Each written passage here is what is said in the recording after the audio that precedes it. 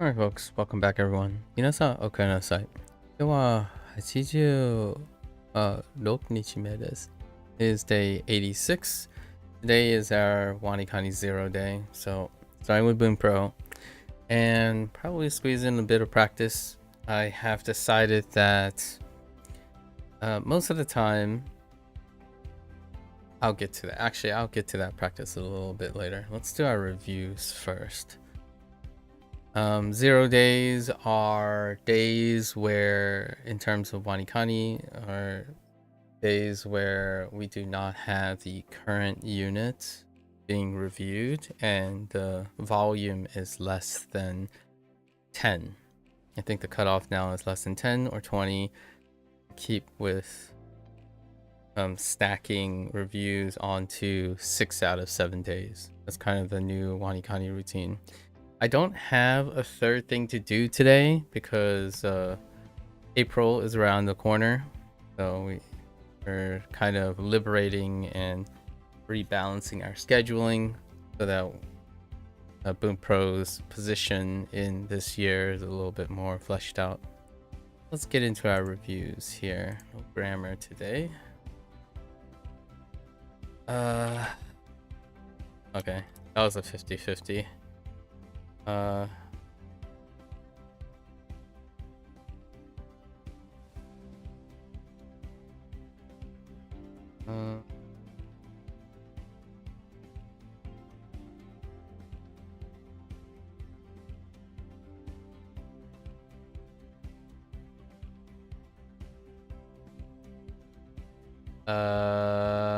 Wait, hang on. What do they say about Urashi? Long-term habit, yeah. I thought it was... Oh, no, wait. That's not it. It's... Oh, wow. Oh, no. No, that's not it.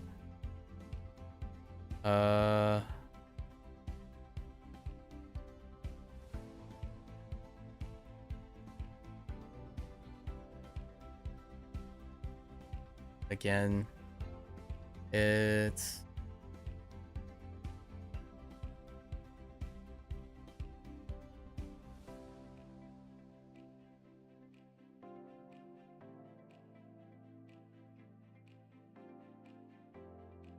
I think this is probably going to have to go on bookmark.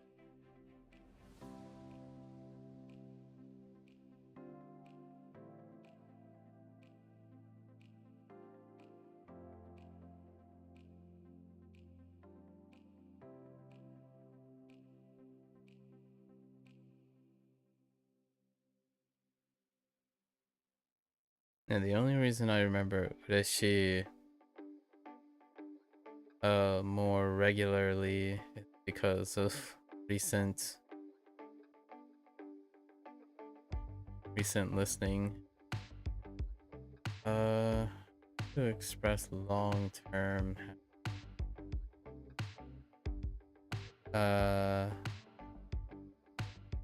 say and its joy.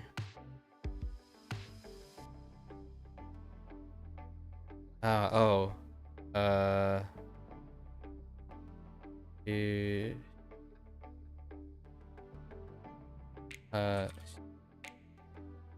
No.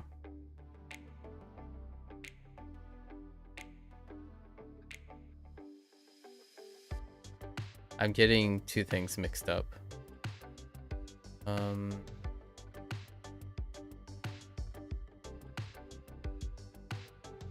This is gonna be probably... It's close. It's like... Chiara...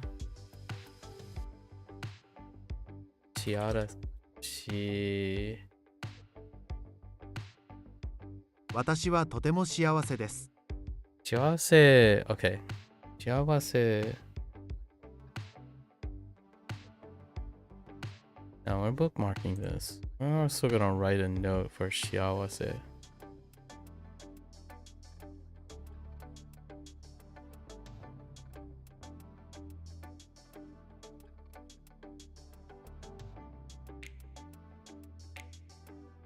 What is that?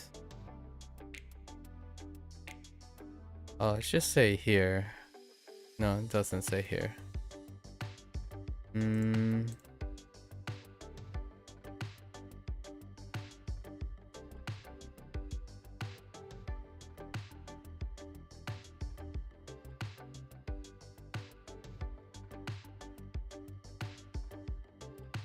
Oh.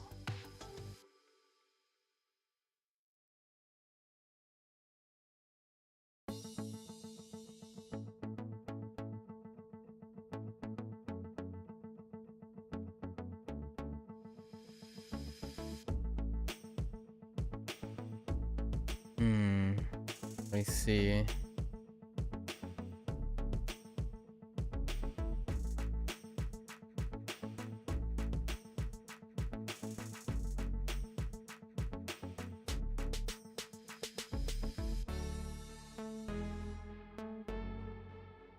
Okay. I'll call.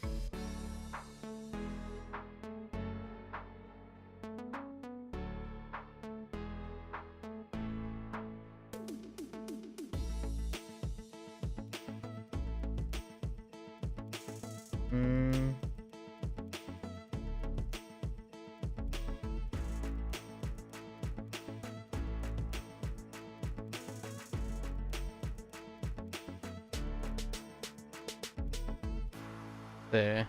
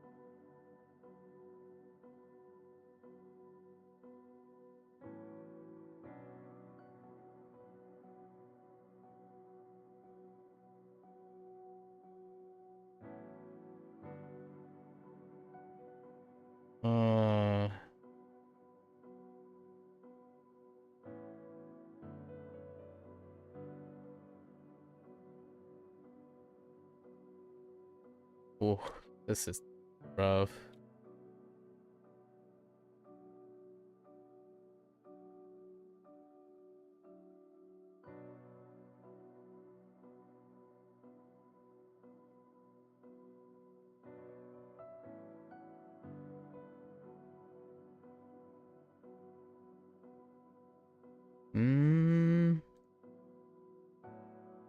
Not the greatest. Not the greatest. Okay. It took me too long. We'll bookmark this as a reminder. Synonym thing. Actually, oh, and you can't go back.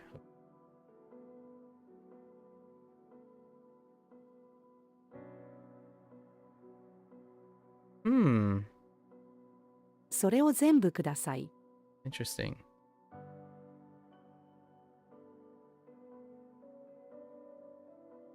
Interesting.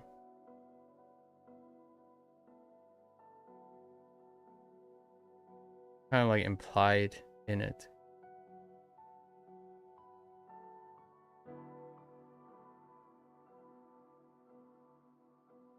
Boku no ume wa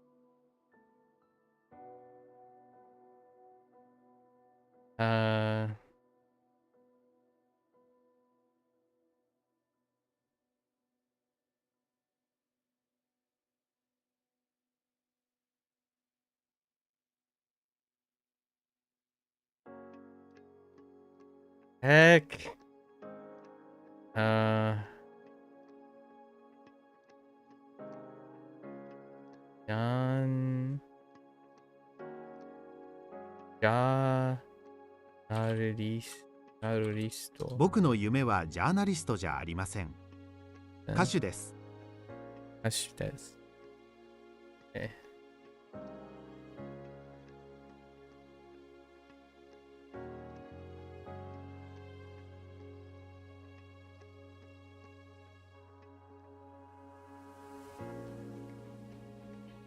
消防士になりたいので毎日筋トレをしています。毎日筋トレ。Oh, yeah. 筋トレ、weightlifting or muscle training, yeah, going too.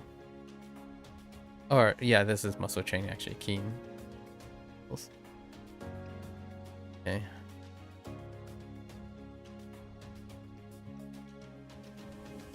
私の息子は5歳だ。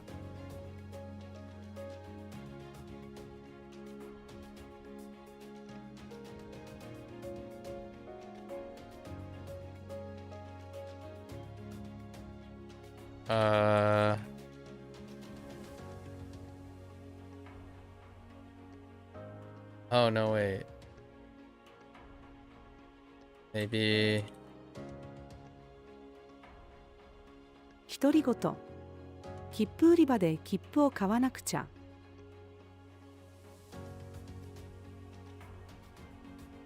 この着物は祖母からもらいました。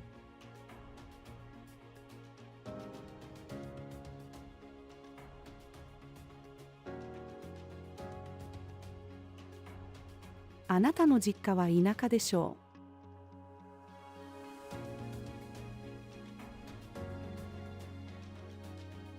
う。実家。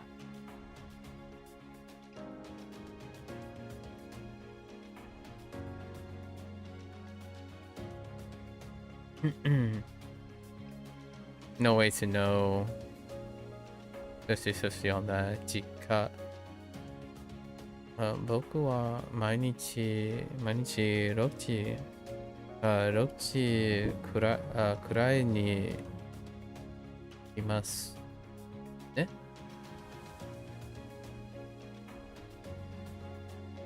僕は毎日6時くらいに起きます。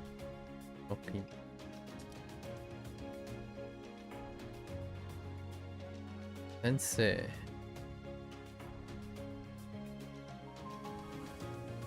What is Mommy? No. Yes. That worked. Maegami? Interesting. Kind of reminds me of bangs as opposed to hair itself, like just plain hair. 前髪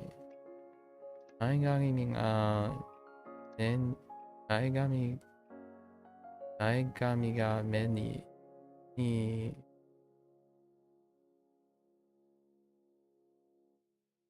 かける。先生。ある。前髪が目にかかる長さの人は切ってください。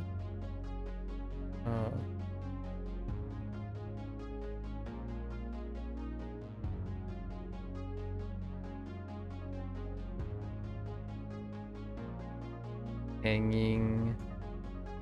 I see. And then that has something to do with overing.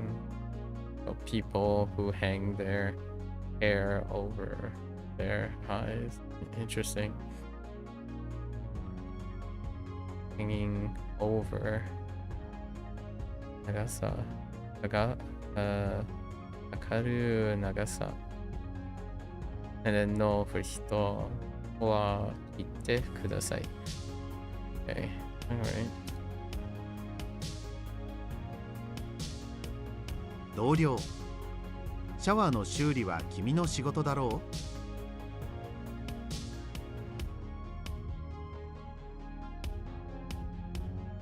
う？ Hmm. Shioli. Interesting.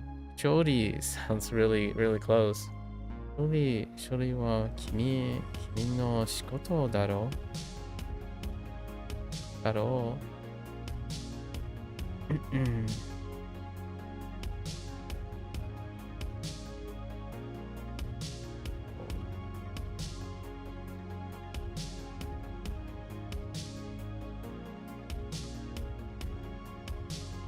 僕はサーフィンは楽しくないと思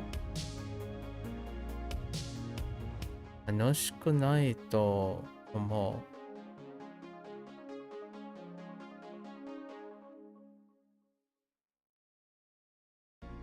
Oh. Interesting.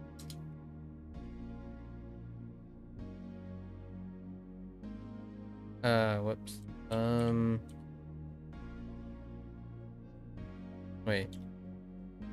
That's... Whoops. What? Hold up. チェロの演奏を続ける。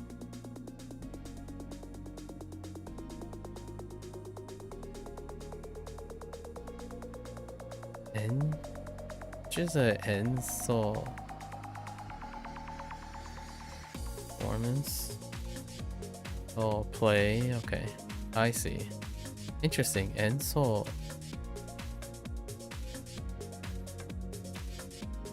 Play. Makes sense. For the cello. This is... That's curious because this is cello no, so it's the performance of cello, so playing of cello, a performance, as opposed to using like hiku. Oh, you know? How would you phrase that if you were to continue to do it? Maybe it's phrased this way because tsuzukeru can't take a verb phrase? No, you can probably do like... Huh. Interesting. We'll know in the future.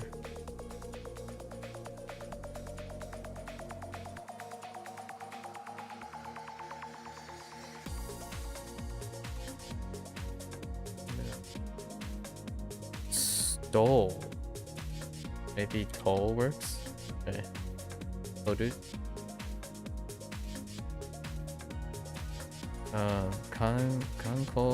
Kankokyaku. No, kankokyaku. Kankokyaku no kamera o totta hito ga apprehend. Wait. 逮捕 Okay. 逮捕されました。され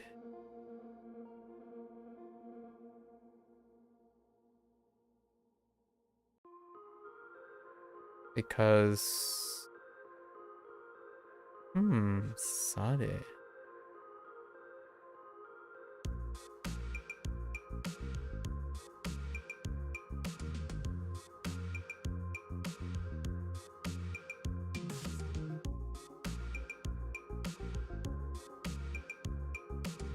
私は誰かが家を出るときに必ず「いってらっしゃい」と言う。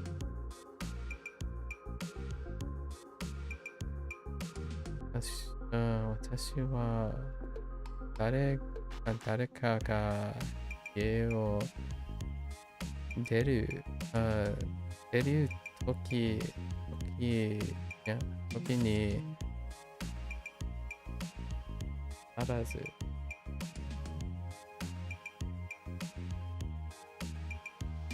I'm not sure if I remember that character standing alone like that. Not quite. Yeah, いってらっしゃいという。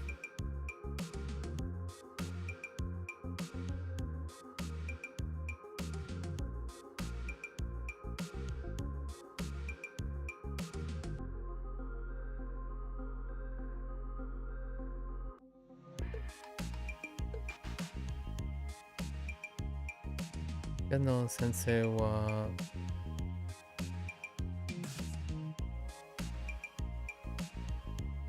物質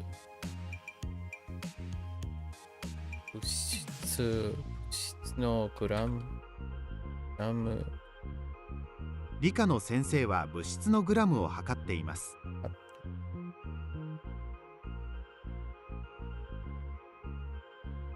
right わかるよ。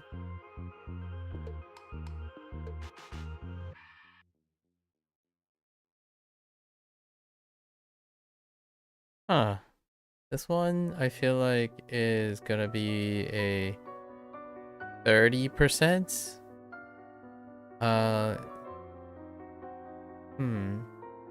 Restaurant de there's a knee particle there.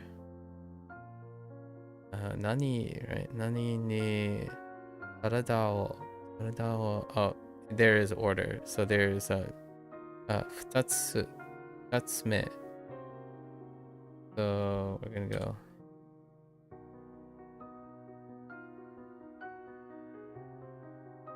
レストランで1つ目にサラダを、2つ目にチキンを頼みました。If they weren't saying like 2つ, if they didn't say 2つ, I would have had 2つ目, I would have had to take a 50-50.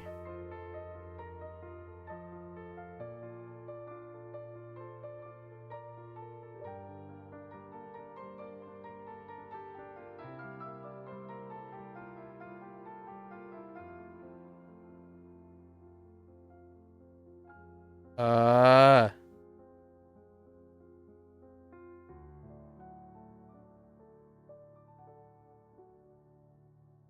アイスクリームは美味しいです。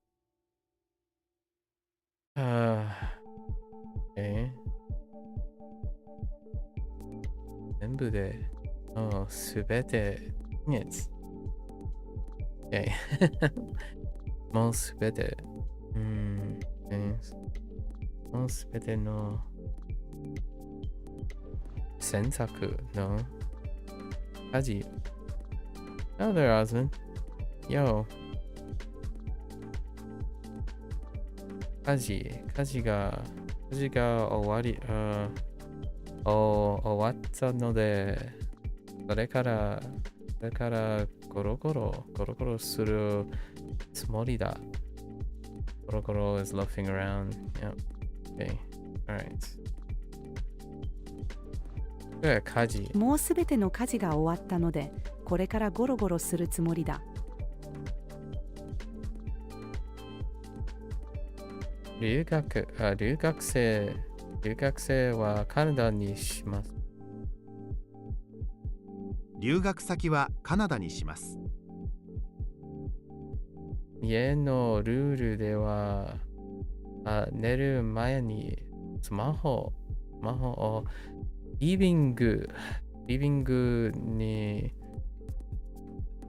置かなくてはいけません。HanziHero is working well. Put it to 25 lessons per day. Currently at 41. Solid. Level 2. How are you finding the introductory pinging? Like, how are you finding the pinging stuff? Early on, many users complained about like, oh, I don't want to work on the pinging stuff because I just recognize the stuff. So they want to like go straight into doing all the other stuff quickly. And then later on, it's commonly those same users that talk about how they can't remember or differentiate the syntax. Wanikani was weird, was forced to do 4 days of radicals, then unlock the Hirakana stuff. Right? It was like, oh, you don't know any of that. Oh yeah, Wanikani assumes you know all the Hirakana. So you're assumed to know Hirakana and Katakana, while HanziHero teaches you how to use pinging. So and what I mean is, even if you don't know any pinging, right, they still end up having to expose you to the pinging because of the initial, final, and tone mnemonics that they do, despite needing to know pinging or not. And then Hirakana and Katakana is the Japanese difference, right? It's the big Japanese difference between the script. Like the script is different. So yeah, that is true. There is a section for it. I think most beginners like to, or like the people who like to rush things, they take the Hirakana and the Katakana and they just drill it for like 2 weeks, and then you get the Hirakana and Katakana in it. Yeah, and Wanikani is gonna be weird because Hirakana and Katakana are the basis for their mnemonics, like what they sound like. So like, for example, this character right here, which is Jia, right? Jia, it's Ie.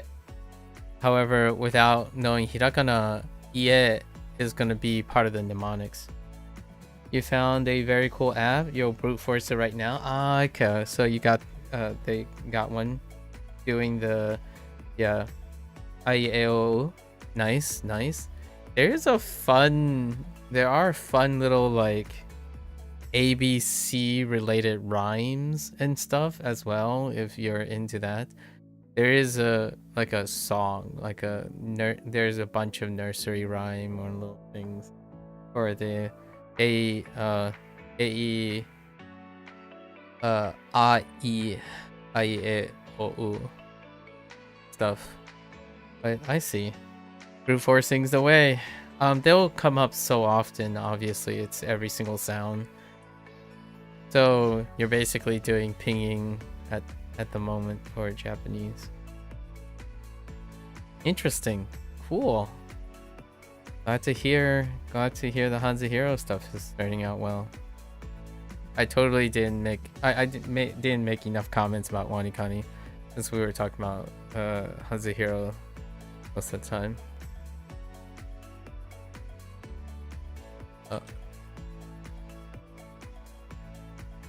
家のルールで寝る前にスマホをリビングに置かなくてはいけません。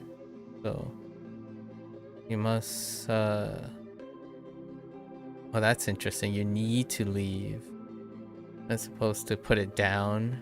This is too like, or this is more like you must put it away, put the smartphone. Oh, you must. Oh, interesting. Put the smartphone in the living room before going to bed. Yeah. Or need to. You must. Okay. 5 days strong. Solid. You're having a great time with this though. Nice. I imagine your time is good. Like balancing and doing your other stuff.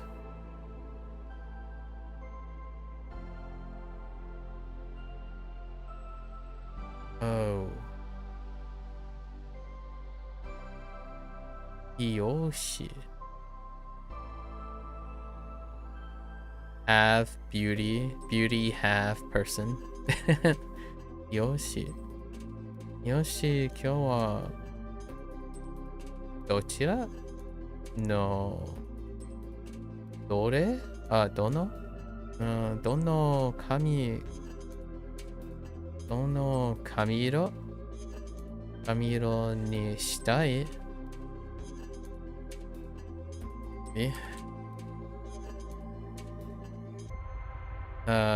Donna. Okay.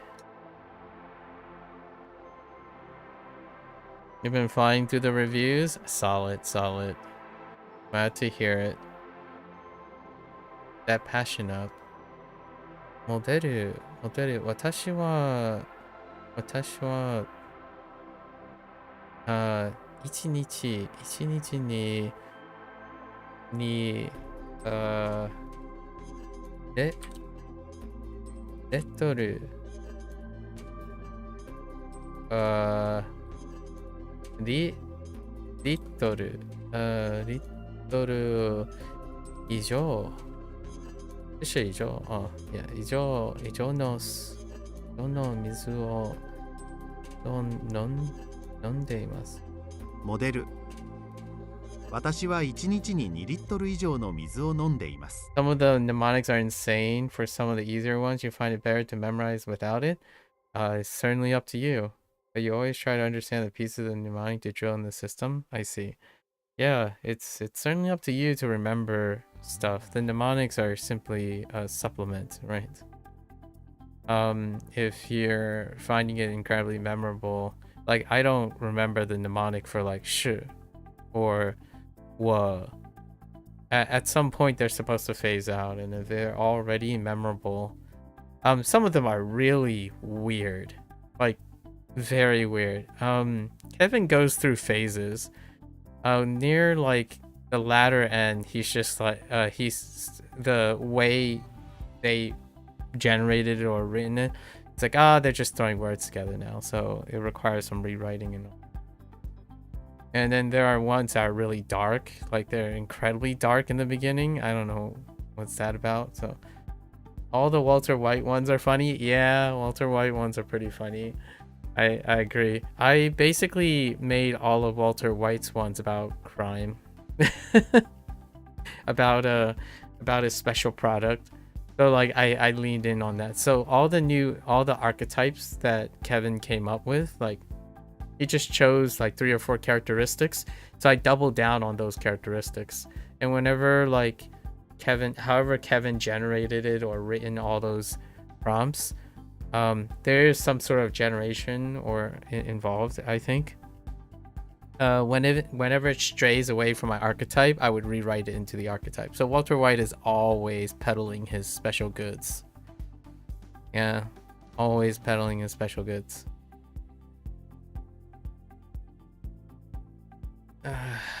Bokumon Soul. Like also? Wait. What? What?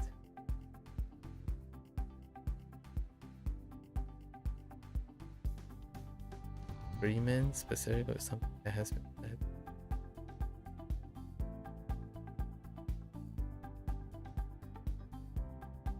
Without a particle there.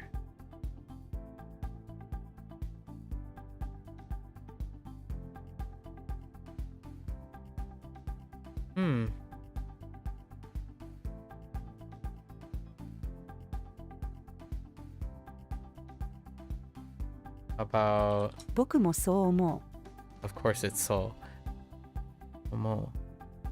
Yeah, some of the people are not memorable enough, like Xeno Warrior. You wish they would let you replace them early on in the system itself and not your own personal bypass. Yeah, so if you replace them all, this is more of a systems thing.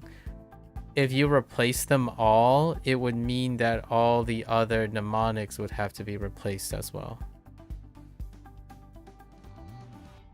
So this is more like, how do I feel about this? I saw a short today that showed how to, they talked about how you paint fences. So like, you know, wired fences, right? So what you said, this happens a lot in terms of like software engineering, in my opinion. So, you know how those wire fences in like, I don't know, hen enclosures, and they talked about these wire fences are usually silver or white, and it makes it hard to look inside the hen enclosure, like chickens, right? Chickens and whatnot. And they say, you know what's a cool trick? If you paint these wired fences black, then it absorbs all the color and you can see right through it. It's as though the screen disappears. But there's a reason that they're silver and white. So it's cool that you could see through the pen and all that, but it also substantially increases the temperature of the enclosure outside, and it also allows predators to look in, and also birds smash into the wired fences over and over again, both from the outside and the inside. So this is what that first request that you had is a very common one, where like you wish you could replace the people in the writing, but all the mnemonics are based on those people. So if you gotta replace that, then you would consistently create a new idiosyncrasy, which is everything that applies to Xena the Warrior Princess would no longer apply to the thing that you changed it to. So then you would have to replace the entire system. That's kind of like one of those things where it would be nice if you can replace them early on, but then that would also mean you have to replace every single instance of everything afterwards as well, because all the mnemonics is written to that person. Kind of this thing where it's very simple to solve one problem, the visibility. So visibility was one of the problems. However, if you increase the visibility, then all of the other things fall apart too. When you just keep the components but regenerate the Xena mnemonics, you would have to regenerate the Xena mnemonics. So you would have to write all those things, which is fine. Like, effectively, you changed one thing that is responsible for like 5% of your labor work, and then it would generate the other 95%. It would generate the other 90% of the change. Throw some AI on it. You can do that too. It would also be low effort. So this is kind of an argument of semantics. So if you can do a 5% work of replacing something, and then you're suggesting that the other 95% can throw an AI on it, then your argument is cyclic because you can do that with low effort as well. And then, so instead of borking the entire system of 95% of that instance, you can spend 10% of it and put some AI on it. So that's what other people did. Other people who disagree with Xena and like all the mnemonics, what they took is they took their 10% effort and they put some AI on it, which is what you can do. So it's like a counter argument. If you think it's easy for the dev to do it, then it's also easy for you to do it because you know the solution. Kind of like a whole thing about like softwares like modders, right? Modders versus the developer, right? This type of thing. The developer created the syntax and the working framework, and then changing something about it can change this, but any solution you come up with is going to be lower effort from the end user than the developers, right? So that's their counter argument, by the way. I'm just regurgitating what Phil and Kevin respond. They said like it would be cool to find a way. It would be cool to find a way where it has scalability, right? What'd you call it, Osmond? Kevin did respond to this. Kevin and Phil are the two guys. They're brothers. They did respond to this. They said it would be cool to be able to do this, to flip it in and out. The thing that they have to figure out, I imagine, is to create like scalability, I guess. So because the devs would have to host the tool and then have to regenerate it off of their makeshift. I don't know how they would do it. Like, what I mean is, so you enact this feature, right? You enact a feature to be able to change all the initials. That would mean that if you throw an AI on it, they would have to host every single one of their users to be able to do it on command whenever. Yeah, and also every person would need their own table for their data instead of having a single source of data for mnemonics. Exactly. So what this creates to me, what this creates is there's going to be a privacy issue. A privacy issue, right? Data tracking. And also that means that Phil and Kevin will have to enter legalities. So they would need legal work for that, for collecting your data. And then also they would need a host. They would need to host for all the AI generative things. Their framework, their their backend would probably increase exponentially too, because every single user would then have the flexibility to generate all of that. I mean, that's kind of what's creating the AI boom right now, for all the data and whatnot. It is an interesting suggestion though, throw AI on something. Yeah. Right now, here's to us. Here's what others did too. Others also generated images as a AI tool. So I understand. I'm not like strictly against AI slop or what have you. The idea is you can use these things as a stepping stone, right? So lots of the mnemonics are outrageous. So what happens is occasionally people would use AI to generate an image. Now hear me out. Careful. This is a kind of a funny thing you probably thought of in advance. Some of the mnemonics are very dark. So some of those little kiddos who enter anything in their like ChatGPT, for example, got banned because the mnemonic was very dark. They generated a very questionable image. So I would be careful about that too. But there are kids out there, like younger people, who have been using AI to like augment it. So you want to be careful, right? And hear me out. It's one of those things that you do like pragmatism, how you get hyper focused on a task, but then you don't notice the policies, right? Policies and safeguards and scalabilities. For me, the first thing I would think of, honestly, when I was thinking of those mnemonics is whenever someone thought about generating image, I'm like, some of these things are very questionable.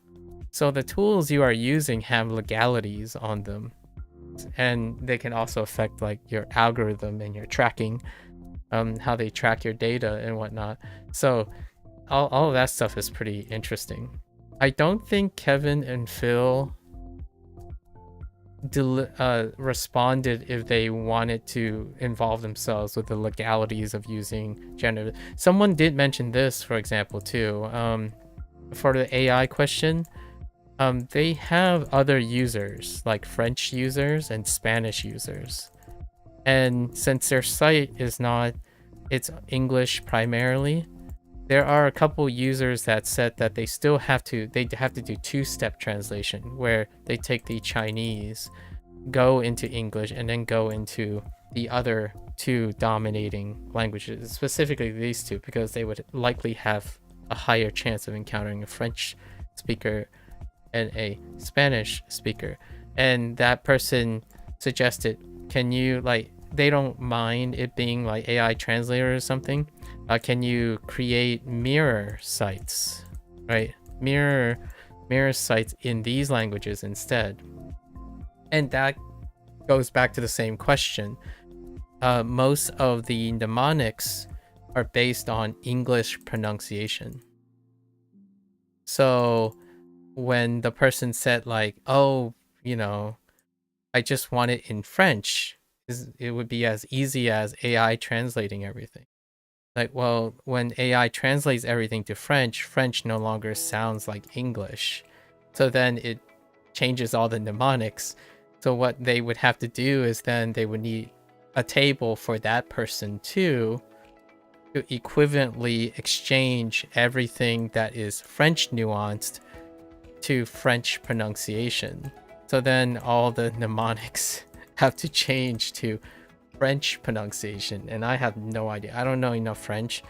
There is a chance I could do a Spanish thing, but I think Spanish works better with Japanese. But yeah, it's really interesting. It would be a fun task to hire someone to do. I'm not a software engineer. Yeah, totally not worth it. You're glad they pushed back. Yeah, that one is tough. There are quite a lot more, and honestly, if I had to really guess why they didn't enact these features. Oh, by the way, planning to buy Lifetime soon. They just swallow their entire product down. That's pretty much what I did. Bunpro is the same. So Wanikani, Bunpro, and HanziHero, I bought their Lifetime from day one. My goal was to figure out how their process works, and not necessarily, I'm not looking for like the best feature rich approach. It's more like if they have problems, I want to figure out how to work around it, because I kind of like the idea of figuring out stuff. So when you set your personal bypass, I don't want to sound like, obviously you should find tools that suit your needs and whatnot. I'm going ahead and trying to tell you that the products that I use, I rarely ever say they're the best or they're the worst. And finding out those bypass and the way to work around it is actually kind of what I like to do when I'm streaming. I like to see what I understand and what I can do with them. But if you're looking for like more feature rich products and whatnot, they're still Anki and other, like, there are far more feature rich products out there. I simply haven't gone to them or whatnot. And then about the Lifetime subscription, these are it's one of the reasons I bought these products. I believed in their whatever they're doing and hope they can take it or leave it. You know, tomorrow it could shut down. I have no idea. The idea is lifetime subscriptions are closest thing the common people have, like the end user, like for myself, have to any form of ownership, right? Because nowadays we live in the world of service, you know, pay as you go service. And it's lovely to see that there are still developers, especially quaint developers, who can stand by life support. Bunpro is definitely one that is fantastic, and others don't have that yet. So I kind of shop around and see what they do. A good product owner is someone who understands the user's needs, but also the feasibility of the system. Yeah, I think Kevin, hear me out. I've never talked with them directly, and they've never like stopped by. They're not like social media connected type of people. Kevin's in Taiwan. I'm not sure if Phil is in Taiwan. As far as their description goes, Phil is still in Florida. I think Kevin is an American expat. I'm not sure if Kevin got nationalized in Taiwan or not, but they're independent developers. So as far as I know, they do not have the staff nor like the legal work to navigate what is necessary to operate a AI generated thing. And hear me out, I totally get like there are other smaller groups who took the plunge, like and use automation through AI powered things, but it is not clear if those people are going to encounter legality issues in the future. right? Because the AI market is very tenuous right now, it's tentative. So all that scalability and all the framework, it's not clear if what type of risks they're taking. So to me, Kevin and Phil strikes me as people who wanted to create something but not really expand it to like a large operation. We're not talking about someone who goes out and advertise, hey, we can compete with Duolingo or something like that, where, you know, Duolingo has its fair share of politics and policies and scalability and finances. Very interesting. You're happy with HanziHero, honestly? You tried Mandarin Blueprint free tier? Yeah, how do you like that? You don't like building everything yourself? Yeah, that's what someone else jumped in on the same day said. Like, building everything is uninspired to me personally. I like having like both. So if like Kevin throws me like a left field, I can never underestimate how some of the stuff could work. So for better or for worse kind of thing, right? I prefer to read a book that someone wrote, not a book that someone wrote for me, so to speak, right? So there's gonna be parts that I like about the book, and then there's parts that maybe I don't, but maybe I come to like the stuff that I dislike and then come to dislike the stuff that I thought I like, that kind of thing. So I'm a little bit of a 50-50 thing. So definitely whenever you say like you're memorizing some things, you're substituting some things, you're creating personal bypasses, that's pretty much how I feel about it. They're starting to listen to feedback. They're revamping the entire free tier. Oh, they are. Oh, interesting. With new videos and better mnemonics. I'm kind of curious because I haven't used Mandarin Blueprint, and here's my thought. I don't know what the legalities are on Mandarin Blueprint. The reason why I chose Wanikani, there's another legality issue for Wanikani Bunpro, like the current three that I'm using, Wanikani, Bunpro, and HanziHero.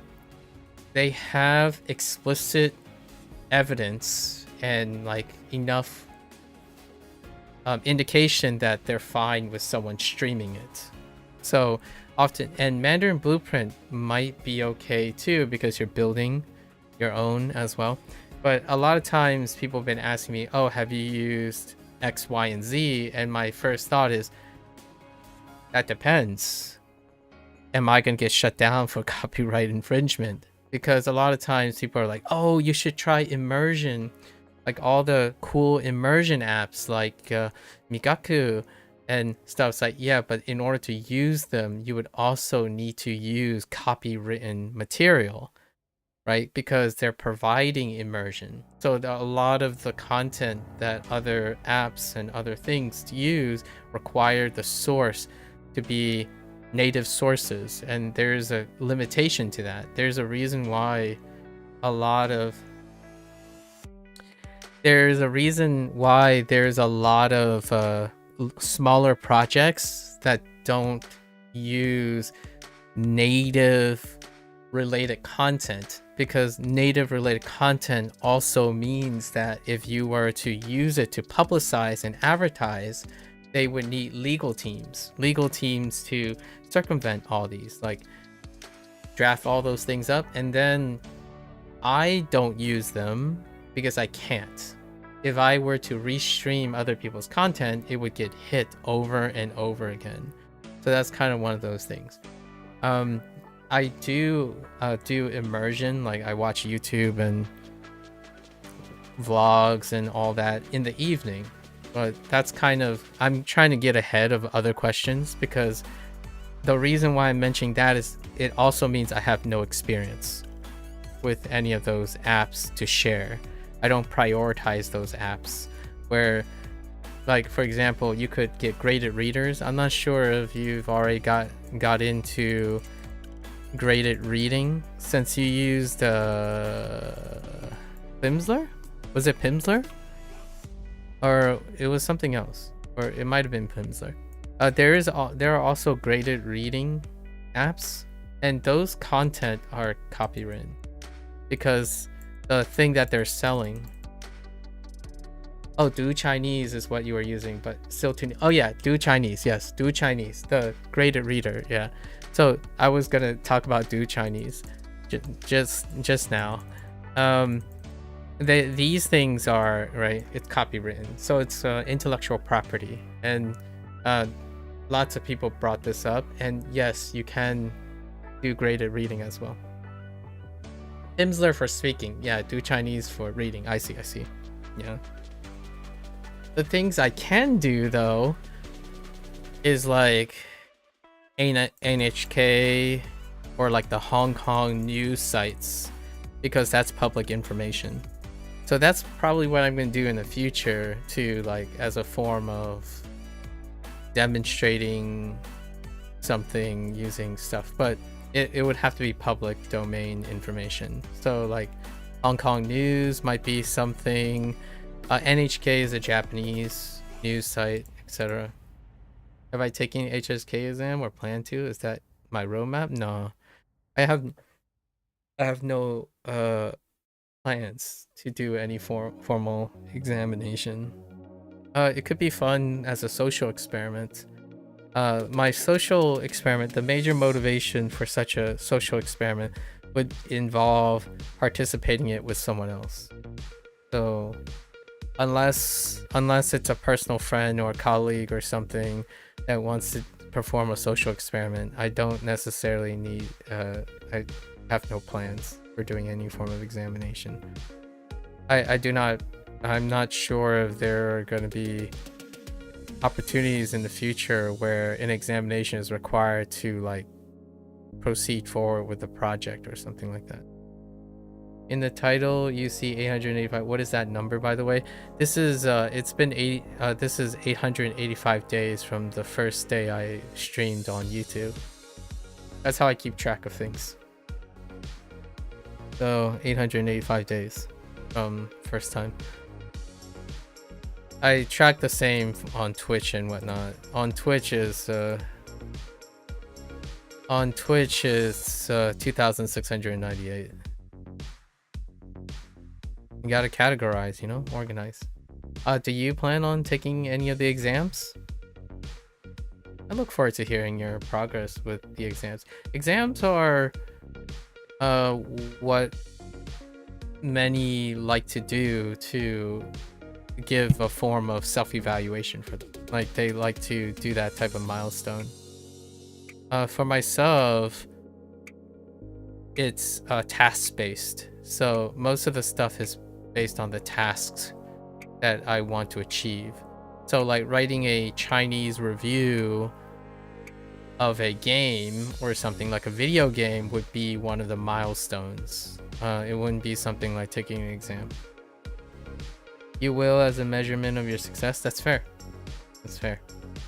Yeah. I tend to do task-based things for this. So like in order for like Bunpro, the task is to cover Bunpro. So all my task and my problem-solving skills and process-oriented thinking involves evaluating Bunpro and using Bunpro in various ways. That goes with HanziHero and WaniKani. So like answering your questions and getting ahead of all your questions and providing analogies and other people's concerns about HanziHero, that's the main focus. Learning Chinese is on the task of doing that. It gives it a feeling of academic achievement by passing exam like back in school. That's fair. Yeah. My life has taken me past the examination period.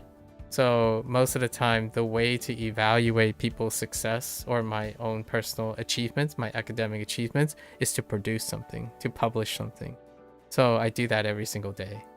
That's kind of how I form my achievements, especially my academic ones. This very discussion would be a great example of my opportunities to demonstrate academic achievements, which is to describe and be able to answer questions or elaborate and perform analogies and like metaphors about products that I've used. That's largely my aspirations for all of this. So I get my reward each time I get to speak to someone who also shares or requires some discussion topics and whatnot. That's when I get achievement. This part would be my victory lap. So execution of communication skills and product discussions, like the scalability problem, the AI thing, those things are a great way to execute how well, and depending on that feedback and that interaction, that's how I evaluate my achievements. Great chat, gotta drop. Catch you in another week. I'd love to hear what you discover in another week. Hey, before you go, scavenger hunt. I would love to hear how you are going to change up the like Xena thing and whatnot. I'm genuinely curious what your workaround and personal bypass is for substituting them. I have changed some of those things, and I have also rewritten substantial number of mnemonics pertaining to very specific initials. So I'm curious how you go about it. So in the future, catch you in another week. Osman, good luck. Thanks for the great chat. All right.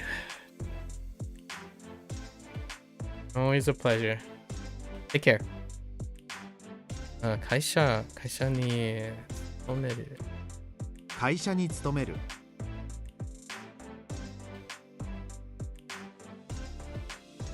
それは何?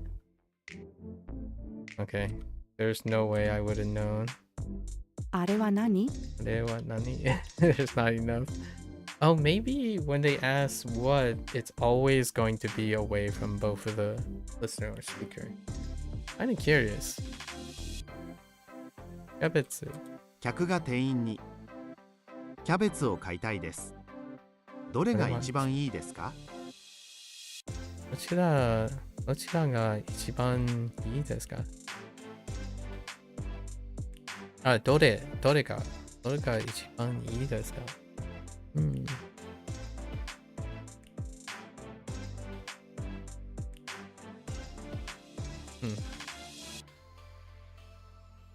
？I don't ask which is best all the time.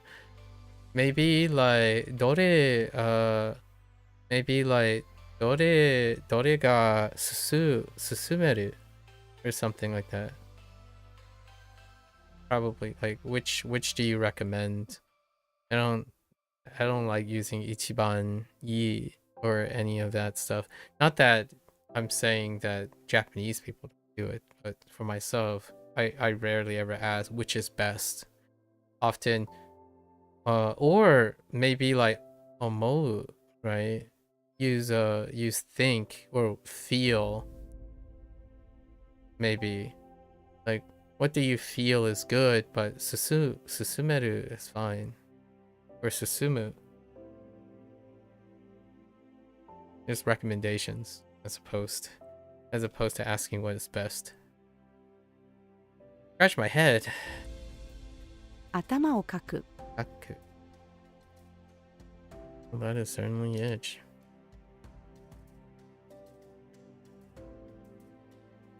Oops. Oh no, I did. 今日は空が綺麗です。心配ないですね。Oh, is it Koma?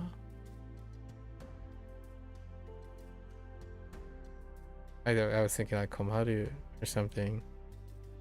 And then, oh no, that would be in Haru? Or is that a... Oh no. Oh, that would have been a Godon. So Nai desu.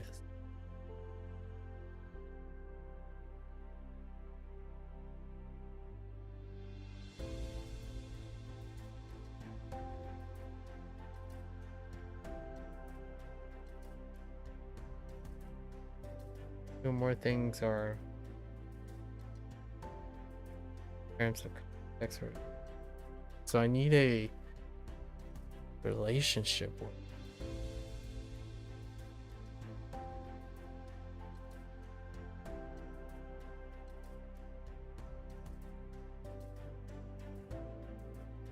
I thought it was 心配, as in like a worry, and then just like, oh, I guess that wouldn't make sense with nai. Or no, the desk kind of throws it off, but relationship.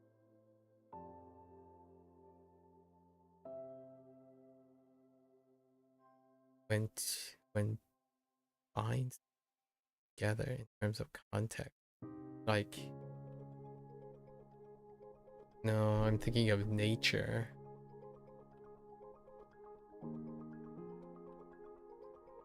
It's not literal binding. Oh, it might be like Harrison. Like,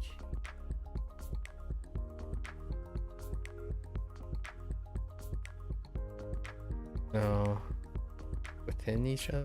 That doesn't.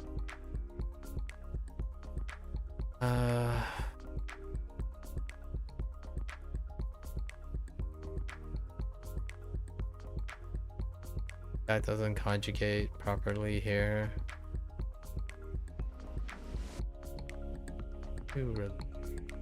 No.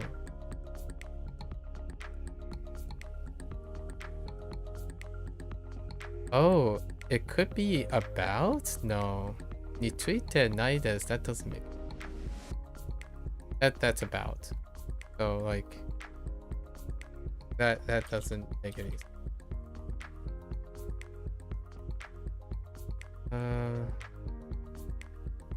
I'm looking what type of part of speech. I'm looking for a noun. A noun expressing relationship.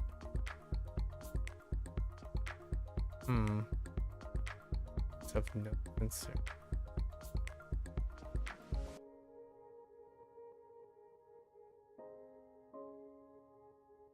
I don't think it's section. It could be like a random word, like a word that... No, it should express concern. I have no... Oh, this is...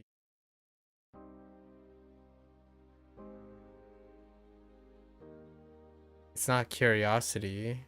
No, gotta be a group-oriented.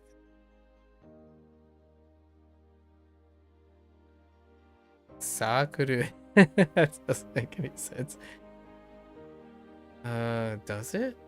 No, probably. No. This is not a common thing. It's probably a word that I don't use, or I don't think of it as that.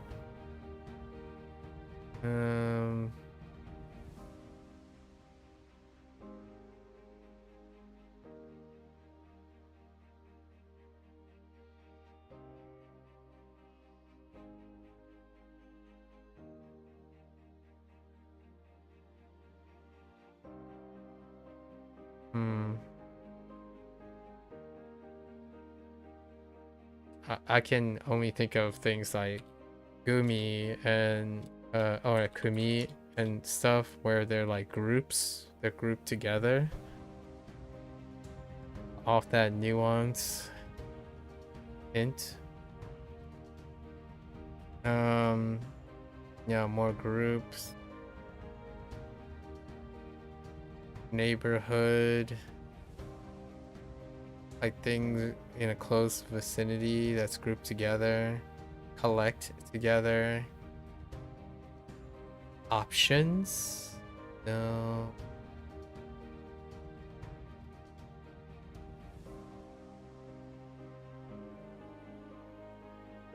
The other thing is inai, which is within or inside something or less than, but not it either. Then there's like, right, like sa or yeah, doesn't work. Huh.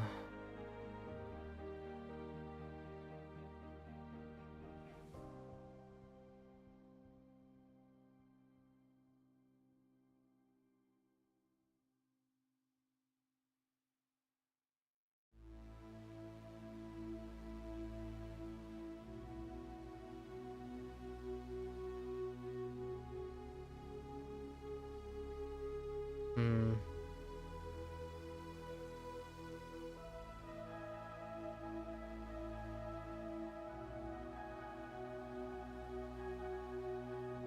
No, I think I'm actually stumped on. I have no thread to go on.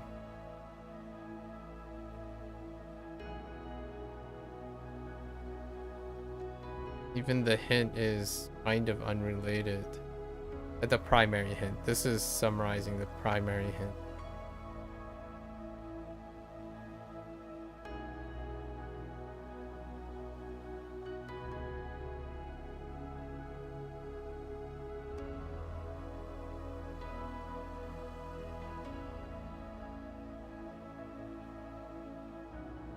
It could be like matter? No. But maybe it's like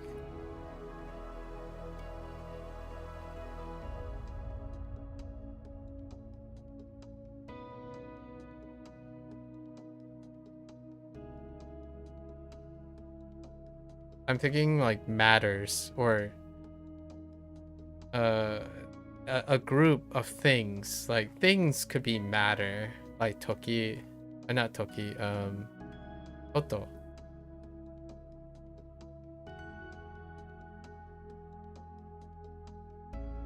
Oh, that would require, but that would require a article.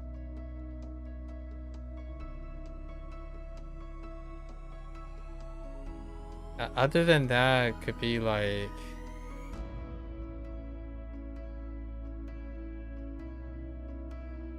maybe like okay. Huh. I was thinking etc. like a larger wide group.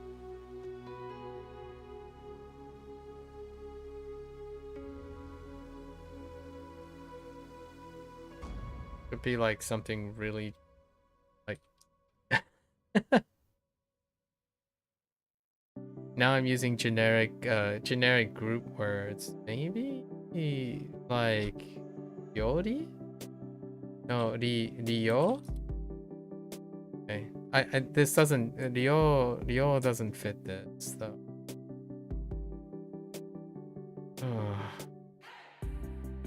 Feelings don't fit. It's more relation. I understand that. James, I understand that. I'm going through my thought process. We're going through all of it.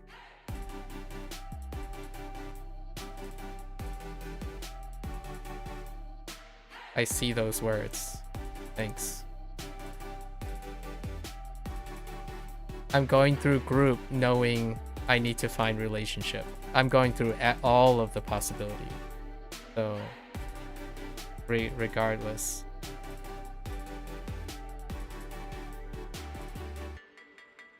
Probably... あなたには関係ないです。Alright, we'll bookmark. Yeah, so this is being used as secondary meaning.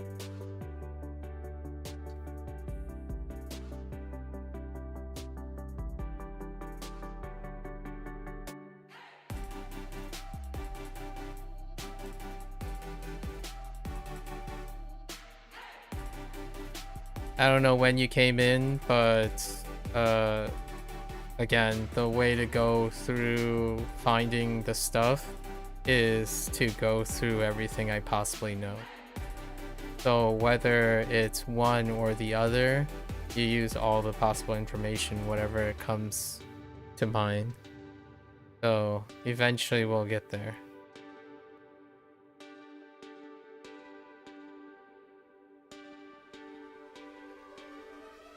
Okay. On a related note, did you see the new widget, James? Their new widget, I already mentioned this yesterday, but the new widget demonstrated what I was talking about the other day when you were talking about skipping hard sentences and listening exercises. I made a comment about it yesterday though. They introduced a widget for vocabulary coverage for the grammar stuff. It'll be interesting if they implement it for the vocabulary stuff, because that could act as the filter for selecting listening sentences. It's a big coincidence, but I really enjoyed the coincidence. Let's see.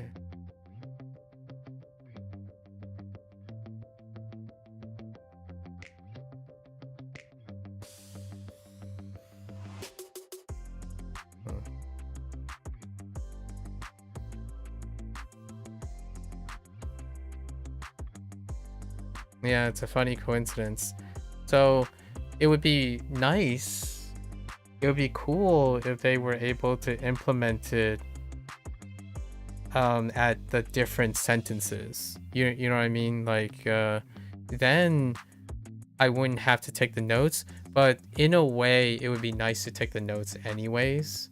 So if they implement that on the vocabulary, you could use that as the filter. Like, hey, can you, if they decide to add more sentences, it's like you have a slider, right? You have a slider and you'd be like, in the cram session, you could write like, can I only sentences that have 80% coverage based on the vocabulary that I know, etc. Right? Bunpro is obviously grammar forward, so it makes sense that they did it. My suspicions though, the nice thing is now I don't have to guess. 2 or 3 days ago when we were talking about this stuff, I made a slight comment about I think the grammar ones are typically 80% and above for their particular group.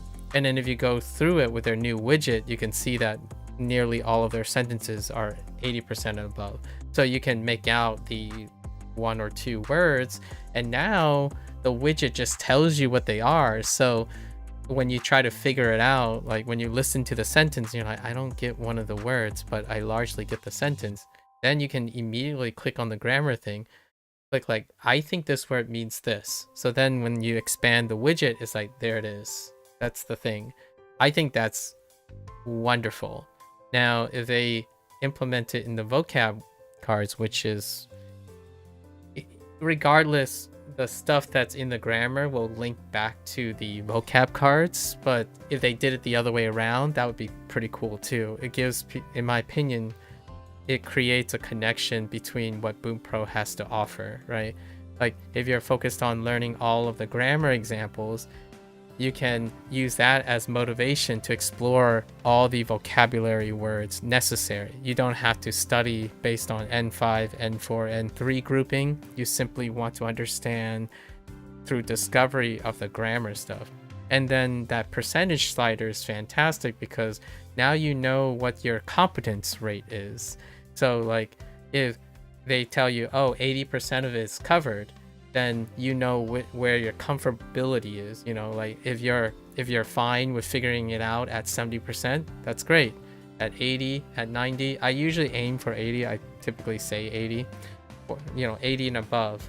So then you can start to develop your listening comfortability, in my opinion. Like if you're asking yourself, when is it become too uncomfortable for you, regardless of what it is? And we were talking about like expecting 100%, so to speak. Neither of us expect 100%, but the question is, how low can you go before it becomes like, well, I'm not getting much other than doing it a different way. So that slider was really great. It's such a pure coincidence. It was literally 9 hours after we stopped talking about, after the day was over. I hope they do that. I mean, what is really exciting about this is that also means they can add more sentences. Like, they can just throw more sentences on the things, because the rating scale will scale to that, which is fantastic. I don't know. I'm not sure if they're planning on doing more sentences or not. Oh, here's another thing that's super interesting that you may, I think you might find a little humorous. So, if you're ever curious, the synthetic voice, or not the synthetic voice, but the sentences, the voice samples, right? If they're legitimate, like, what I mean is, did they curate and farm like from a source or sources? I have a very unexpected problem, and it came from a really weird place. Now, we already talked about music, James, the music in the background, about like background music being unintrusive, but it can create focus if it's like a repetitive sequence that you don't have. Like, so this track, this like whatever is playing in the background since we met, has been playing the same loop, scramble, like shuffled, for like the last, I'm gonna say, 6 months at least. All right, now I encountered a rare problem with 2 of the Bunpro videos. It triggered a copyright. And hear me out. It triggered a copyright to a Japanese global company, to a heavy metal song.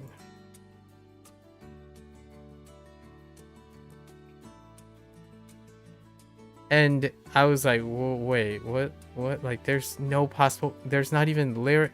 What is going on? So I went and checked, right? It was marked for 30 seconds.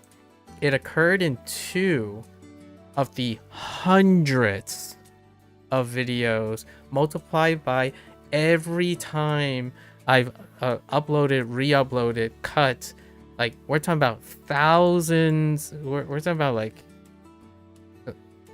I'm gonna say 500 videos with the same list of music. Okay, over like 1,000 hours, and somehow these 2 videos triggered a copyright for a Japanese related publisher to a heavy metal song. I won't list who they are because like it's irrelevant, and I don't want to like. It's discretion.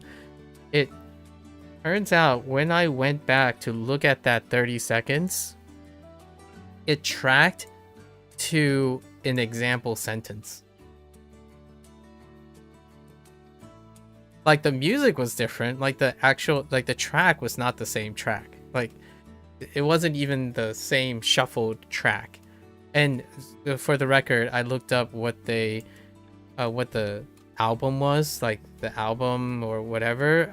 It's screamo. Like, it's like screaming everywhere, and it's like like incredibly heavy and hard to think. And now turns out that it was the sentence that triggered the copyright. It was like that was the only thing that seemed reasonable. It wasn't me speaking random Japanese, like, it's not me reading the sentence. So in both the instances, I was reading the sentence out loud, but it was not on the timing of me reading the sentences. It was on the timing when the sentence was played. So I don't know what that is, what that means. Like, it didn't sound like what they were saying in this song, but for some reason, the sentence that was being played triggered a copyright. It's not a big deal. Basically, you remove it, and still preserves the voice and whatnot. It not a big deal, but it happened. Weird. It's such a weird occurrence. That's my suspicion anyways. So some of these Japanese sentences can trigger like a copyright lyric response. That's the first time that's ever happened, but hear me out. It is also the first time I've ever streamed something that reads a bunch of Japanese sentences. So like Wanikani doesn't read Japanese sentences, right? It only pronounces Japanese words in isolation. So some of these sentences can possibly trigger copyright for lyrics. The world we live in is really weird. I wasn't going to challenge the dispute. Like, obviously there's no reason to. It's 30 seconds, and even if it mutes everything in that 30 seconds, it's not like I'm not a big deal. But crazy. Very crazy. Were the lyrics the same as the sentence? I don't know, because they were screaming. I couldn't find the part where it lines up with the album. So like they don't specify. So the easiest way I tried to do it was I took the sentence, I went to look for the lyrics of the song, right? The lyrics with the song, and then I tried to find the sentence in the lyrics to the song, because the way it's sung and stuff, they're screaming. Like the tone isn't even the same. So I don't really know how it triggered the response. Like what I mean is, it's not like these guys are screaming the lyrics. The song that it highlighted was completely screamed. Like it was a death metal band. Like it was a hardcore metal band. So I have no idea how it triggered it. The reason what I'm saying is the only thing I could hear that could possibly trigger it is this. I don't think there's anything else that could possibly trigger it. And if you're thinking it could be a false positive, the auto copyright, it could be. It could be. So what I mean is I'm saying the word trigger. So we have to be careful here. I said the word trigger. So I am suggesting it's a bug. The thing is, regardless if it's a bug, the dispute system is horrendous. This is what happens when you have automation, right? This is one of the trade-offs of automation. The copyright system is buggy, and I can assure you this happened more than that. The funny thing I'm saying is that these sentences are probably the trigger. It's not the other things, because the other things I've curated well over. Like what I mean is, when I said there are over 500 videos using this same music track, the only possibility is what has been different in this, right? Like what else is different? It can't possibly be I don't have 500 Bunpro videos. This is gonna be video 86. It's technically double because I cut out and put them in, so it's technically there will be roughly 170 instances of Bunpro of these things, and only 2 of them triggered something out of the 170. And then I'm talking about when it comes to this music, over 1,000 instances exist, and it didn't trigger on the thing. And the funny thing is, the 2 triggers deal with the same prompt.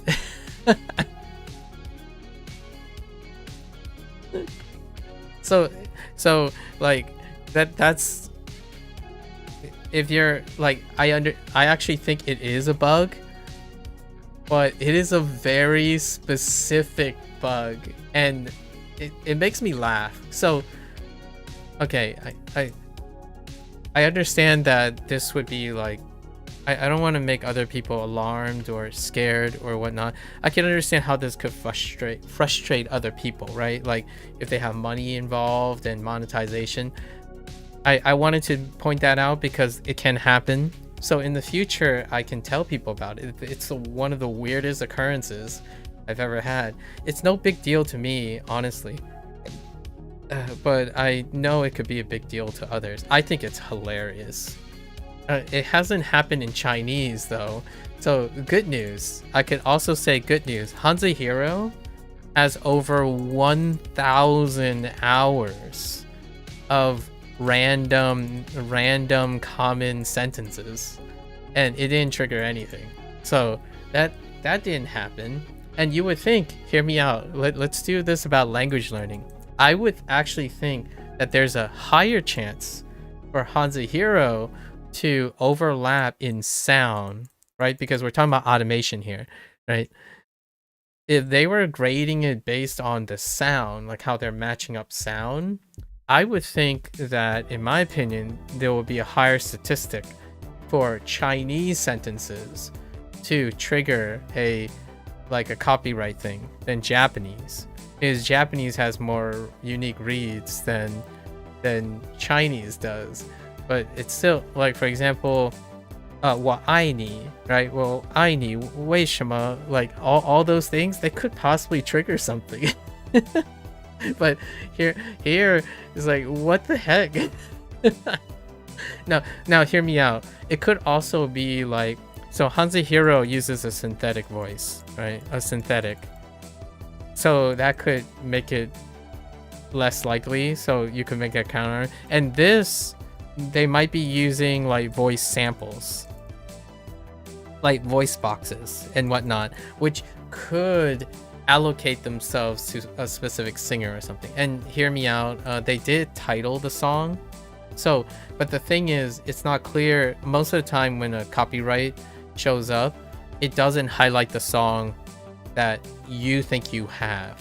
So there's already plenty of times when YouTube match it up to a song, it would say, oh, someone claimed this, right? And I would go and look at it, and it's not the song that I'm having played. Because I curate everything. I'm like, I genuinely want to make whatever I have published now, at least foreseeably, as cautious as I can. So I do my due diligence. So whenever like YouTube's automation thing claims something, I literally look at it, and it's not the song that is listed. Now, you can still explain this. I can still back YouTube up, because the song that I have, it's not guaranteed that the producer of that song unintentionally or intentionally copied a part of the claim. I can't know that because I don't know the artists and I don't know their intentions and all that stuff. So if it becomes a problem, I simply remove the song. But the way YouTube has workarounds for this is that the funny thing is, while the automation, I'm guessing AI caused the claim match, the content ID, right? By the way, the content ID is not the same. They always constantly say like the claim and the content ID is highlighted based on the content ID. It doesn't match the content ID. It rarely does. Like, these are problems that exist in the content creator world. I'm sure other content creators who are very wealthy and profitable, they simply buy the licenses that they require or have someone make it and own their property. That's perfectly all right. And then other content creators that don't have that privilege, maybe they already done these investigations, but the content ID rarely ever matches with the others. And that's not to say that a producer that you use did AI slop only to get claimed because they say it's claimless. And also, here's another possibility. This is a new claim. I've had songs that are clearly public domain and they were given to public domain. That doesn't mean they can't be licensed later. See, that's also the other problem, because humans do human things. They can take a song that is public domain and relicense it. Some people ask me, why don't I play classical music? A lot of times. I absolutely love soundtracks. Actually, my main source of music, Beth and I talked about music before, are soundtracks. Soundtracks and compositions. But I also don't play compositions very often because they can get claimed. And how do they get claimed? Live performances. Recorded live performances. So that's why this stuff is so funny, buggy, kind of hilarious. Earlier I was talking to Osman about like AI as well, where like there's scalability, legalities, and data tracking. Well, this is the other side of things, where when you have automation, you're gonna expect all these things in some way, shape, or form. I played a classical music. It was the original public domain Debussy. Public domain recording of a Debussy piece. And then it got permanently claimed because an orchestra decided to remaster it and record it. And I can't challenge that because when they played it back, well, they played Debussy. So like this type of stuff happens so often, where if you have something that's public domain, there's no guarantee that because of how dumb, in my opinion, I literally mean that word, how dumb automation is, because it's not human. It doesn't make human curated decisions. It doesn't create these logic loops. No matter how well you train, in my opinion, no matter how well you aligned in AI, one of the limitations of automation is they do not make logical loops like this because they're not human. They don't make human decisions. Like, how can a person see that, oh, okay, this is a classical piece, it's obviously public domain, but then it's like, oh, I see it, it's a live recording, but the guy's version is obviously the public domain, right? No, the automated service only determines how close it resembles to the content ID. And that's what I mean. That this is a funny, like, I'm not even sure if it's buggy. Like, hear me out. We talked about, like, you know, the censoring thing, right, earlier in Bunpro, about like censoring casual phrases, right? Or colloquial phrases. Sometimes I start thinking, like, is it buggy or is it because that's how the system works? And for me, copyright has often been something really big. Here, if you're wondering, here's something that is very hard to believe, but I have triggered. There were times when I read something out loud and I triggered a copyright. Which you might be thinking, oh, that's not a big deal, because there are musicians who play their own song and they get copyright struck for their own song. And I'm like, yeah, but this is me reading dialogue. If you read dialogue and you're trying to, like, there were times when I was reading the dialogue and I was like doing an impression of some of the characters and whatnot, and I triggered a copyright. And it's not a big deal because it's just a small part, so you just let them do their thing. I legitimately blindly just say, oh, all right, just trim it.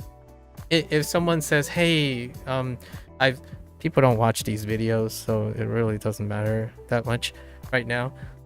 But if they go back and they watch, hey, I noticed your audio cut out here. It's like, oh, let me explain. I got a story for you. I managed to trigger copyright for reading in my own voice a line that is copywritten. It happens. Oh, I got a good one for you, James. In Yakuza 3, since we already finished Kiwami 3, in Yakuza 3 Remastered, I still remember this. I remember almost all of the instances because I recorded all of these things. In Yakuza 3 Remastered, when you stand by Morning Glory, the orphanage, right? The Morning Glory orphanage, on the shores, so on the shores of Okinawa shores, there is going to be a wave sound. Okay? Like the ocean sound, you know, the waves crashing. I got copyright struck for that. Or not really copyright struck. I got copyright claimed. Like complete removal claimed. As in, like, this is not allowed. Like a super, like there are varying levels of sound. There are varying levels of, like, kind of claims. There are claims where you have to, like, remove it entirely. There's claims that you can silence it. There's claims that you can modify it or replace the song. This one it was the sound of the waves crashing on the shore. Like the shh, shh. That sound. So that happened once. And hear me out. When I tried to replicate it, it didn't happen again. A game. Like, it was RGG's Yakuza 3. And if anyone out there, you know, want to demonstrate it, it probably can occur. You stand your character, stand Kiryu Kazuma, you know, right next to the shore in Okinawa, and you can trigger a copyright for a wave sound because someone copywritten seas crashing. How many times do you think that has occurred in other video games? And here's a cynical spin on this. Here's a really cynical spin. I bet someone took this from a public domain or a free asset place. They made a product with it. And because of that overall product, it ended up copywriting that wave sound. Not that they went to a public domain, took the free asset, and then went straight to copywriting it. I bet they took it, and it's not necessarily cynical in the sense that they're bad people or malicious people. I think it's unintentionally cynical, as in the way people work, like how the system works, how automation works. I'm not blaming people wanting, like, I'm kind of like I lean towards IP protection than public domain, despite like being academic science, you know, like when you publish something it should be public domain. But the idea is, I think because of the way automation works, these things happen all the time. Like humans don't do this. It's the volume is absurd. Like, I'm not even saying you shouldn't use automation, because how many humans would it take to listen to all these assets and make a human call, right? The thing is, though, there are other things that require human touch that are also poorly scalable now as well, which is dispute. Like, I clicked on the dispute thing. I'm 99.9% sure that it's automation that is the problem. But when I clicked on that dispute, I'm like, okay, I need evidence. I need to claim that I have permission to use. They give you like four choices. You either have permission, or like it's public domain, it's under fair use. The option that I wanted to use is assuming I'm already, like, the options they given me is assuming there's a guilty party involved, which I've talked to Drama before about it. It's like, I assume I'm guilty of something. I did something. But the option that I was looking for is whatever you cited is not it. it's something else, but it's not the thing you claimed, right? Like, I'm not there to say it's not my fault. I put up this content, so it triggered a bug. The bug is still partially my fault. I triggered a bug, and and it's also their fault because it is buggy, right? So both of us are fault. So I'm okay with that. I'm very professional about these things most of the time. I admit that I'm part of the problem.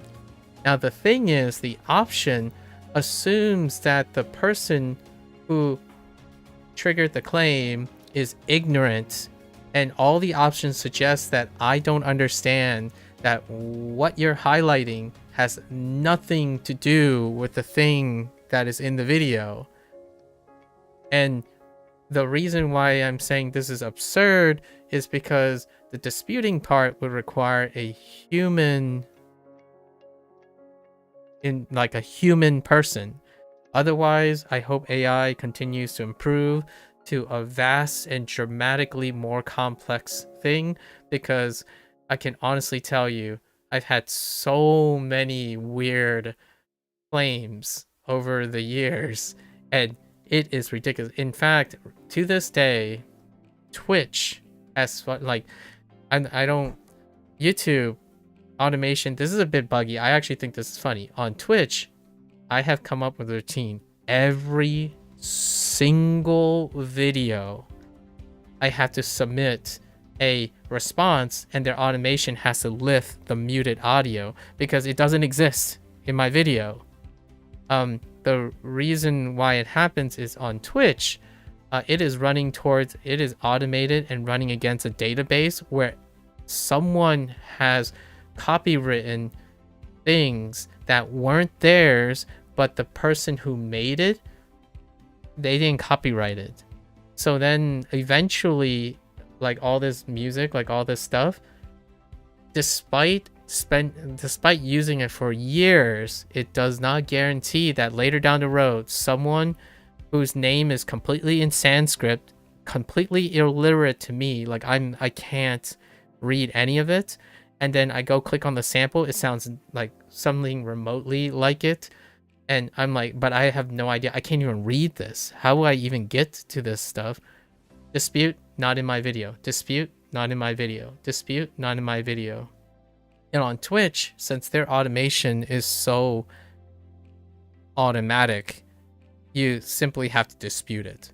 On YouTube, you actually have to dispute it and go through a long list of things that this is where we can criticize how automation works.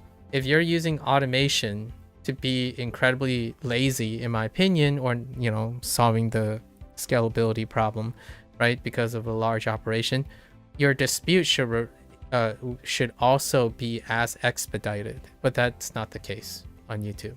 So what you're going to have is me randomly like audio cut out, and then when someone points that out, I'm like, yeah, boy howdy, do I have a story for you, and this would be the story. I think it's really funny that now even an amateur, like I wouldn't even consider myself an amateur, really, a hobbyist, right? A hobbyist reader. I narrate a lot. I speak, I practice like manipulating my voice and reading with like specific cadence when I'm playing video games, and even I can trigger copyright automation for reading things. And I'm genuinely curious in the future if people are gonna, like, this is me spinning the cynical wheel, they copyright so many specific things that when someone opens their mouth to talk, there's a chance they might have to dispute that they sound like someone else. I mean, like, hats off to AI slop. AI slop will trigger everything, right? Like, I'm genuinely surprised that AI doesn't copyright itself. Like, what I mean is, when you get maximum AI slop, why aren't all those being triggered and canceled and banned and completely shut off or demonetized immediately? for AI slop, because AI slop should trigger AI slop. But no, you don't hear that too much. Do know?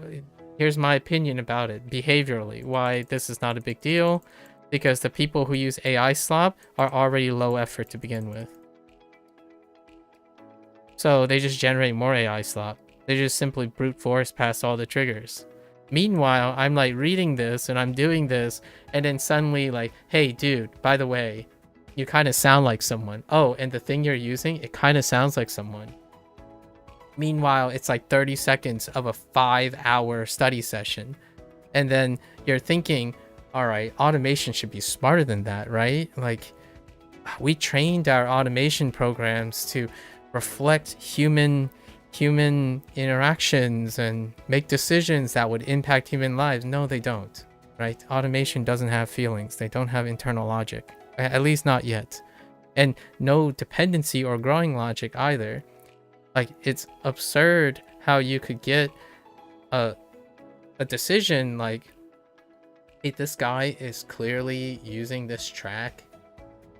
You know, the limit is 30 seconds basically. If you have something that exceeds or triggers 30 seconds, it's considered copyright. So if you sprinkle a song for like 3 seconds, that's how you circumnavigate it in like what a human would do.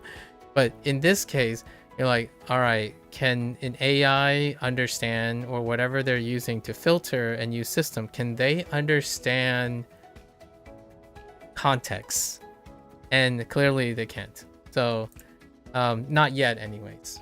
I'm looking forward to making more comments about my interaction with AI, because it's not, to me, when people are talking about AI slop affecting their work, that's a different story, right? That's the creation stuff. I'm not a professional. I don't create art. I don't write things that could be copywritten and whatnot. I don't have any intellectual property to my name. However, I do use a lot of things in which I publish, I record, and offer freely. Now, the thing is, it's gonna get to a point where I do feel like the more people who are benevolent meaning they do things for public domain, that's what I'm used to all my life. Like, it's the same story. It doesn't need AI in it. Like, for example, when you do research and you write it and then you publish it and it becomes public domain, that doesn't mean someone can't take your research, create a marketed strategy on it, and then copyright and everything downstream based on your research, even your research yourself. So they can legitimately transform the thing and copyright it, and you no longer have, you could end up violating something that you are involved in discovering, right? And now it's even more, what is that? How do I say? It's even more ignorant because of AI slop, in my opinion. One of the biggest things about AI slop is now you don't know who the original author is. Now you legitimately don't know who the original author is, because the people who use the tool, they have no citations. Now, you might be thinking, oh, but AI has improved, it has improved. It has added citations, right? It's like, but whose citations? It's not like AI is curating this stuff. Like what I mean is, if humans don't cite things because they use AI slop, then AI cites something. How do you know the citation is reliable? Like, it's a vicious cycle. And this is, how does this relate to everything? It relates to copyright. Like, if you have a whole generation of people who uses tools that generate things that have no way of citing or understanding how it got the stuff, then those people go on to make stuff. They go on to make stuff and they have no idea how to cite any of it, like create their own citations based on the lack of citations that they have. They don't have that skill. So now you enter what's called the copyright purgatory. And the funny thing is, I'm only speaking largely from a US perspective. Obviously, this doesn't apply to countries that don't have copyright law. The United States is often the prototypic country that is referred when you think of copyright law, like YouTube and Twitch and whatnot.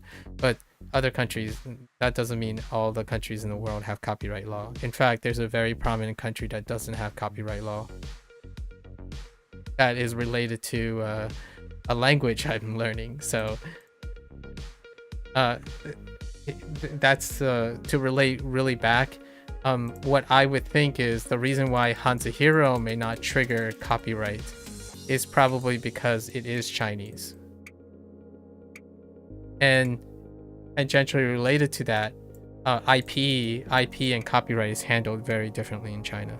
So you might not even have things that would trigger copyright. It's iterative regardless. They embrace iteration at all times. Japan, though, Japan is like the opposite. I actually think Japan's copyright law, I think Japan plays even harder into using this. And, you know, maybe we can make a slight joke here of a company that starts with N and end with Tendo. You know? Right? You know what I'm talking about. Anyways, it's I'm not talking about like Japan doesn't need to have a stringent copyright system in order to demonstrate how they can use and cynically take advantage of a copyright system that exists in a different country, the United States. So, you know, Nintendo would be a great example of how to demonstrate a culture that knows how to do that. And you know why I brought that up? Because this short story became a long story because it wasn't just any claim. It was one of the largest repository from Japan. The claim didn't just come from anywhere. It came from Japan, like the company that made the claim with the content ID is like a very large holder of everything that is any remotely Japanese. So it's wild that you could even get copywritten on saying things in Japanese.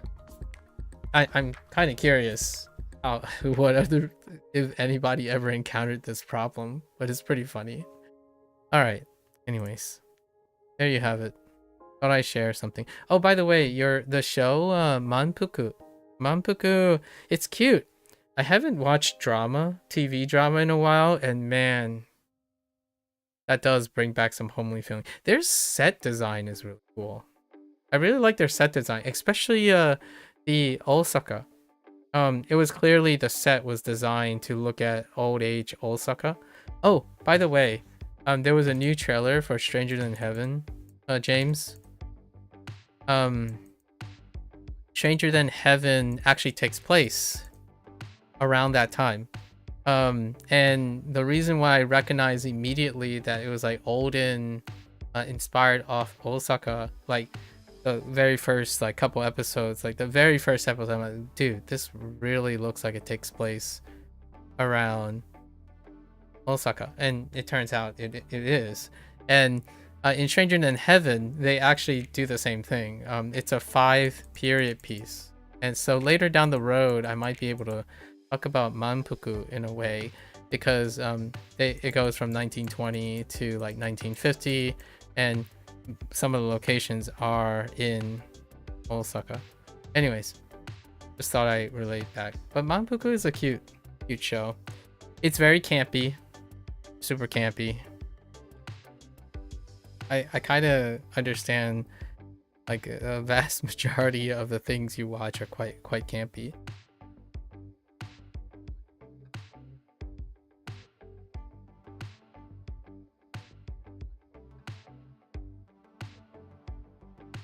Alright, anyways, there we go. Fun little short story. I do have to... We won't do any review today, but I was planning on doing some review. I have something to do in the evening with some peoples, so we'll keep this on the shorter side. I mentioned determined. That's request. I'm thinking of request, not determined. A verb.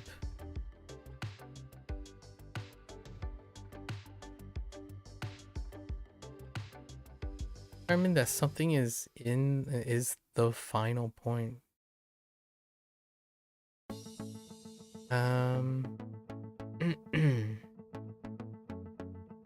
To decide? Oh, it's probably decide.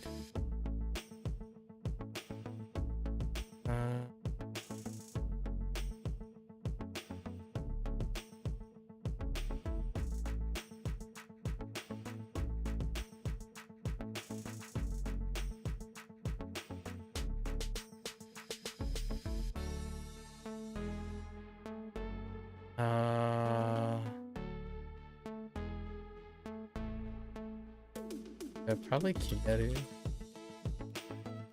Intransitive. Oh, Kimaru. Oh, yeah, it has. その大学への入学が決まる。Maru.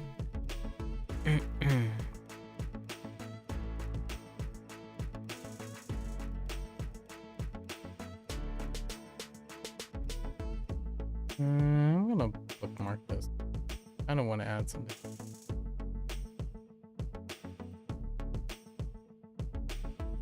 家具屋さんへ本棚を買いに行く。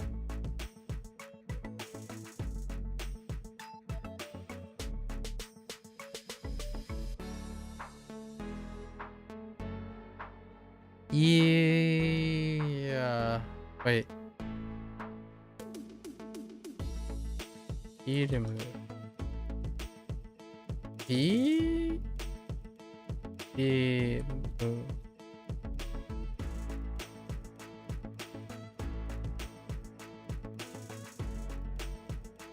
Ah! Hang on.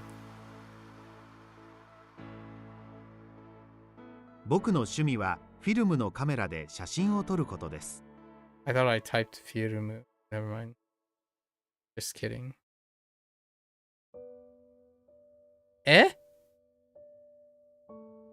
今日の宿題はワークの5ページから8ページをやることだ。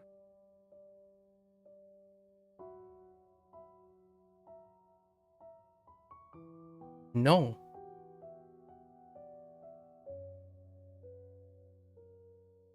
No. But seating a no.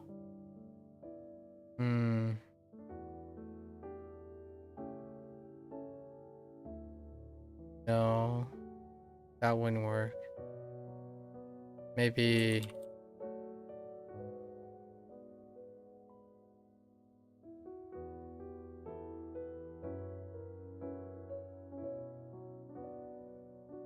コップに少しのお茶が入っている。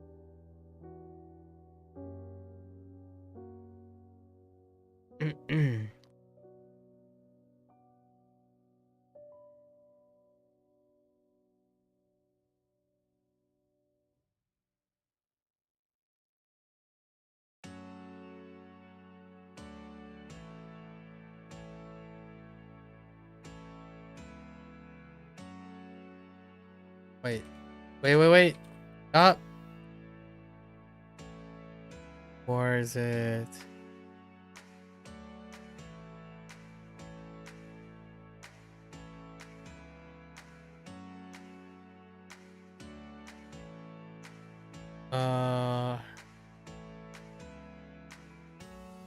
Oh no.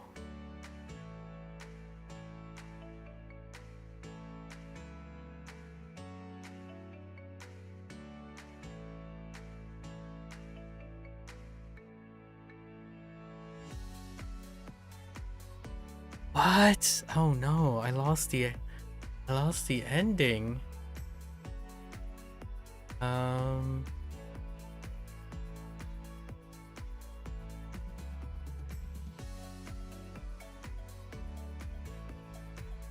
No, that's to find, right? I was doing fine or okay.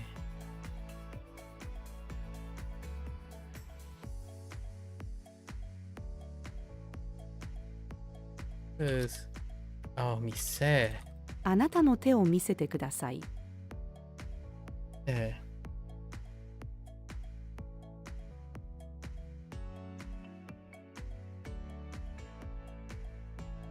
I kept saying find or found as opposed to show. Alright, we'll bookmark. I don't think I need right now. L サイズのセーターは僕には大きすぎます。Oops.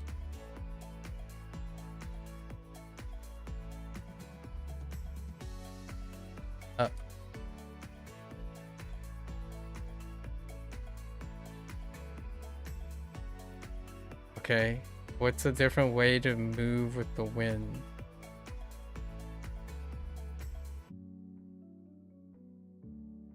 Maybe like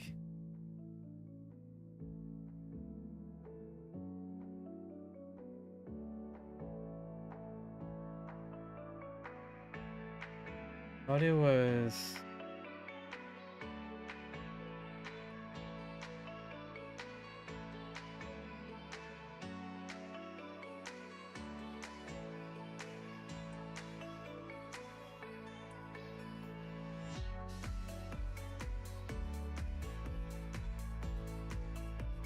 Is that push? Is that why it doesn't work?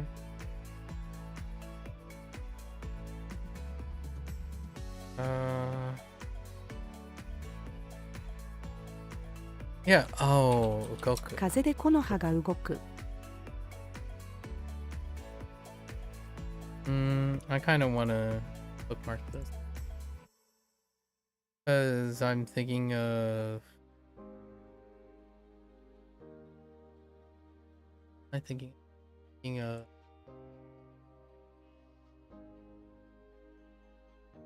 Utsuru. But that's not the same. That's to move something. Or that's to like move in terms of house or apartment. Or change like a target of moving time.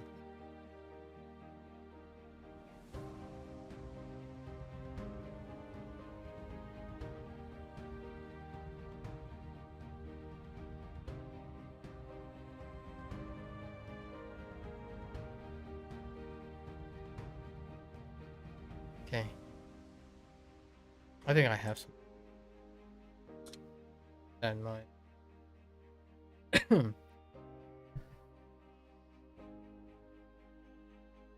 僕のこと好き？もちろん。Okay. All right. Well, we passed up our practice time for some short stories and some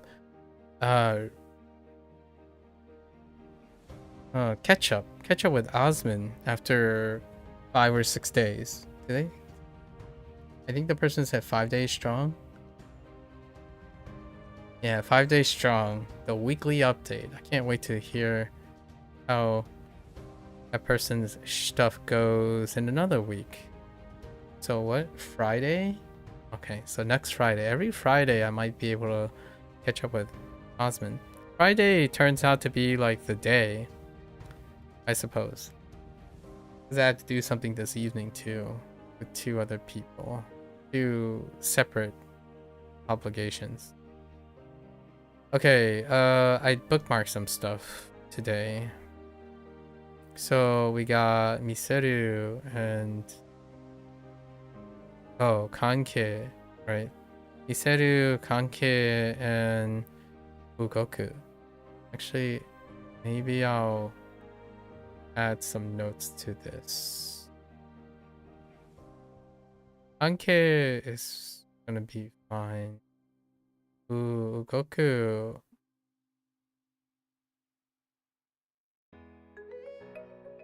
What is that? Do?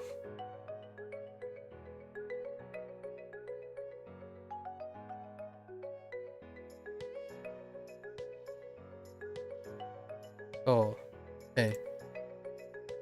We got do, move, ku, u, go.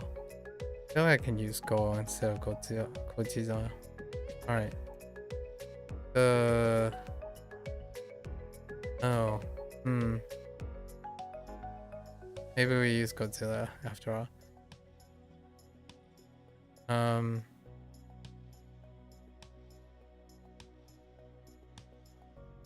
Let's go. Go. To move some do. Dolls were moved. Do and ku were moved to move by u to give to go. Okay.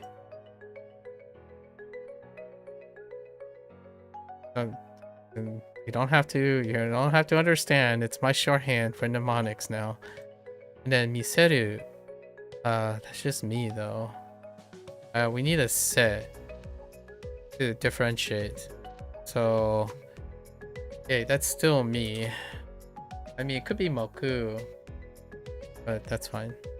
Me, that's my default me. So me, seru, to show.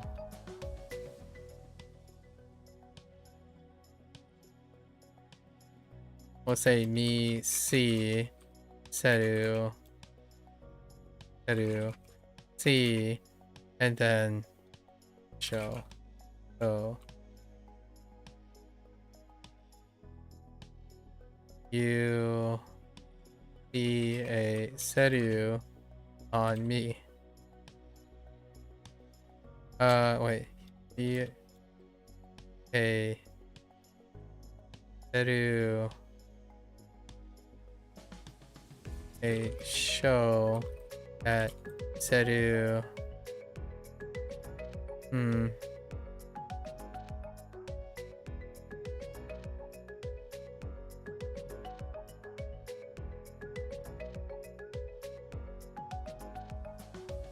That shows a bunch of me.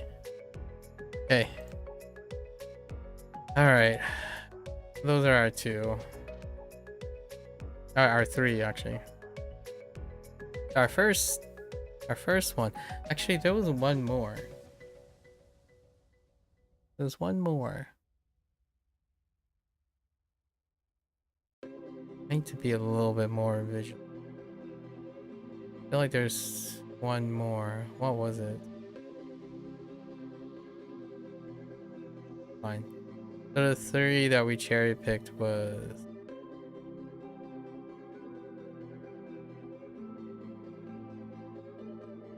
which one is Khan? That's Kai.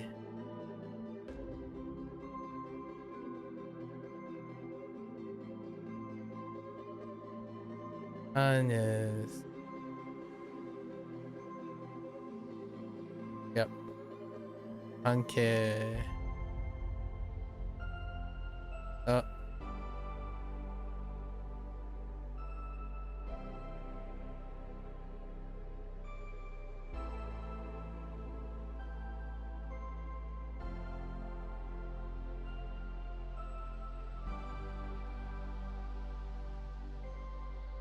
Was it that?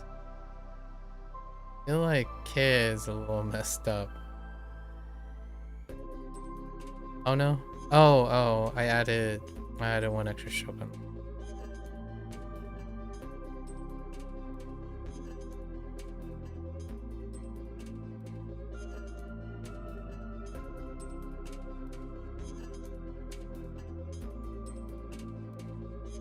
Anke.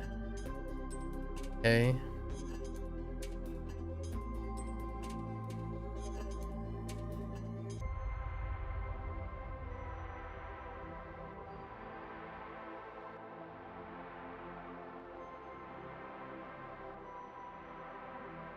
Right, Miseru. And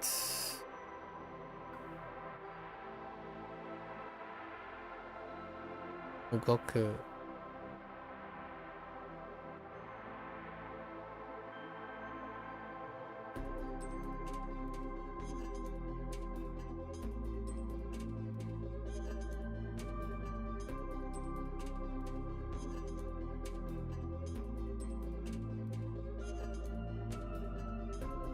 Okay, those are our 3 for today.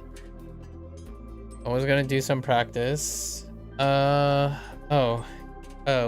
What is practice going to be? I'm gonna be covering this in another, how many days? We have three days left. I'm gonna be covering this in our N5 review. So, moving forward, when it comes to like the third practice month, right? Third practice month, which is this month. Extra time, right? Typically, like Wanikani is gonna have 0 days. So on 0 days, or roughly 0 days, there are practice opportunities, as well as like lighter and lighter workloads, right? Near the second half, there are lighter workloads.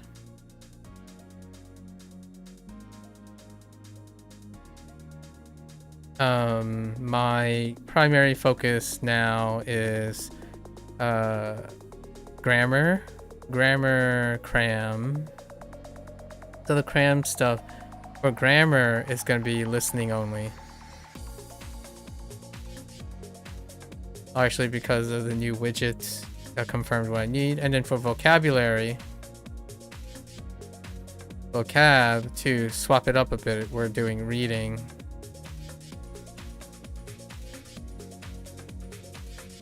Reading inputs only to like get extra stuff. And then obviously occasionally, then secondarily, both of these then can converge on input again, as opposed to flashcards. I think flashcards are the weakest, so we're not going to do flashcards basically. And they're going to converge, and then actually instead of converging that way, that is converging that way. And then additional things with we're taking a pause downstream on the kaijugation yet until we hit until post N4, because I kind of want to hit the most of the forms beforehand. We need more forms. Forms have to go up first. So that's kind of what we're doing for the time being, for the next month's thing, which I'll go over in 4 days, which I'm prepping for here. Other than that, lighter workload days. This is assuming we're going to be setting some time outside. So the current time limit would be maybe like 1 hour extra. So this is going to be planned hours. 1 hour extra time, which does not include the conversations that I had and the short stories and digressions. They will be factored in. Today is a separate story. I have some evening obligations, so I cannot spare more than the time I have already spared, because this will take me up to 9 o'clock once we're done with our HanziHero. So that's kind of our new plan, which will be kind of completely spruced out before April starts. We'll go over these things.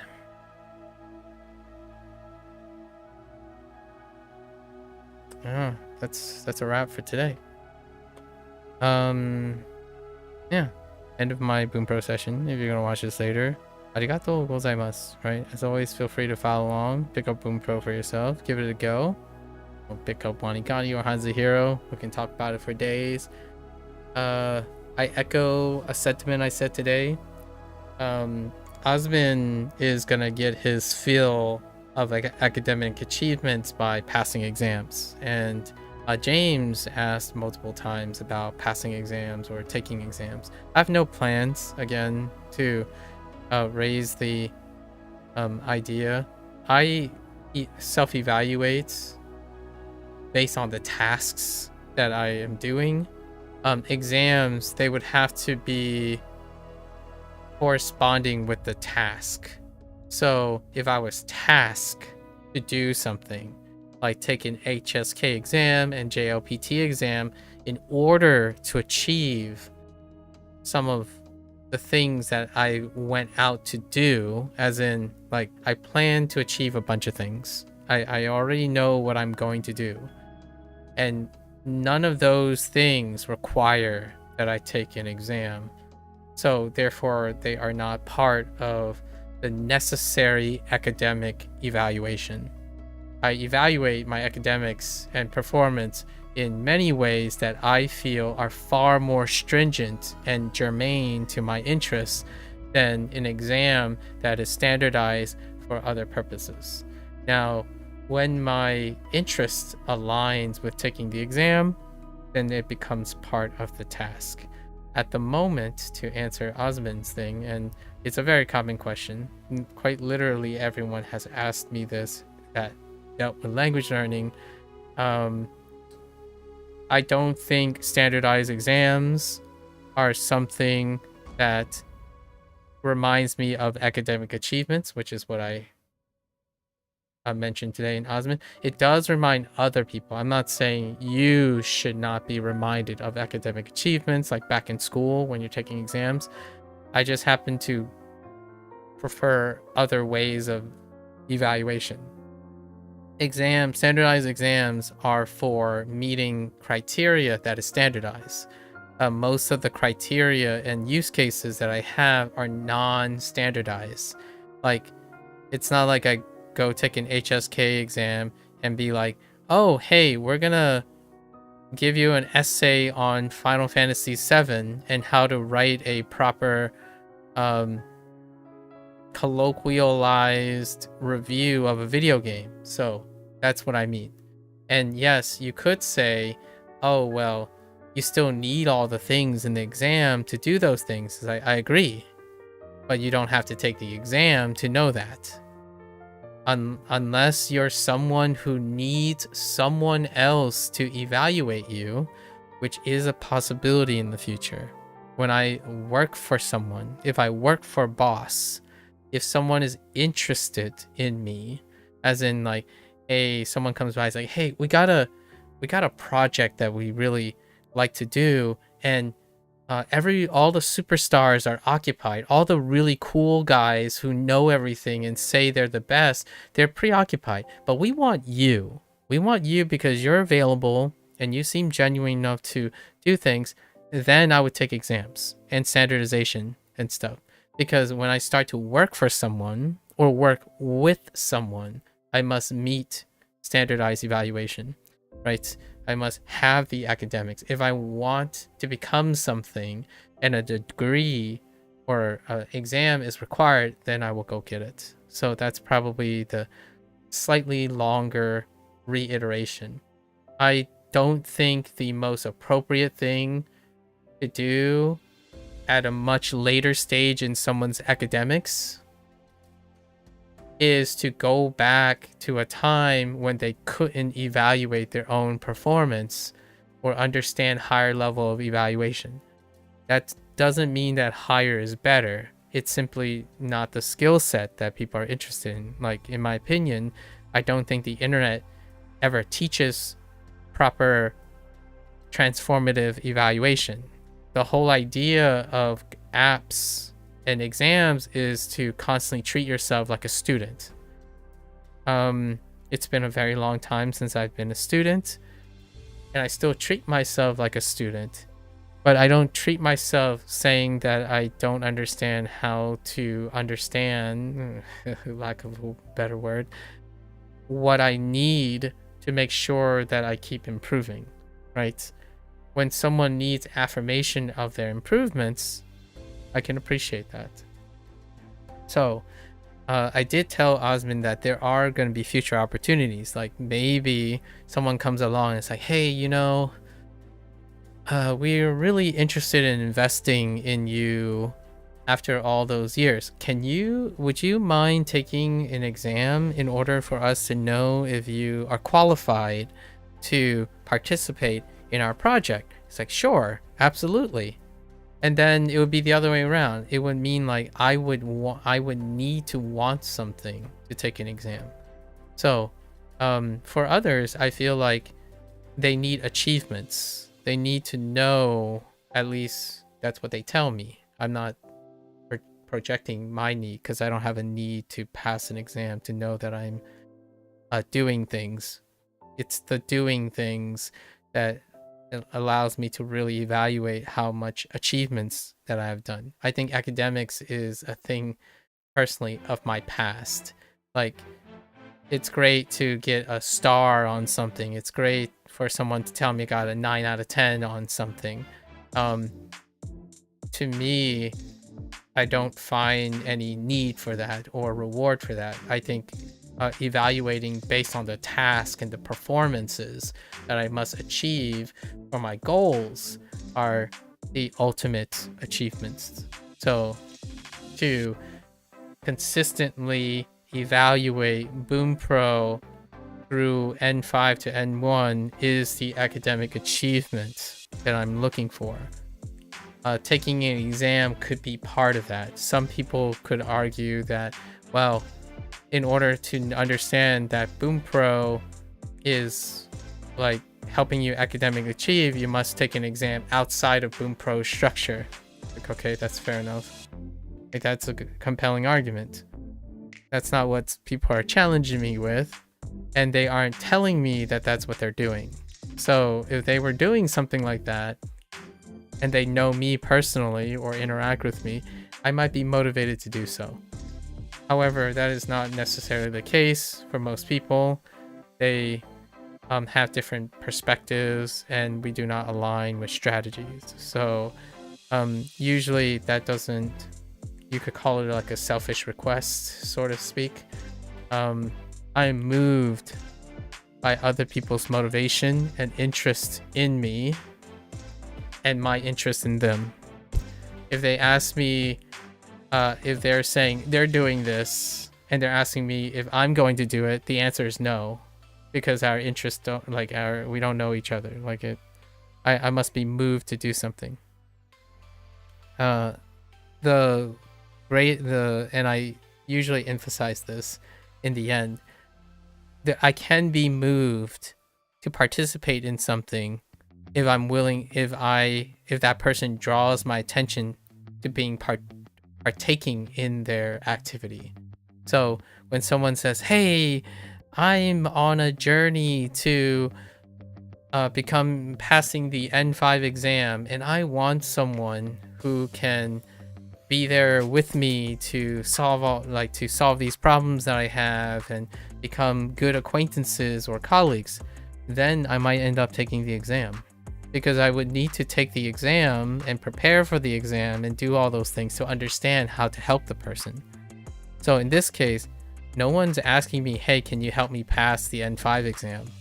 Actually, in the last like 2.5 years of language learning, no one asked me for any help, actually. It's not very common. The internet does not present that. Actually, most people ask what my advice is, what my recommendations are. However, I think the vast majority of people, when they ask for advice and recommendation, they're asking to confirm what they read online. So whenever I say something that's different from them, they simply ignore me and never talk to me again, which is very normal. No hard feelings, right? It's there for the business. So much like that, I also use the same approach. Whenever someone tries to project importance, they have to be compassionate and empathize with me in order for me to want to do what they're doing. So whenever someone says, oh yeah, Anki's better, Anki is why I'm so successful in Japanese. And I'm like, that's great. Thanks for projecting. He's like, that's good for you. Congratulations. it's great that you have managed to find a working method for yourself, right?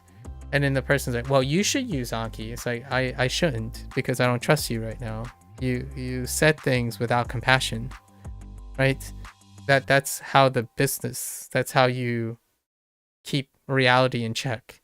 When you spend your time coming to a stranger and you project, and then that stranger believes you wholeheartedly, then that person might be a Gen Z or a Gen Alpha who gets convinced to do anything all the time. Like, okay, for those Gen Z and Gen Alpha that think you're never influenced by the internet because people just keep telling you what's good and what's not, kudos, right?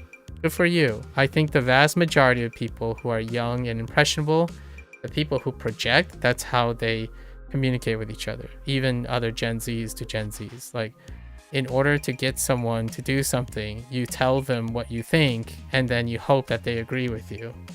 That's typically how it goes. For myself, not that.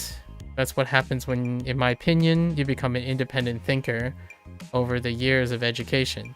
Does that make me sound arrogant? Sometimes it does. It really does. A bit of arrogance and a bit of humility. I don't ever say that I'm right? Because of that arrogance and that pride, that independent thinking, it also means I'm limited to my experiences as well. So I don't believe people's comments and projections face value. They have my respect. You get my respect by default. You don't get my trust by default. Right? Like, trust is earned, respect is lost. So respect is given and it is maintained, to sound more positive. I respect everyone's rights and liberties and freedom and opinions, right? But trust is earned. So I don't give trust freely. There was a time when I used the word trust to mean both respect and trust or compassion. But that to me wasn't sufficient, because I think colloquialism has eroded, in my opinion, English to the point where when someone says, oh, don't you trust me? It can be any sorts of meaning. It can mean respect, kindness, compassion, empathy, sympathy, optimism. Like, when someone says, oh, trust me, it can mean all of those things. And I want to be clear. Trust is that thing that is earned. For me, when trust happens, it's unconditional. So when someone asks me, oh, do you like me because I use Anki, that's conditional. You haven't earned my trust yet. Right? Or, hey, trust me, I am fluent in Japanese. I don't trust you. I respect that you believe you are fluent in Japanese, and that you are maybe in reality you are fluent in Japanese. You have my respect and my admiration, possibly, right? And that's it. You earn the trust. I don't care if you're the leader of the smartest people in the world. You have to earn my trust. I most definitely respect you and admire you from a distance, right? Like, I can admire the fastest man on the track, but I don't trust them. It's not like I know them. How can you trust someone you don't know? Right? That's kind of what I mean. This is very different, by the way. I want to emphasize, trust is not the same online. I wanted to clarify what I mean by trust. And trust is unconditional, so that's sufficient for friendship, colleagues, and even coworkers. And without that, I can't be convinced, typically, to do most things. They stick with superficial things. Like, my motivation to do things is self-motivated. So when someone says, I really like this show, and I'm like, oh, what type of show is it? I would love to watch it. It is my attempt to gain the trust of someone else by participating in their activity, right? That's for me to freely do. So others don't do that for me either. So that's what I mean by trust is mutual. If someone says, oh, hey, what are you doing now? And then later down the road, like a week down the road, they're like, oh, I'm doing the same thing. I think it's really fun to do it together. Then trust is being built. Like that, what happens is they partake in something of me, so I would reciprocate, and then trust is built. The other attempt is I do something what the other person does in hopes that I can build trust, right? And that's at my discretion because I don't have all the time in the world. So just thought I'd throw that out there. Exams are one of them. If someone says something like, well, you're already studying this thing, that makes you good at the exam. I disagree. I strongly disagree. Studying for an exam and preparing for an exam is very different from the way I'm approaching how to like engage in Japanese. If I was studying for an exam, I would study for the exam. And that is doing what can get me a good exam score. So to me, I'm not learning Japanese because of that. I hope that it would be cool one day. I would be really flattered, like absolutely flattered, if I meet someone who has an ability to perceive that in this day and age. I don't think it's possible because you would have to like live together or like occupy the same space, that type of thing, go to the same school and like interact. That would offer the opportunity for that. So I'm stating it plainly here. Exams are interesting. They're a great way to find affirmation for one's own progress, and they are necessary and possibly sometimes sufficient, but most of the time they are necessary to get like jobs and visas and stuff. And until someone comes up to me and says, hey, I'm really struggling, like this is top number one would be, this person would be like, I'm really struggling. I think my life is at a standstill. I really want to learn Japanese. The only thing that will make me feel better is if someone can help me pass the N5 exam. Then I might consider it, and honestly, because I have a bleeding heart, so it's pretty easy to sell me a sob story that's motivated in that way. However, otherwise, if someone tells me, oh, you should take the N5 exam because it's good for your Japanese language journey, I could care less what you mean. Like, I understand where you're coming from because that's what you need, but when you say that, that's gaslighting to me because you're treating me like I don't understand how to evaluate my own performance. Whether that's true or not is not only a distrust, it's almost disrespectful. Like, you basically don't trust the other person first. You start by assuming the other person don't know what they're doing, and then you tell them what to do. So not the greatest. I'm not saying that the people that I've been conversing did any of that. I actually think it's great that there are sources of positive affirmation or potential sources of positive affirmation for people. Exams, I really suck at exams, honestly. And I'm not mad about it, actually. I openly admit that I suck at exams because I don't actually do exams all that much anymore. I don't practice exams. I don't study for exams. I don't sit here telling myself, like, what is the fastest way to ace the N5? Download an Anki deck that has N5. And then someone will come up and say, well, you're using Bunpro and it's N5. It's like, yeah, it happens to be sorted that way. I didn't learn Japanese because I looked for something that was sorted that way. It is a way of sorting the information. N5 and grouping, and I'm trying to think of it that way. It might make me pretty decent at taking the exam. Right? I think there's an underlying at my outro here. There's an underlying motivation. I hope this is very clear. You can do things that are mandatory and obligatory. How you think about it and how you rationalize it and motivate yourself to do so. This is the dialogue that I'm having. Not necessarily against any person, but more for myself. Like, if you are unaware of your own motivations, what you're doing, how you're getting your value, that is independent of whatever the next person says, then that's what I mean.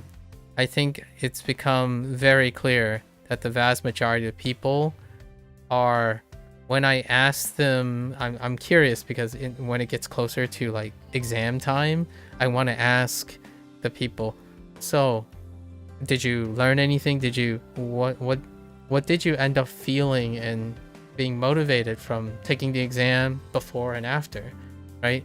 Because they should be clear, in my opinion. It's one of the more important things about voluntary studies. You want to be clear about your motivations. Otherwise, I feel like your resolve tends to fade. So I'm looking forward to, because it's going to be another year before I finish Bunpro, or like not really finish, but complete what I set out to do. And it'll give me 1 year to see how well people like Osman and James and whatever they go on to do becomes. For myself, I'm incredibly motivated, like super strongly motivated. However I get there, when I set myself to doing a task, I do it. And I do it not knowing where I'm going a lot of times, largely because I know I can keep going. And I kind of want to leave this on that message. I like doing things. The last restriction that ends us all is the amount of time, at least for a motivated person. So if you're someone who's absolutely resolute, who have internal monologues like this, and set yourself straight with a strong identity while being able to partake freely in everyone else's based on your time, the one limiting factor is time. And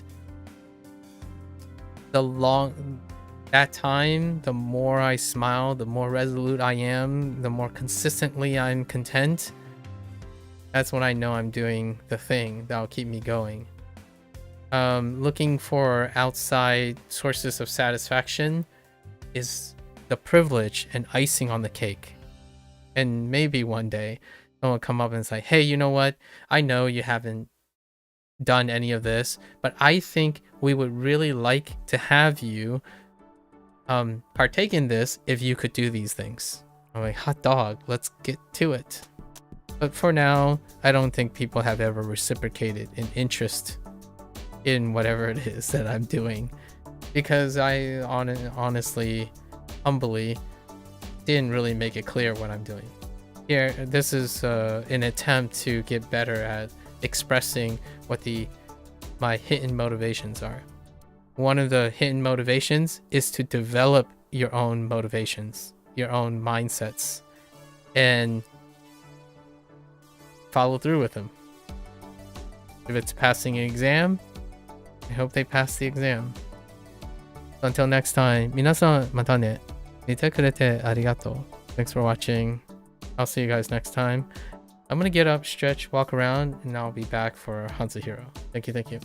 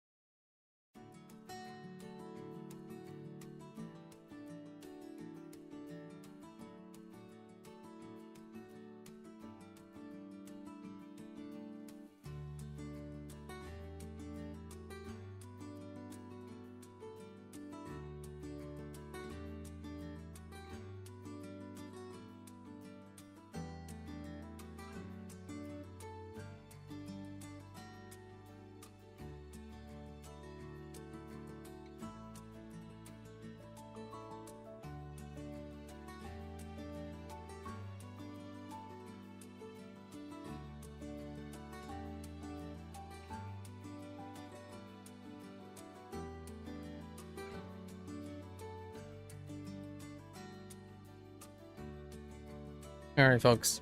Welcome back, everyone. 欢迎大家回来。今天是第439天，39天。It is day 439. Alright, we're into our third day of insane character spamming. This time not too bad. Around we'll have 6 incoming, 6 vocabulary words, but that's still 14. So 14 is still double the volume, right? So we've had 18, 19, and today is 14. So I'm feeling like there's going to be an average of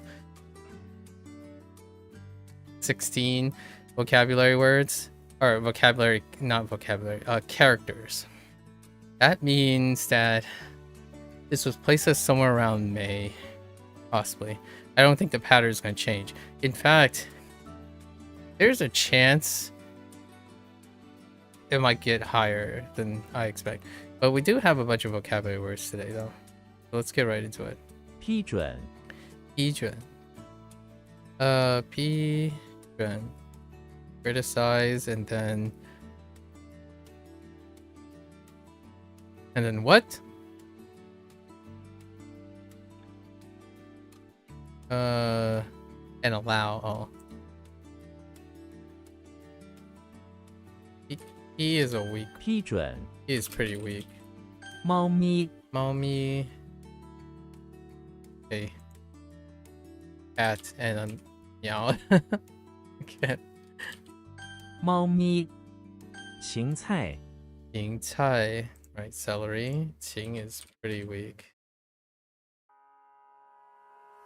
芹菜 Does help with the vegetable. 土屯 Tu Twin. Ooh, Aardvark is gonna be rough. Yeah, Aardvark is rough. Because that just says dirt pig. And honestly, Aardvark is not what comes to mind when I think of a dirt pig. Or like a mammal that is associated with being around dirt. Oh, no, wait. Oh, these are aardvarks. Oh, just kidding. Wait. What's the difference between it? Oh, those are aardvarks. Okay, I'm thinking more of an anteater. When I think of like a dirt mammal, I feel like I think more of what an anteater looks like. But an aardvark kind of looks, nah, they look, obviously they look substantially different because of their, but the shape and stuff kind of looks like a, it's fine. Aardvark, huh? Maybe I should read about aardvarks.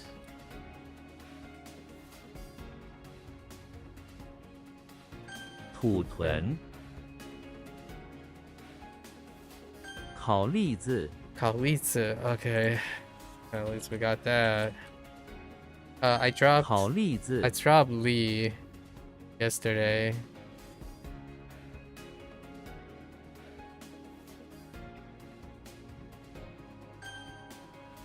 Okay.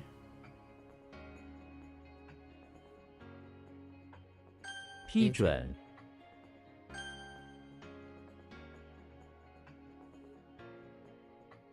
烤栗子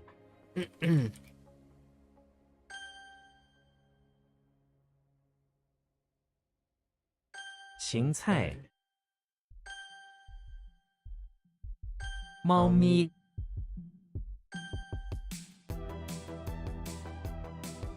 Wait, how did they say cats before? Is it like Maozi?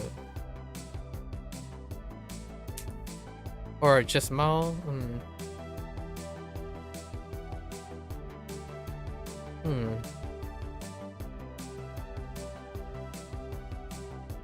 I'm starting to question everything now.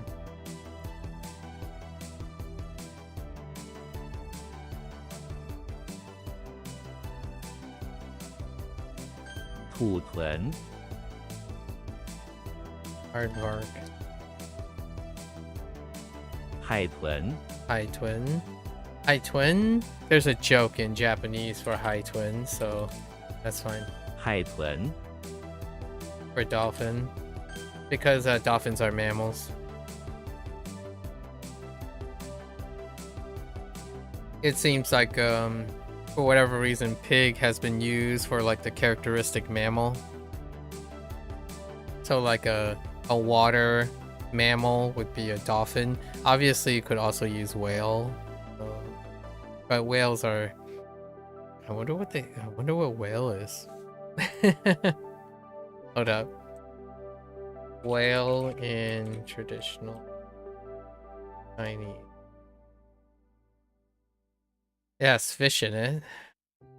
Jing. So what is the companion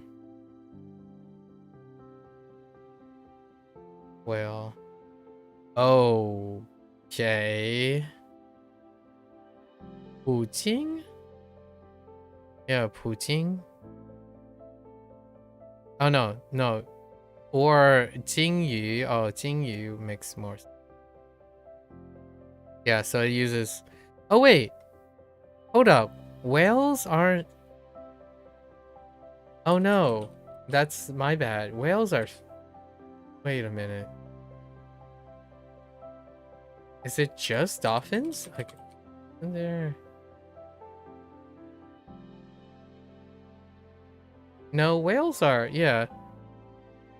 Yeah, whales are, quote-unquote, mammalian, like warm-blooded. That's interesting that they use fish for whales. Huh. There goes my theory. Or this other this other character. Doesn't make it. Lanjing.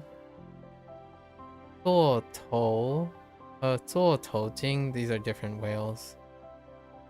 虎鲸, yeah. So they associate it with, oh, it's whaling is what that is for. Oh, whaling, okay. That's interesting. Whales are called fish, but dolphins are called pigs. Alright, there goes my theory. 呀 I thought it had something to do with them being mammals.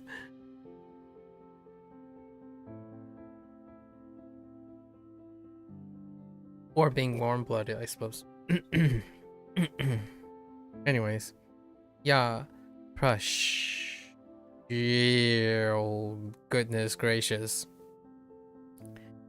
I think I understand the struggle I'm going to have for non-HSK characters, because nearly all of them so far include like promiscuous characters, like radicals. They're so tough to know, so I gotta strap down and start diversifying here. Not that it's well, we have 869 to scale up to. Yeah. Yoshi is in the bathroom of the auditorium where he finds a hook sticking out of the floor. Thinking it's some sort of stage prop, Yoshi goes over and picks it up. Unfortunately, that causes a car to fall down from the ceiling, crushing Yoshi to death. What? Alright. Alright, buddy.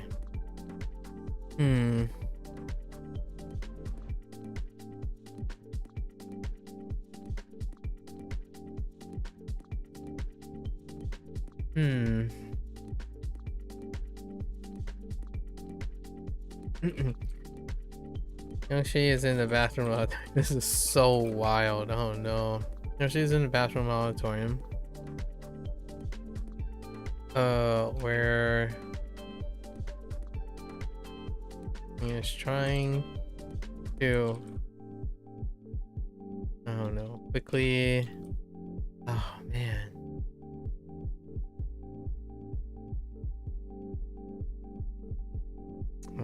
He is trying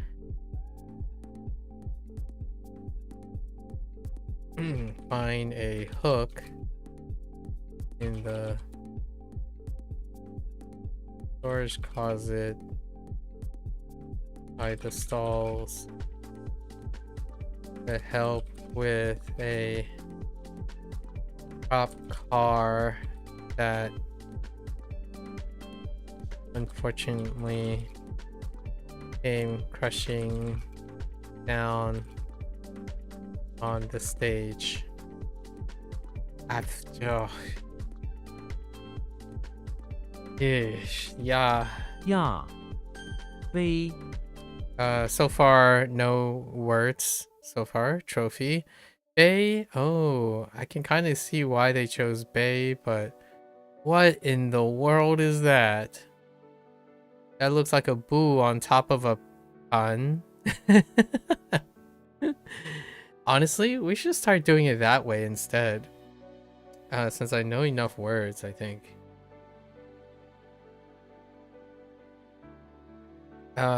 Right? Ooh. Pun, right? Although this alone, what is this alone? I just got this alone. I'm pretty sure I just got this alone. Did I not? Yeah, Ming. Oh my gosh, it's Ming alone. Like the actual character itself is Ming. I was saying pun because it's a dish. Okay, you know what?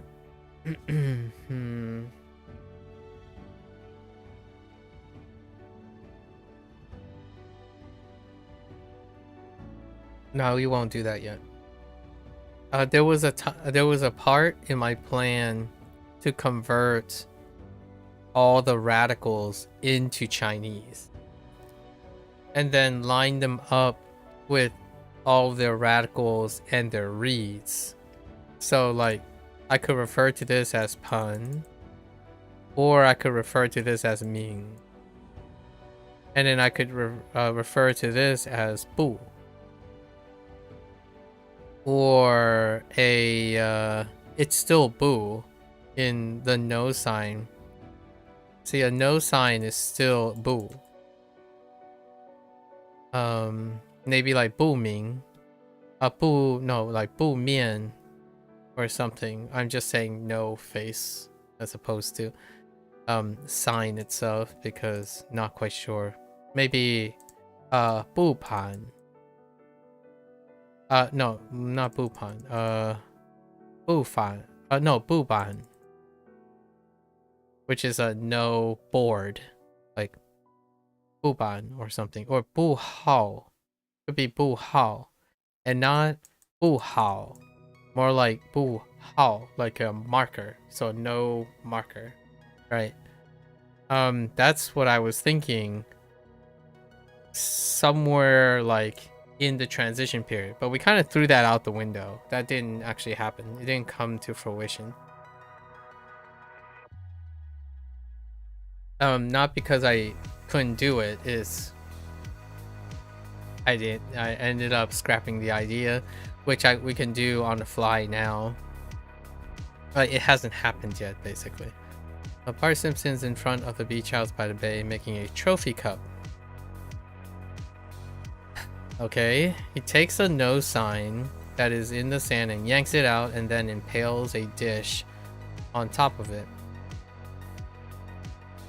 making a trophy cup. He hopes to use this as a prize for the sandcastle destruction competition he will soon host. That's pretty good. I like that. I got you. 飞 It is also a very big coincidence that Bei also means cup. Like the sound, it's a homophone. Bei or cup. Interesting. 扣 Coal. What is this nonsense? How am I gonna remember coal?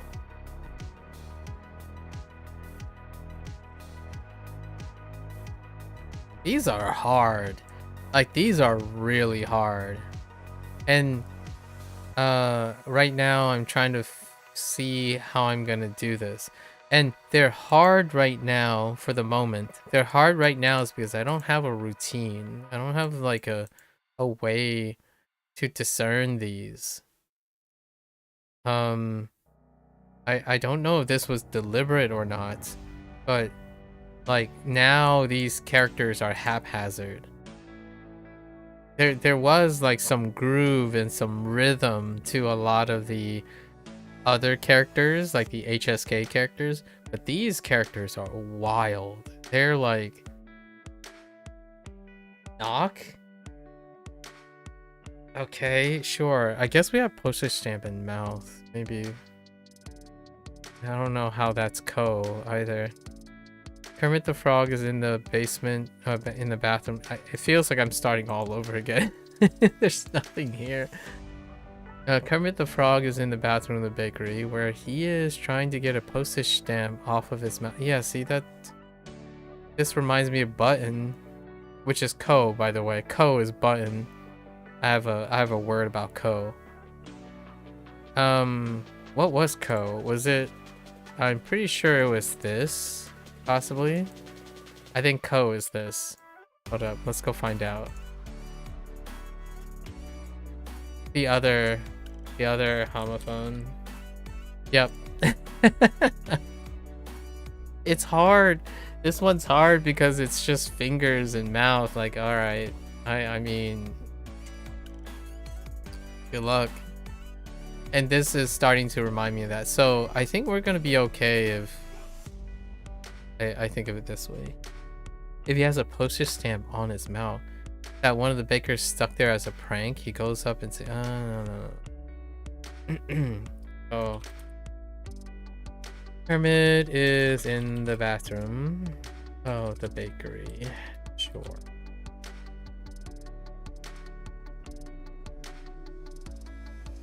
Where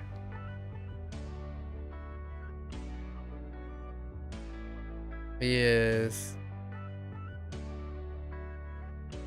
calling, he is trying to find the customer, trying to check if the customer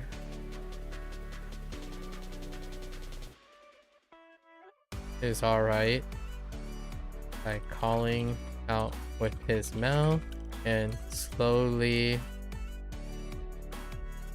lightly knocking on each stall. He wanted to pass, wanted to make sure that their bakery order was properly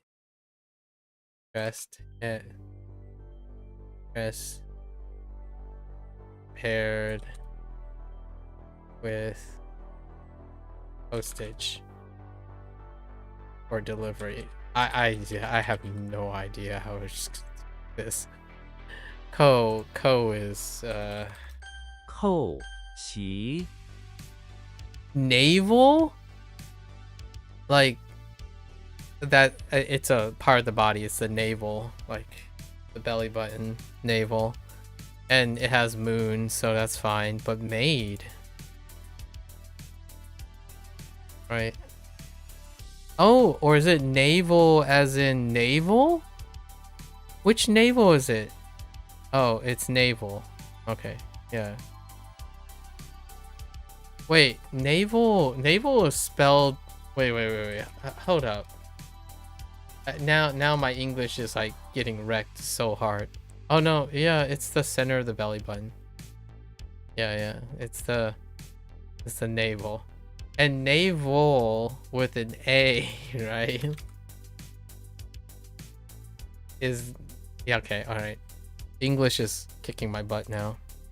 It's making me question everything. Okay, that does look like T though. It does look like T even. T was it fingers or was it? Oh, it was nothing. It was just nothing. Dang.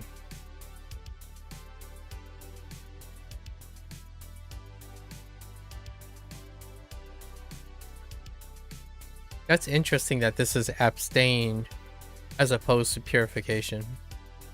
Or is this supposed to line up with abstain? Okay. Alright, navel.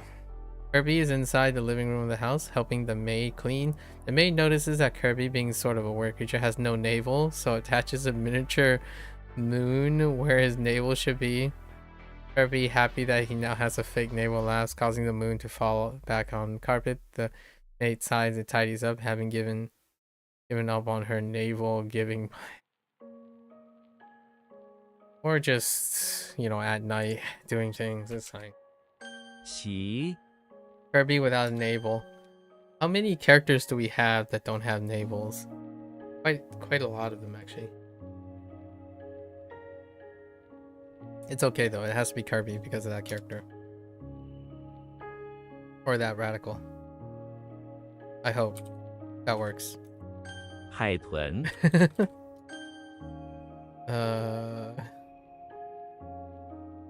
Okay. 杯 That one's okay. This one's gonna be Cold. so tough. So tough. I might tie it with Qiao, the other knock.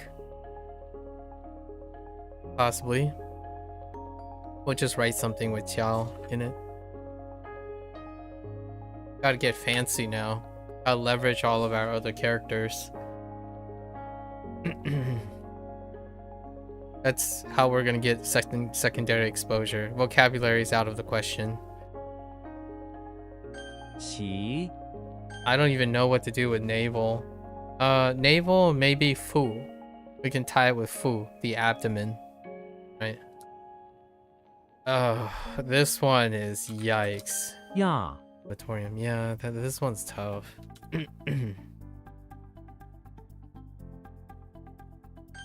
We can line it up based on crush.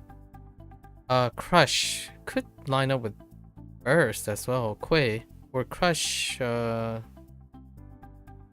Da is in the auditorium as well. So da ya. Da is crush or smash. It's actually smash, but it's fine. Maybe something like that. 容 Wrong. Yo, what?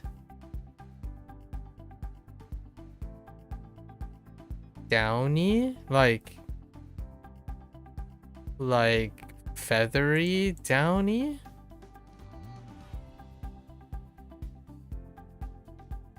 Oh yeah, okay. Fluffy. Okay, I'm okay with this. See, now I'm curious. I wonder if they use homonym. Here's another instance. This is 3 times now. This reminds me of Bei. Like Rong happens to be down as well. What was Rong? Something about cross stitch. I think it was something like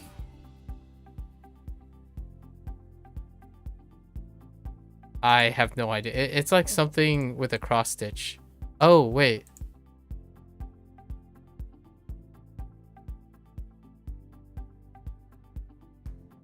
Oh no. Rong is down. That's a coincidence though. Oh, right. It's a little curvy thing and it was silk. Okay. It was silk. Yeah. Rong just happens to be down.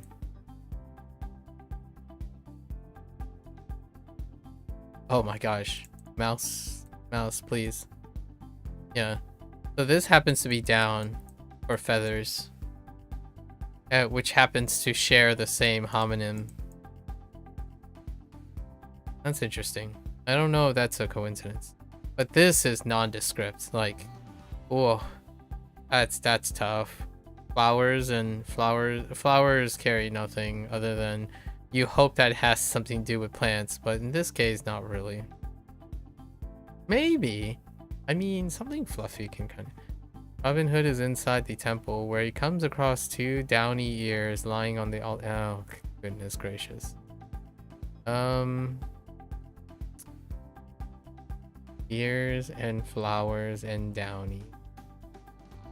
How do you do that?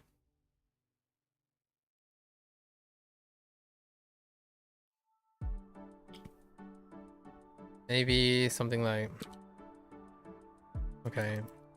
So Robin Hood is inside the temple. He trying to help out the poor monks.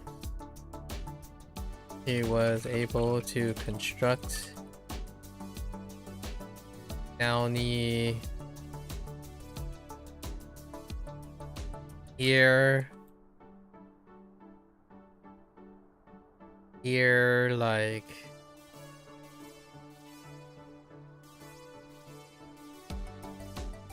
ear muffs from collecting the local cotton flowers to keep the monks' ears warm during the colder seasons. Wrong is 容 out of this world. 恶 Okay, is fine. Lines up with crocodile.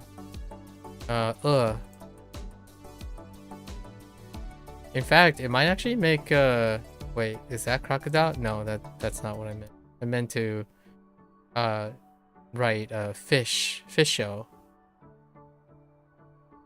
I am drawing a blank on fish. That sucks. No. Now I remember now. I'm like, what is fish? Yeah. This is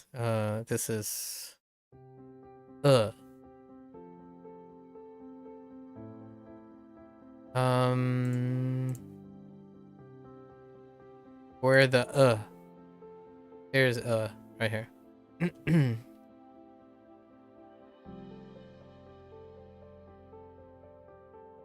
Shocking, you say. Master Chief is in the bathroom of the electricity plant where he sees a shocking sight. An electrified scepter floats around the tile bathroom and it has 4 mouths that seem to be talking in ancient language. Master starts attacking the shocking creature only to find out it's indestructible. Hello there, Charon. Yeah, it has been a while. How are you?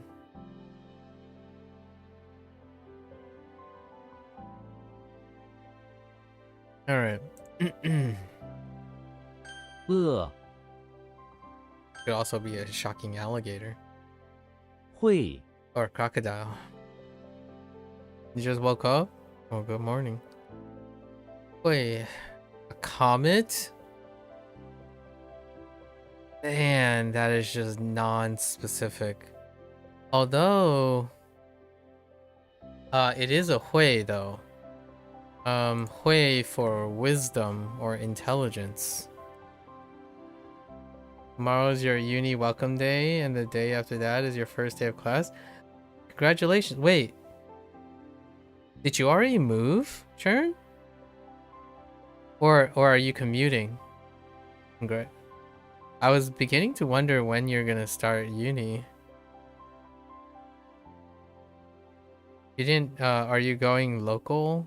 How's your uni thing? Yeah, it's been a while. Are you excited?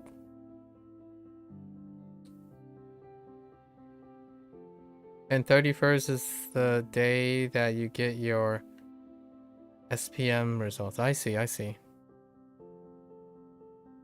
Sure you did sufficient, if not great, with all your hard work. Yeah, here's the hui. Intelligent. So we still can gather the sound. Just commuting to it, or did you move already? You mentioned something about going abroad or like traveling. That's a possibility.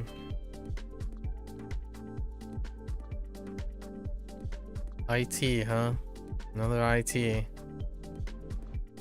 The Hulk is in the bathroom of the beach house by the bay, watering his 2 bean stalks, sure, in a bathtub that he found earlier that day in the bay sand. Suddenly he sees a common night scout coming down towards the bay, and it goes through the window into the beanstalk. Once it cools down, the Hulk sees that the common is just a fork that is now sticking out of the thick stalk of one of the beanstalks. Okay, that's weird.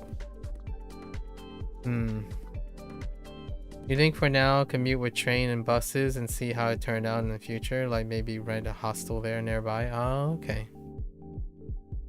Is it a lengthy commute? What are you gonna do during the commutes? It's always fun to come up with interesting ways to occupy your time with the commutes. You're in IT, information technologies, you know? Leverage.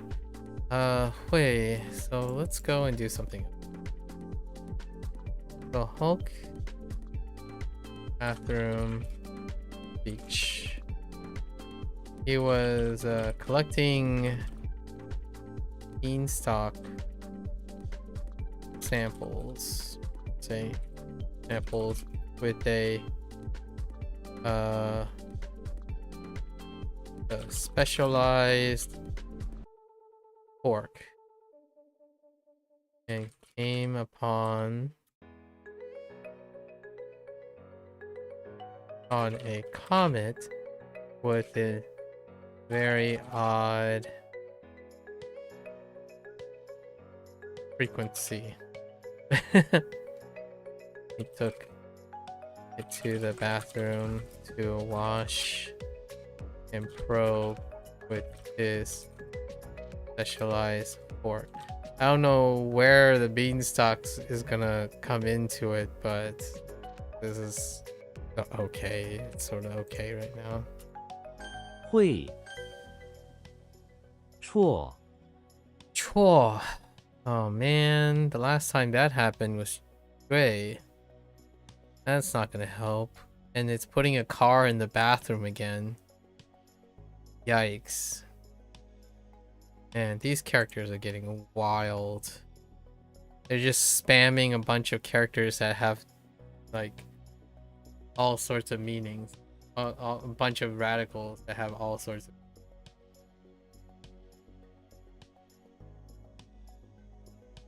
Alright, so Chua. Okay, he's in the bathroom of the office where he has a little doll-sized car. Oh, that's kind of cute though. That he is driving around an obstacle course he has made that consists of 4 folding stools around the large office bathroom. He drives around two before stopping halfway and getting out of his car after the office workers. He does this because the officers stay in the path of his route, forcing him to stop halfway. Or he just stops halfway to like take out an office worker. It's fine. This one's okay. Maybe he's just pitching. I don't know. 错 This is getting outrageous. 误 Yeah, and none of these are gonna have vocabulary words attached to them. Woo! Yo, what, mate? Pie is woo. Towering. Woo. Nope. Nothing to go off. Yeah, none of those characters resonate. You're excited for uni, TBH, and also not excited and want to stay at home. But if you stay at home, then you'll do nothing and sometimes it gets bored. Yeah, you get bored. Yeah, fair enough. Well, hopefully your excitement for uni overshadows your not exciting to, you know, you're not excited and wanting to stay home. Uni is a great opportunity. May I ask, since you said you're going to a private university, right? Is that private university going to be substantially different in terms of its student population than like where you came around? Like, that's a private university, but it takes students from a lot of places, right? It's an opportunity to re-image yourself, right? You know, other socializing opportunities. You may also start grouping into people that chooses similar or self-selected similar interests and whatnot. Call it a Discord forum or something. It's more so, it's a forum. You're entering university now. The thing I'm talking about is we have to keep into consideration that uni, there's some self-selection, right? There's some self-selection as well as filtering. So it's a really wonderful time. It's a great accessible social opportunity. High school, when you're going, primary school, middle school, high school, these are obligations and you're kind of born into it. But this time, uni is self-selected and filtered. So there's going to be greater social opportunities that are not unlike online, but at the same time very even stronger opportunity. But the private college does collab with does collab with local government companies though. For example, mine collab with TM and telecom. That's fine. Self-selection, right? Private means is self-selected and filtered. So when I'm saying private, I'm literally saying the same thing, where it is self-selected. So collaborating with local government, local companies is self-selected. And the nice thing about that is now you're kind of entering a group that is similar. Yeah. So wish your uni life will be able to make more friends, and so I hope so too. It's a great opportunity. Like uni to me personally, uni is the first step. Uni is the first opportunity where you have a compromise, a balance. So you're no longer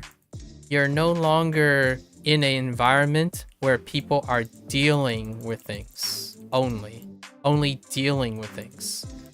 You're now in an environment where people had a choice, and then choices were made, which produces social opportunities based on self-selection.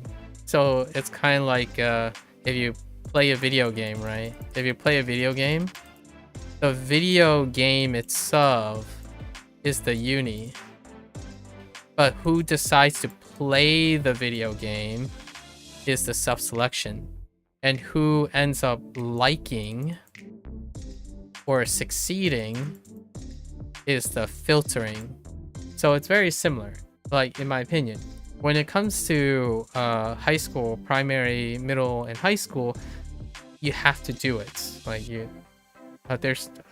right, you're just learning all the stuff, you're doing all your first times. But now it's cool. I'm not sure how you selected your uni. Obviously, we never talked about it. How you decide on this university, but generally there is a lot of ownership. And when you get to meet people that also go through this process, there's a higher chance that you'll have more things to talk about, right? And also, all your uni guys are older, right? They're older, more experienced, and they selected themselves away from what they don't like about school, like earlier on and whatnot. Sometimes, hear me out, Sharon. If you are, not all kids feel this way, but if you're a kid when you were younger and you find yourself more talking to older people, right? Quote unquote older people. They don't have to be like older in biological age, but older in the sense that you often like to talk to people who are more thinking about things later down the road, like careers and whatnot. It's getting closer. Uni is definitely one of the closer things. I say this because that's what I felt like as a kid. When I was a kid, I worried about other things. I worried about much older things. Like I had a healthier relationship with like most of the adults in my life than kids my age, or kids worrying about stuff. Like in high school, kids were worried about, I don't know, romance and playing sports or doing the things they like. For myself, when I was older, when I was a kid, I was worried about my future. I was building grades and reputation, and like rarely ever concerning myself with those things. But at university, that's basically what I do all the time. Actually, the people that I've met that were my friends thought about those things. That doesn't, it's a compromise though. They're still like party animals and whatnot. Maybe you like partying, who knows? And you might find that being away from home, there's one thing that happens at a uni also. You still make all your decisions. So being away from home also means people could party too and like do other things. So you might not be into that, who knows? It would be really fun in your new stage of life. I didn't end up partying at university. In fact, the first time I went to a party, if you even consider it a party, was probably like next to last year of university. Actually, probably not. It was the closest thing to a party is probably after I graduated college. Like maybe first year of graduate school. That's like 7 years after high school. Anyways, those are like things to take in mind. So it'll be cool to hear it every once in a while how your uni life goes. Yeah, uni life is closer and closer to having your own identity. Like you get to mold even more of your identity. Build that confidence, Churn. I'm excited for you. Woo. I'm not excited for Woo, though. It doesn't look like a pedestal because... Wait, why doesn't it look like a pedestal? What does the pedestal look like? The heck? Oh no. Yeah, definitely give it. Yeah, I look forward to definitely try your best, right? Oh no. Why? Okay, it's just pointed the other way, right? The pedestal is pointed the other way or not at all. All right, I got you.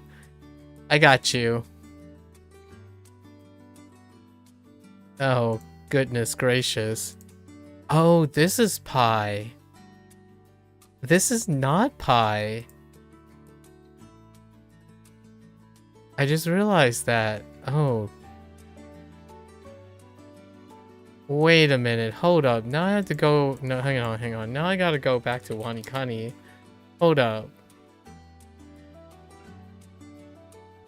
Oh, yeah. This is pie. Oh, now that kind of makes sense. Oh, brother.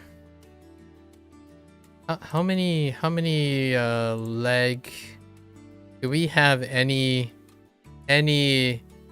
legs ground? Do we have any legs and ground?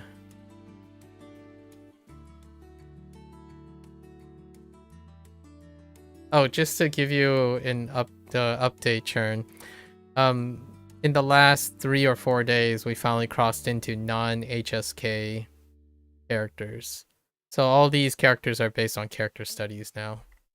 We would later on have to hunt for vocabulary, whereas if these belong. We're in the non-HSK situation now. So all these characters are kind of weird.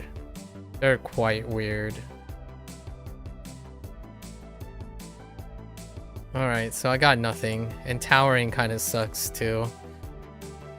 Walter White is in the bathroom of the house where he finds a pair of towering legs that stick out of the tile ground. You always thought it's a pie because there's a tea drink brand that's called Cha Wu. Oh, interesting. And you still don't know what pi means. Oh, pi is 3.64 dot dot dot dot dot dot dot dot dot dot dot dot dot dot dot dot. Wait, is it 3.64 or is it it's not 3.64. It's 3.14. I can't even remember the pi thing. Pi, that pi. It's the 3.14. Yeah. Second pi. Why is it called what? Why is that? Why is it called T Wu? Like Cha Wu? Why? What is it? What is it? It's a drink brand. It's a tea drink brand. Powering tea. That kind of sounds okay. Like maybe like high quality tea or something, or maybe like high standard tea.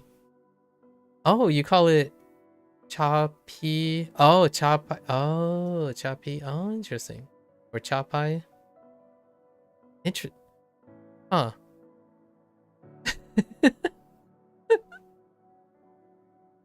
I think most of these characters, by the way, are used in like packaging. Cha Pai. Oh, that's how you're saying it. Cha Pai. Okay.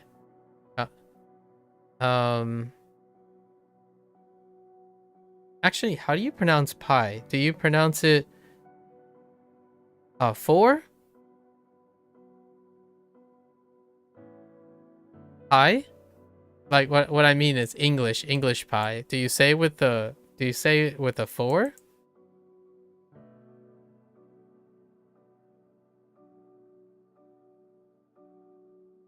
Cherry pie or cherry pie? Okay, I say it with a 4. Just kidding. I'm sorry. I was thinking maybe people say pie with a different tone. But I think it's only 4 for pie. You can only say it with 4 in English, I mean. Oh, cha pie. Tea cake sounds phenomenal though. If Chinese accent is it's 4th tone, yeah. Well, the thing is what you call it, if Chinese accent, it's funny that you say Chinese accent, right? You say Chinese accent. And pie has always been tone 4 to me. Like what I mean is, since English doesn't have a tone, the stress tone, this is the stress tone.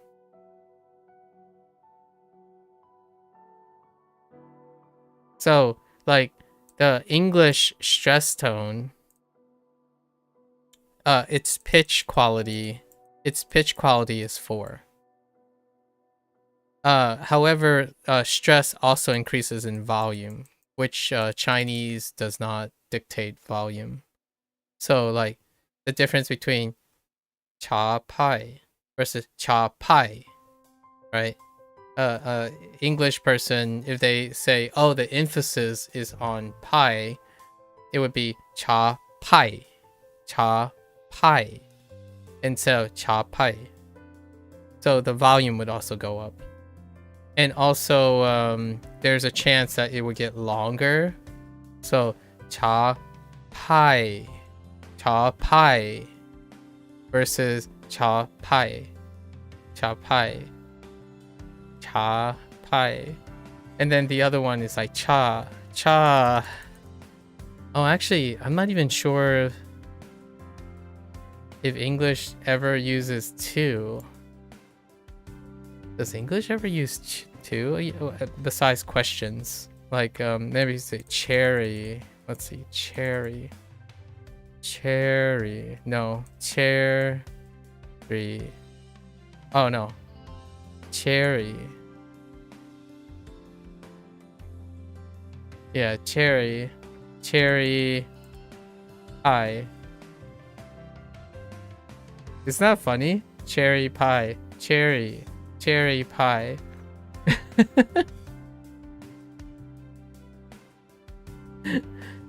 I'm like defining English with tone markers, because if you take away, if you're very timid, if you're very shy, and you just talk like if you don't increase your volume or decrease your volume, which not English speakers don't always increase their volume. They don't like go up and down in volume. So like pi, the stress is supposed to sound louder than the rest of the thing around it. But if you remove volume, it's pretty much this: cherry pie, right? Cherry pie. That would be the closest. Cherry pie. Interesting. Otherwise we can do the Cantonese sudoberi. I'm just kidding. Sorry. Sudoberi.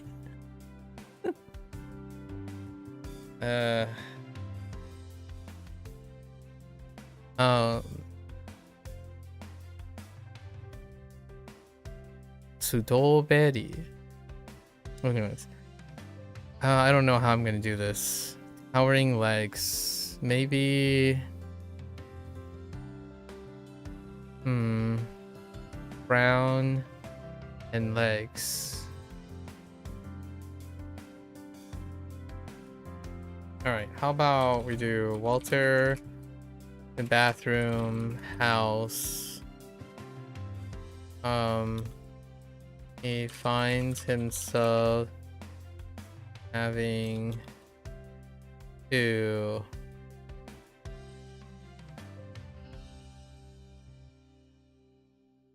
he's preparing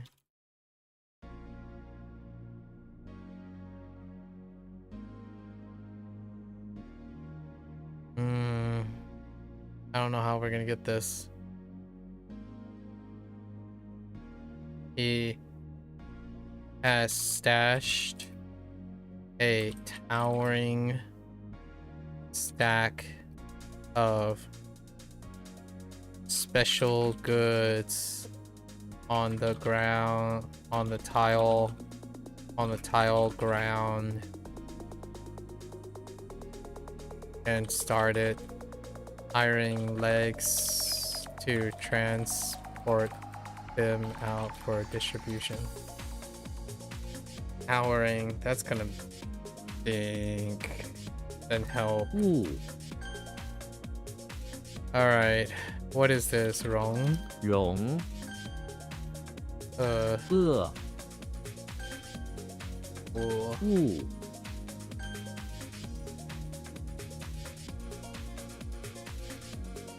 错 错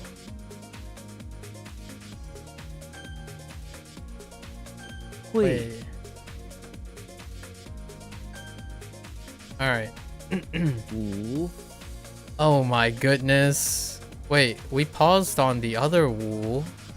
What is the other Wu? That does look like Wu now. Oh, and this is just probably the name Wu. We have so many name characters just used for names. Or regions. The other Wu is 5. Me. Wu. This is me. So we're probably gonna have to incorporate me. Wu. Not I, but me. Wu. Oh, okay, interesting. Maybe. Okay, Walter is inside the house where he is trying to organize 5. Oh no.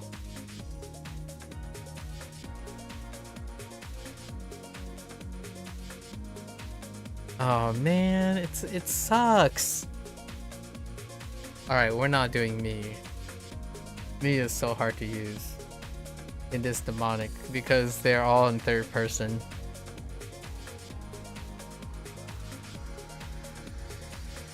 I don't know, he's trying to organize distribution. 5 people by word of mouth. He specifically made sure that Wu was listening to the words coming from his mouth and not yapping from his mouth all the time. Okay. This is bad. Bad news bears. 5 Ooh. 垒 Lay? That does look like a lay. What is the closest lay? Ramparts? Lay. 3 fields. Oh no. Die? It also lines up with Die. Wait. Lay should be ramparts, right? Yeah, here it is. Lay. Okay, alright. So we got puppet. That's okay. Puppets and fields. Legolas is in the basement of the beach house by the bay, where he's playing puppets with Slenderman. Alright, sure. They use the puppets to reenact scenes of ancient history and made 3 rice fields replicas there in the sandy basement to serve as a backdrop. Legos has a puppet that looks just like him, a little nimble elf, and Slenderman's puppet similar as long, but okay. I think that's fine. 垒 Okay. 杏 Sing apricot. Oh no, that is nondescript. Why does this remind me of something? What else was on top of here earlier today? Oh, boo.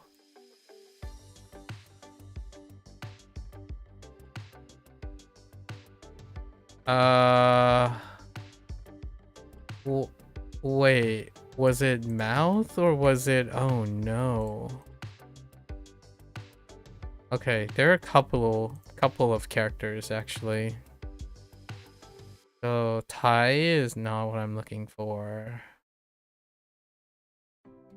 Oh, it was Ko. Oh no, Ko was no. That's Ko was knock.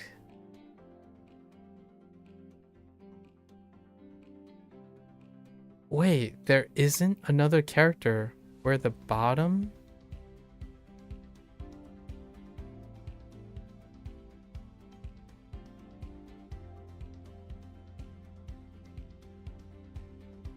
Twin is not what I'm looking for.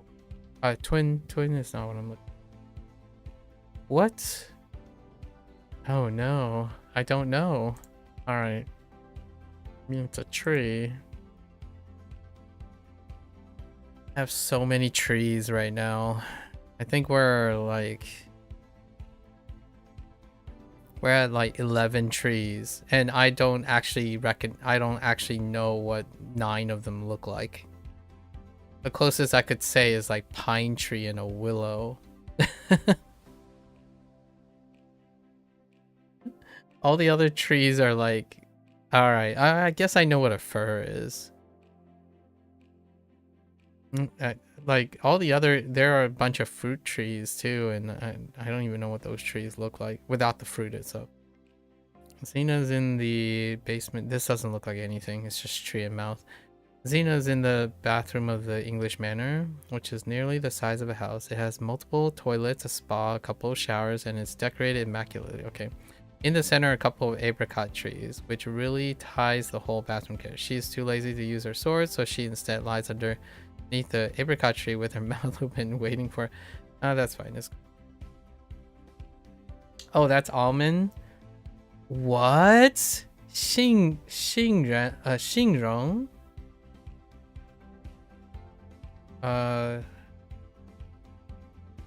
Wrong?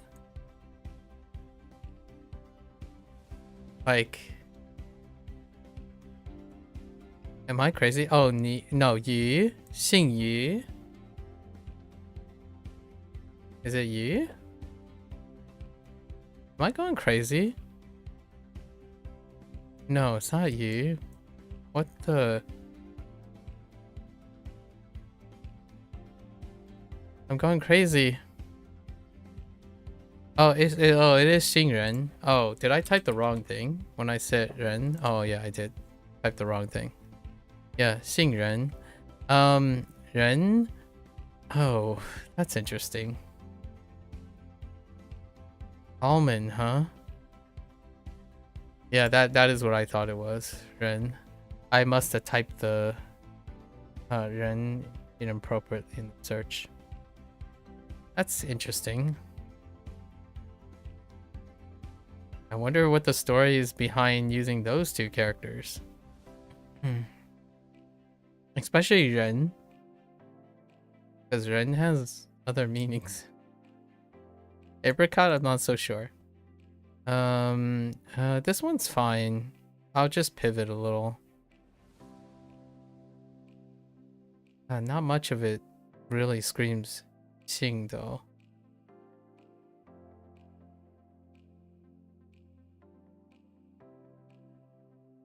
Bathroom of the Englishman.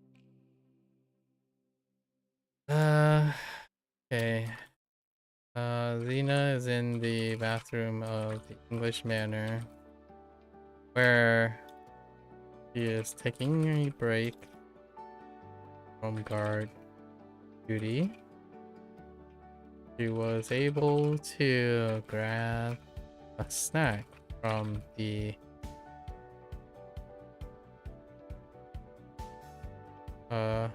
Manor's fruit tree guard fruit trees outside, the apricot trees outside have something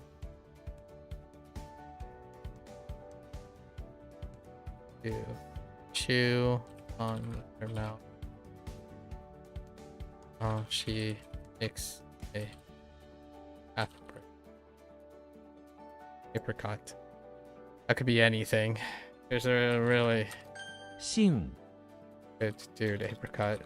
匪 Faye. Kingfisher. That does look like a Faye, though. It does carry the sound of Faye. Now with wings. Or feathers. Halcyon? Or no, Halcyon as in the adjective? Halcyon? Like a halcyon day? Or... yeah. Oh, yeah, kingfisher, the Asian, probably the Asian kingfisher. Brightly like colored plumage. But halcyon also means idyllic, happy and peaceful, or like a period of idyllic, happy and peaceful past. Oh, it also means, oh, it's a noun. It also means a mythical bird. Oh, that's what the kingfisher is. Holy, I had no idea halcyon was kingfisher. Like, it's denoting a creature. I only used it as an adjective before. Wow. Well, that's if you know it or you don't. Moment. Frodo is in the basement of the beach house by the bay, where he found a bunch of feathers in the corner or the sand on the sand basement ground. He goes over to find a kingfisher wearing prisoner clothes and sitting on the arm of a prisoner. It looks like they are escaped convicts and begin to chase Frodo now that he knows that they're down there. That sounds like Frodo. We'll go with it. 匪 Oh boy. 乐 None of these have vocabulary words. What are we gonna do? A rib? Okay, that's fine. It has a moon character as well. Is almond pronounced as omen or elman? I always pronounce it L sound. Wait. So this is almond. This is elman.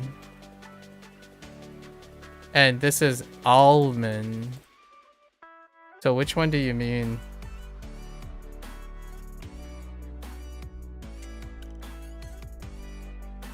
I pronounce them differently. So this is O. I don't know if other people pronounce it differently. English is weird. I don't think you pronounce anything wrong or right, really. Like, it's hard. Like, for example, we'll use always. This is not always. Like always. And this is like always, not always. And this is always. Always. And not always. So always, right? Always, always, always. But now hear me out. I know what you're trying to do, and you're talking about like the ending of verbs or the ending of a sound, which is what's a good one? Like cabal. Cabal, if it was spelled this way, might still be pronounced cabal. Which this also might sound like cabal, but these words don't exist to me, so it would just be cabal. At least I think. I can't think of a better example. But the endings like all of these could sound the same. I honestly. Just stick to Chinese. I'm kidding. Sorry. But like, all these could sound the same at the end.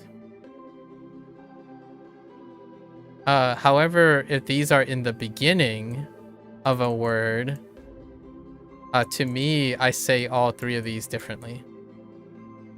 So, this is to me personally is almond. This is Elman. This is Oldman. So almond, almond, almond, almond, almond, almond, almond. You can probably, because even though there's a subtle difference between all and ol, we can't really hear the difference, so you usually pronounce all. Oh, I see. Let me think. I'm gonna try to okay, let me think. So can you hear the difference between all and oh, you're right. Yeah, there isn't the difference. You're right. The moment I wrote this, I'm like, yeah, now I understand. Absolutely. That makes so much sense. I was trying to come up with an example where the O and the A sound the same, but there's no this. This doesn't exist. It's gonna be pronounced like this. So almond, right? So like almond, right? All, but there's no all. So all, right? All, but there's none of that. Like maybe the closest would be like owl, like really just all up. So almond. This is how my relative pronounce it, almond.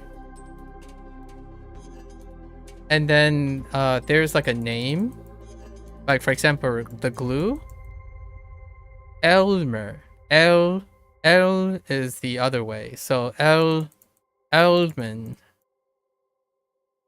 right? L is how they would pronounce it. So right, just like curve the R. So Elman in Alman versus in Aldman, and in Aldman. I'm taking like I'm imagining my like aunt and uncle pronouncing this because a common snack is almond jelly, right? Almond jelly. The almond jelly. Almond.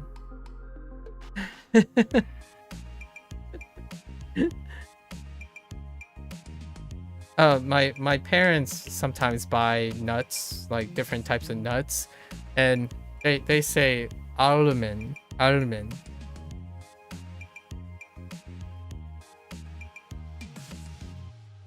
I say almond, and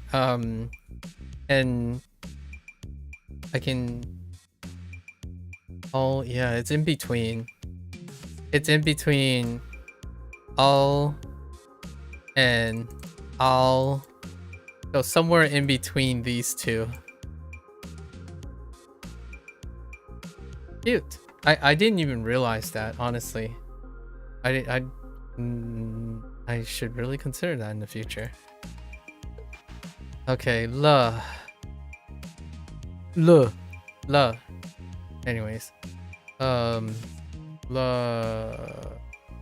Oh boy. Wait, is this the only la with the no. It's fine. Rib. Okay, it's another body part. Legolas is in the bathroom of the... Oh, which by the way, for me, if you say Alderman, and Erdeman, and Oldman, I would know you're saying almond. Like, that's just because of being familiar with it. There's another one. Here's one. The bird? I'm not sure if you're familiar with this bird. So, I used to live in an area... Wait, how you spell it? I don't even know how to spell it.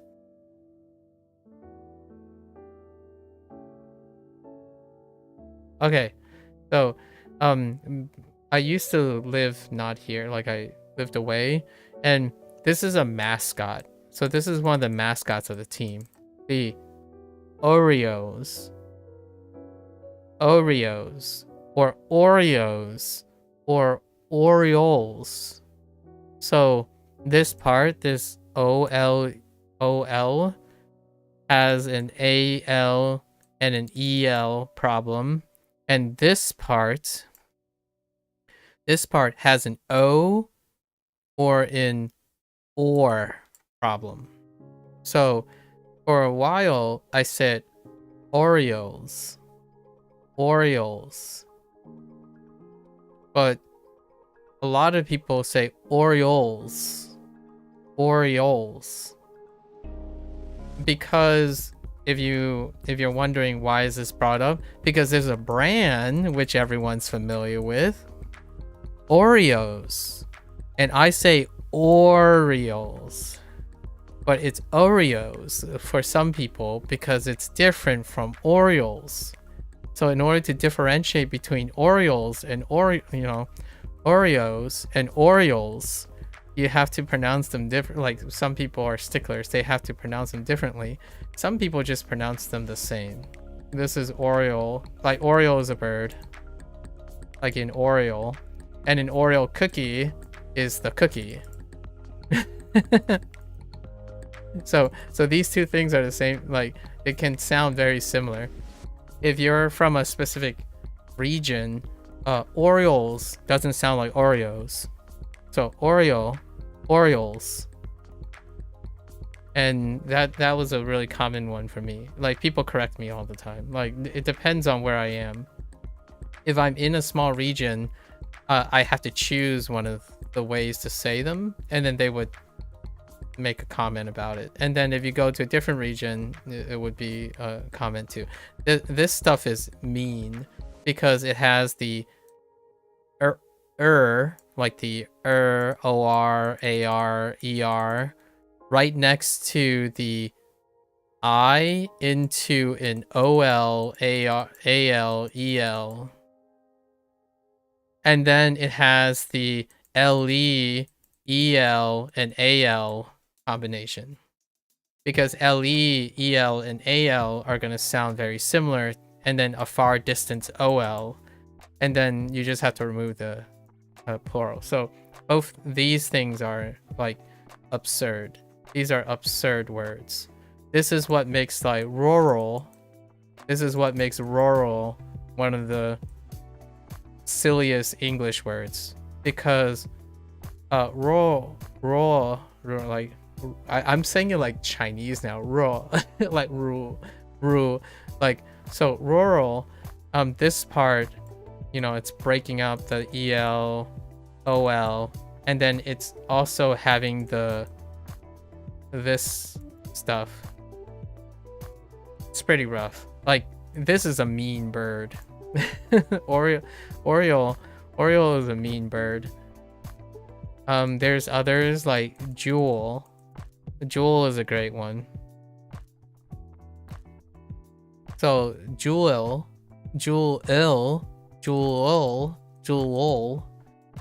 So all of these English. Congratulations.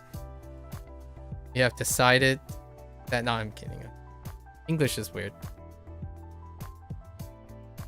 And I think one of the things that makes English approachable is that I'm saying all these things, but I'm not telling you if it's right or wrong.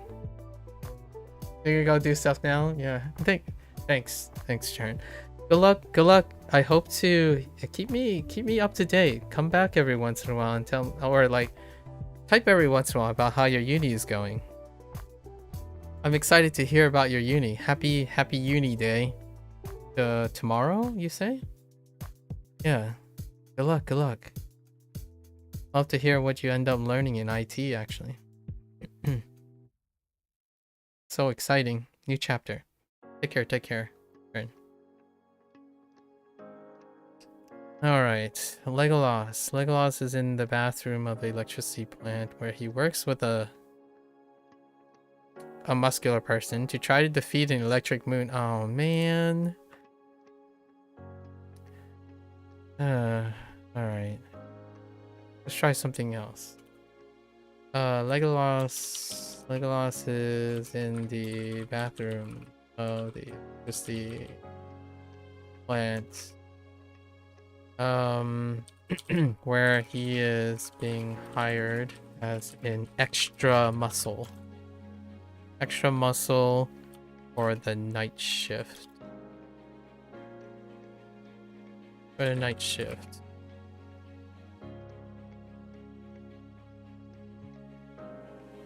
How do you spell shift? Okay, night shift. While he was taking a break, he encountered a worker that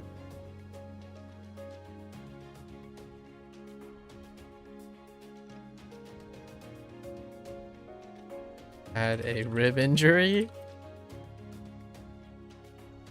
and he used his graceful elvish knowledge to provide aid while he is there. I don't know. This is rough. Love doesn't look like anything. Ugh. Most of the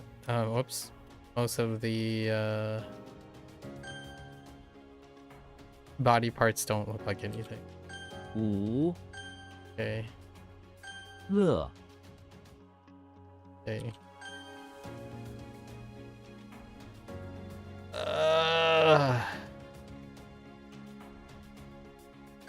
匪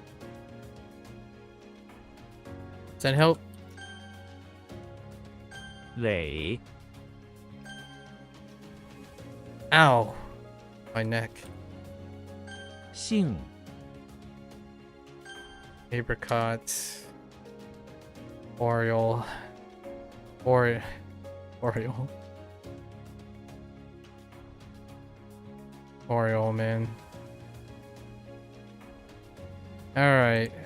What time is it? Oh, we're actually kind of getting late, so start crushing these out. Freebies! Oh, a singular freebie. Gee willikers. 烟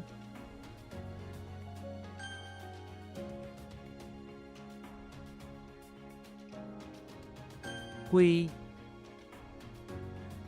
Oh, yeah, it's like arch doorway thing. Okay, alright, that's fine. You what? Why do I think this is... Oh. I don't know what it is 也 at the moment. 双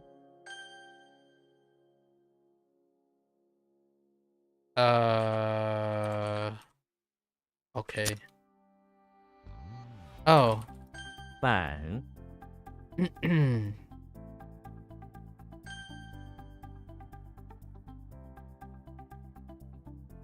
Yo, what? The heck?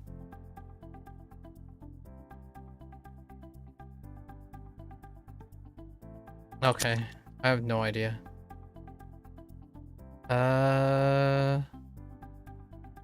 Hold the phone. Dang it! Oh, no, wait. I think I know what that is.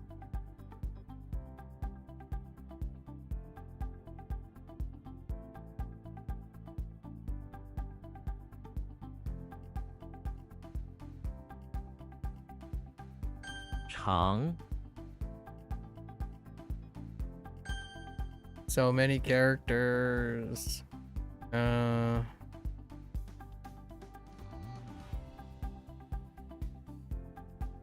Hold. T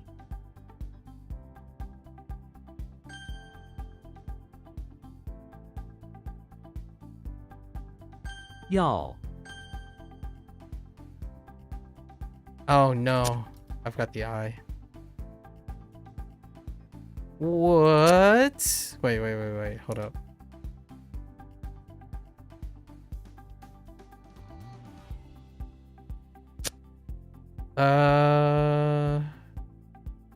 Give me a moment on that one.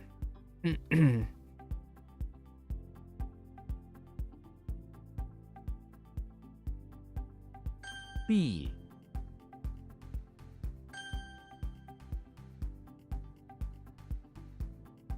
东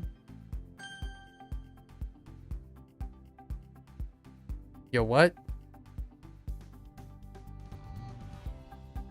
撇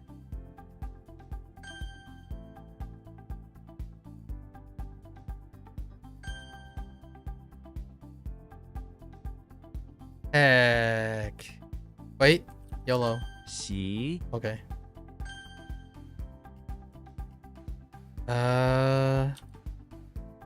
捞 韩 Heck. Oh, I know what that is. I think I know what that is. 辽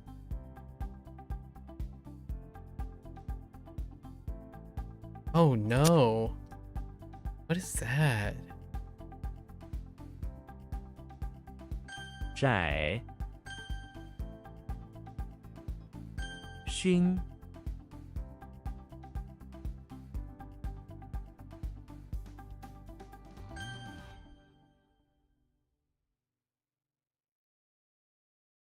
Say what?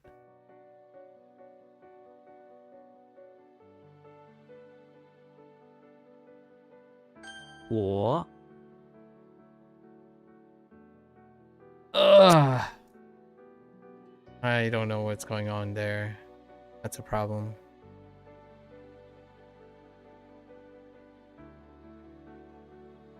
Wo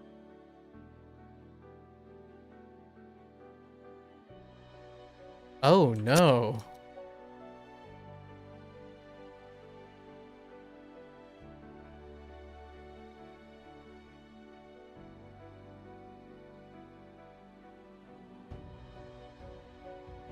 I thought it was like to nest. Okay, yeah.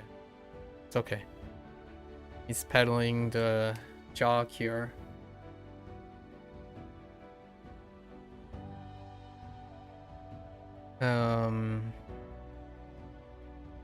Oh, goodness gracious me. What is that? Oh, wait. Hold.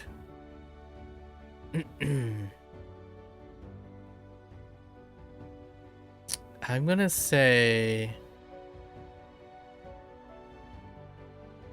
忙 oh my goodness, it's Mong. It's rude. Oh, that's not gonna last too long, man. 棒 Not much longer now. What? Hmm.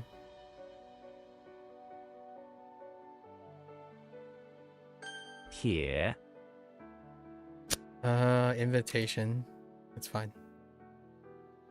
What are we 懒 doing with the... Yeah, okay.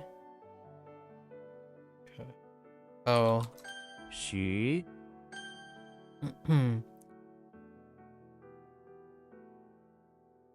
Huh. What? Hmm. Hey, hold? 搓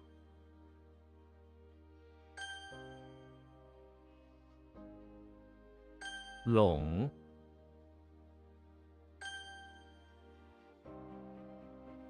数 Okay.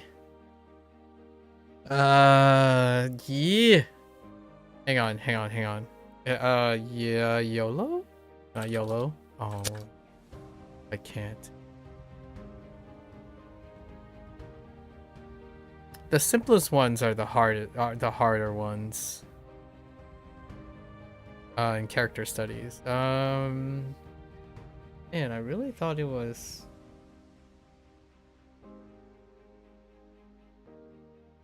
Here.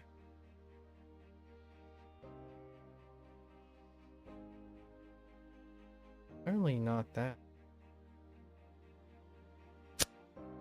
Okay, I have no idea right now. 糖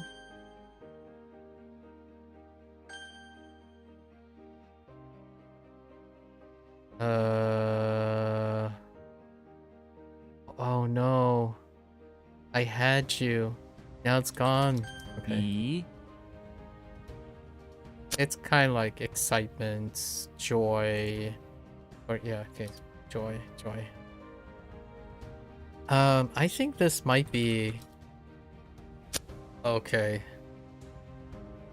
All right, that's not right. So I had no idea. 秀 罗 YOLO. All right.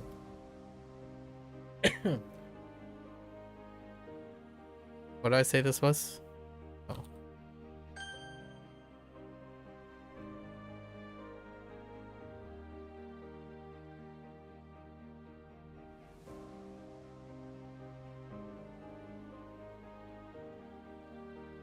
Like... No, it's like, well, like wrestle. Okay. Wrestle is the weakest of them, of the balls.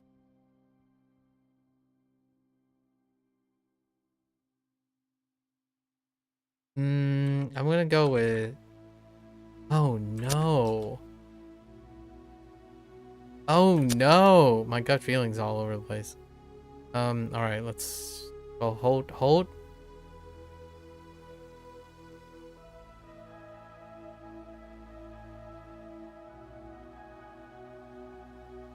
Oh no. Oh no. 9 mutants. Finger. We're gonna go with 抛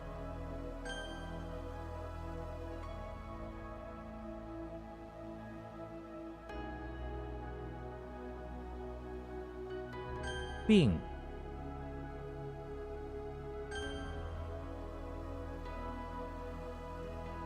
we're taking it back. 舔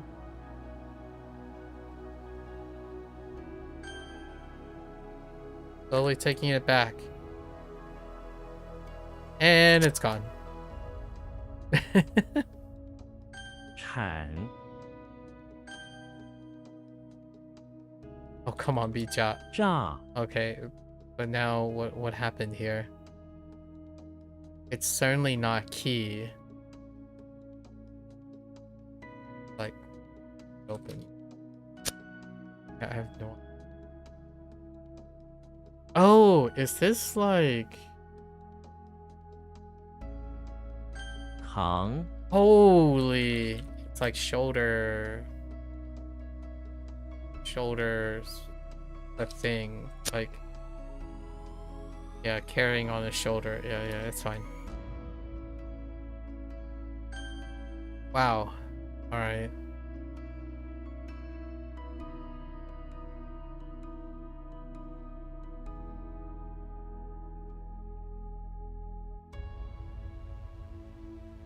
It's clearly not.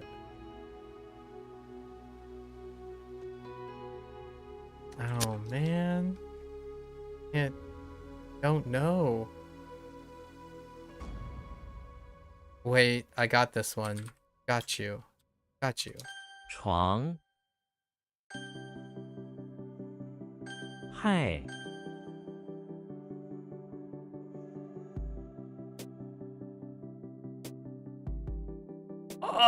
Oh man, I was pretty confident with that one. Okay.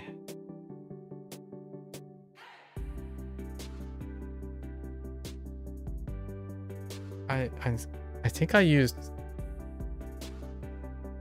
used harm here.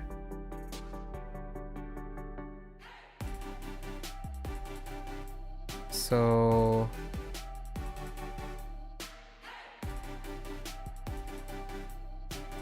oh, 虾冰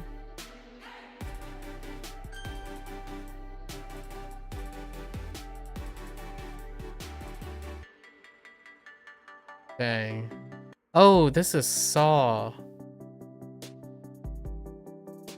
Wait.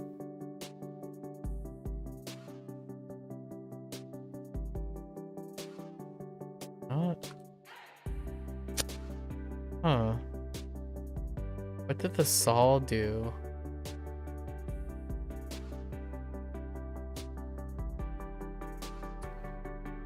Hmm.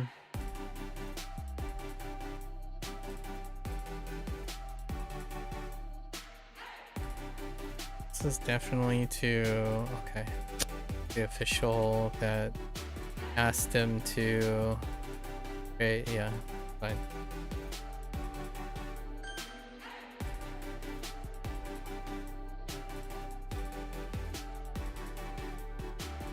I think I used outstanding, right? So outstanding. Oh. I don't know. I really thought this was.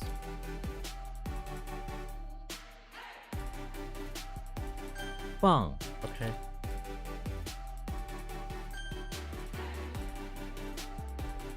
What did he do with the saw?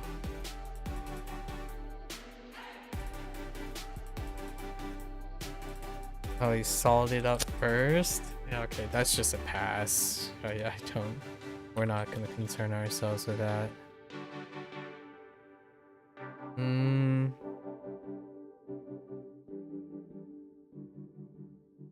Which one has the page?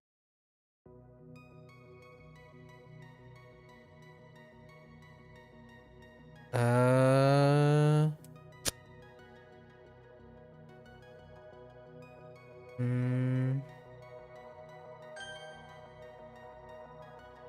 no. One has the page. Yeah, first is we're gonna need something for that. 换 Yo, what? Hold up. Oh, that's just sickness. Hold up.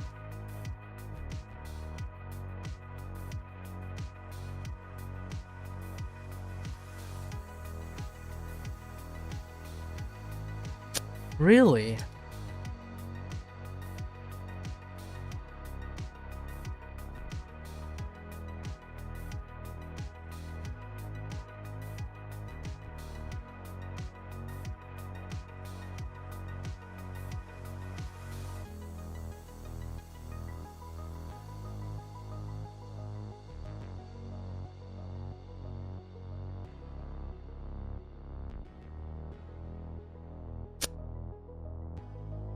Studying how to handle.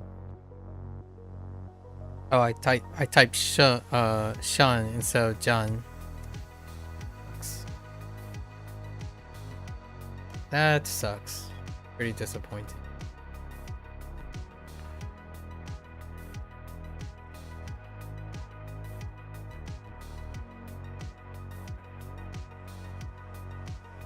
I don't remember how I used this. Oh. What?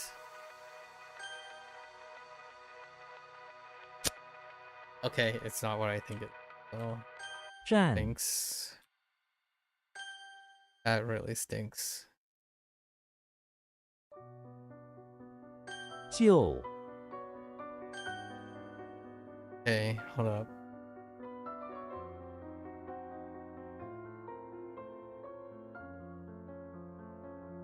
What did I use the right to be?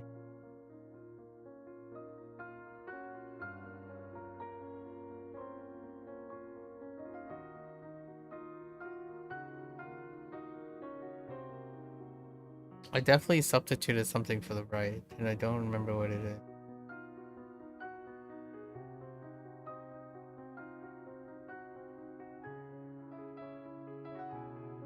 Oh, I remember now. 鸡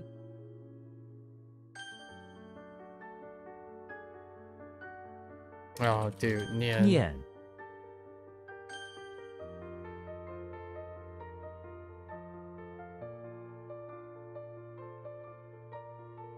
The question is, did I use totem?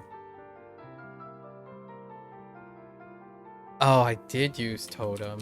则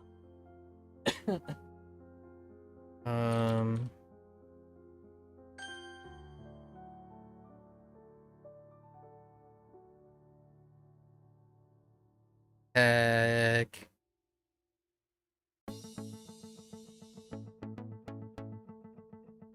蝉 Oh, this is what I was thinking of. The tree on top of a burner.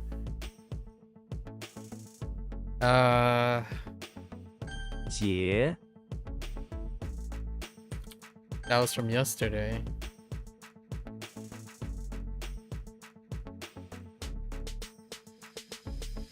意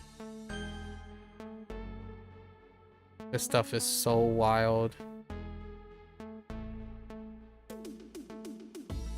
Oh no. I think I simplified something for the rights. What did I simplify on the right?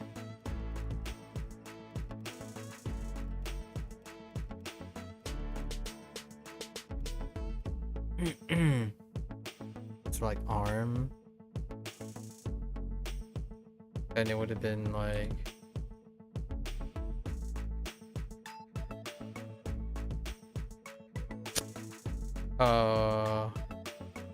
red, bruh, raw. No. Swan. What did I substitute for puppet? Is as if, right?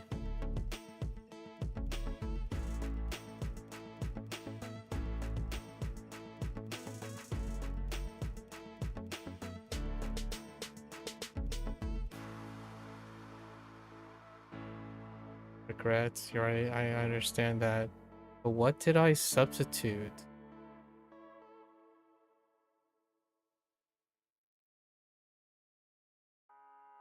What in the world? Yeah, as if. But why didn't I use as if?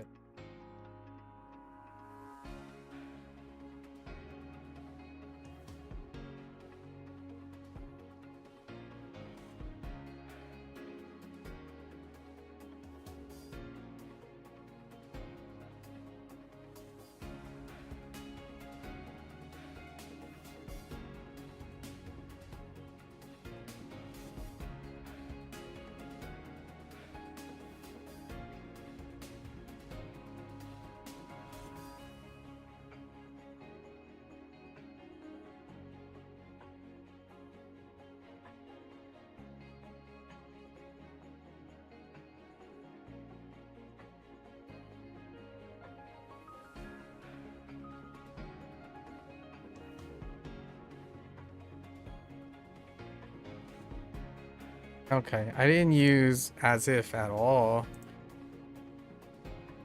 How does that work though?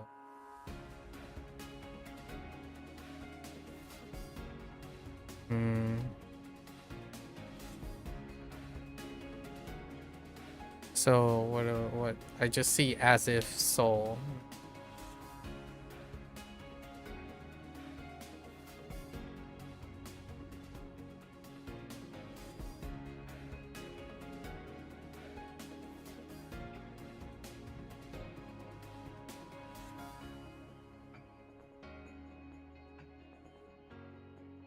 What? Let's keep going here. So, okay. I didn't actually even 万 incorporate it.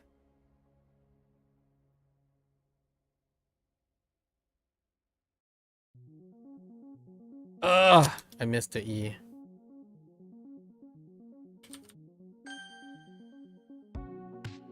追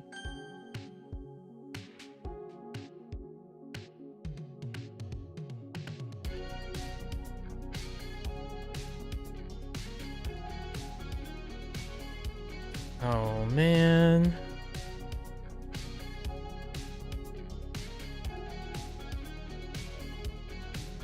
I have no idea. This is from yesterday.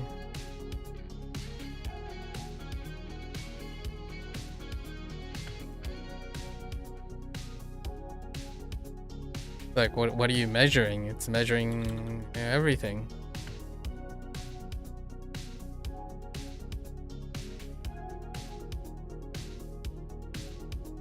That's so dumb.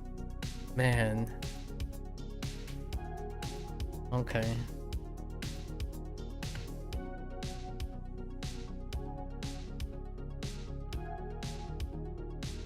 That's what happens when you don't write anything that attaches the character to the actual character.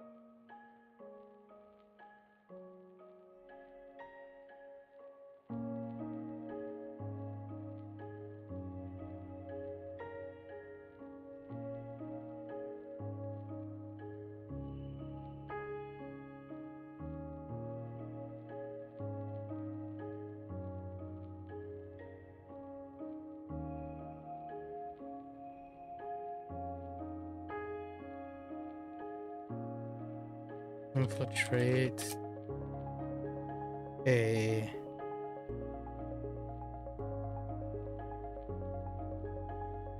birthday party. Sure. Something like that. Much better.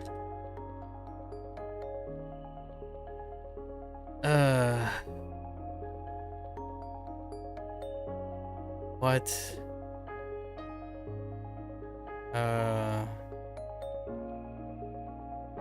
榨干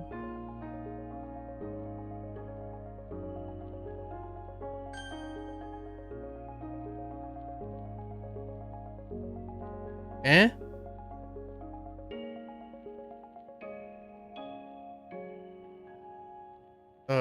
Heck?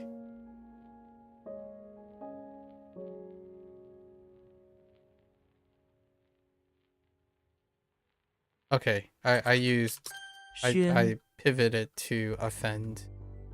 Right.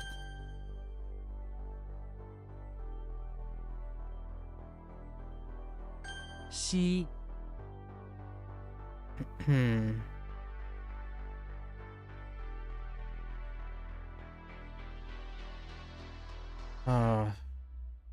This was from yesterday, one of the two weaker ones. Okay. So she like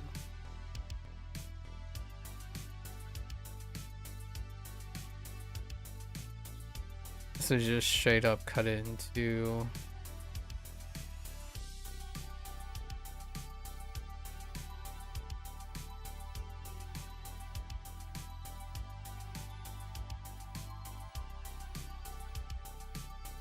I think we're just gonna pass on exclaim.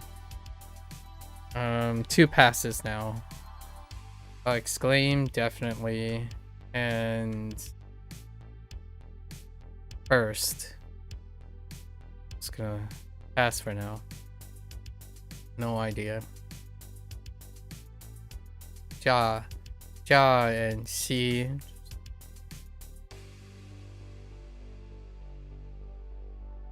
浊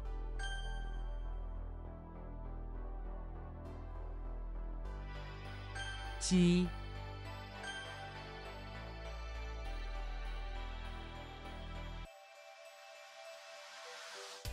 蝉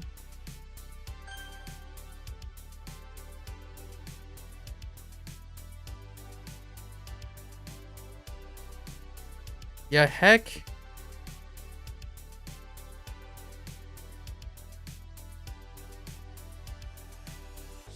I can't like look at that character and think of what it is. It's so messed up. So the question is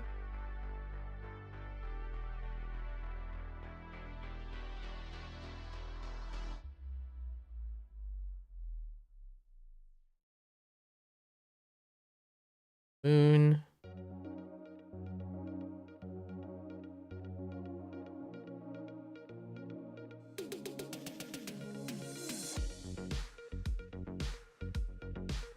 Moon. Oh no. Oh no, it's Broil. Oh no. Yeah, Moon is not doing hot.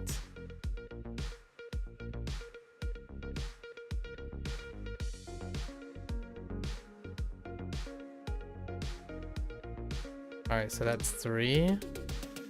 I have nothing 三 more from yesterday. That's the other one. Broil and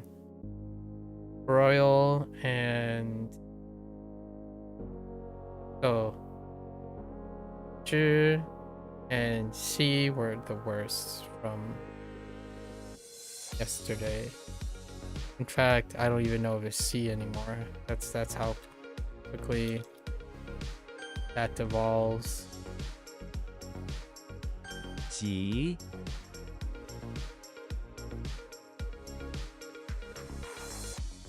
鱼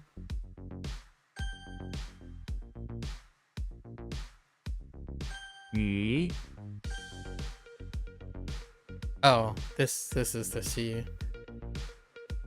Try, okay.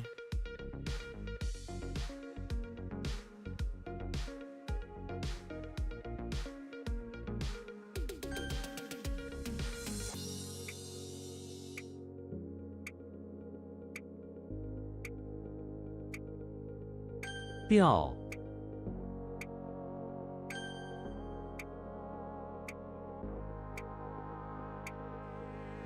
性，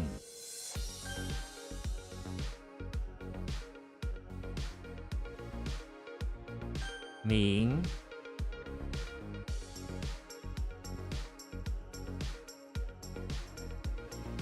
Something about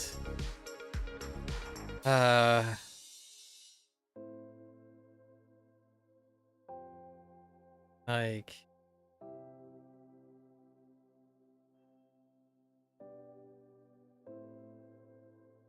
being vested with us or something.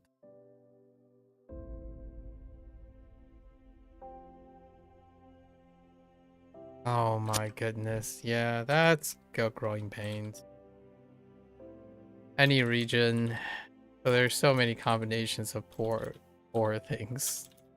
That's also from yesterday. Yesterday ones we're gonna push extra days. See if they improve.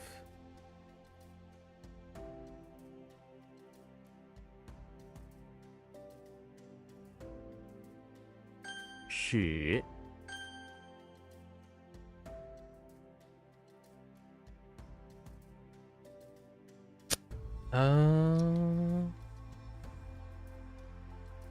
胸，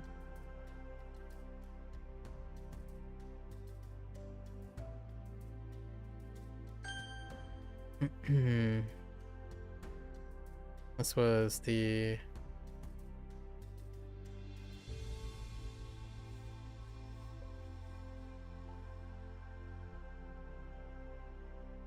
no. Crane, so crane.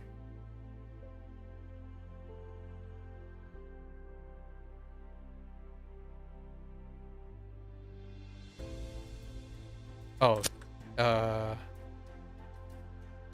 yo.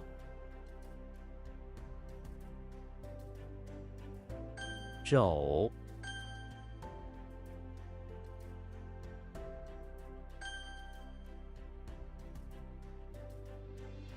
Oh, I was just asking for the meaning.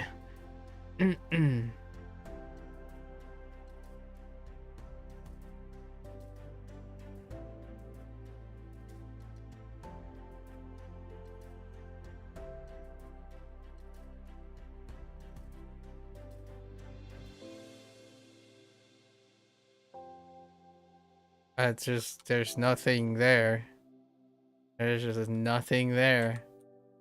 治，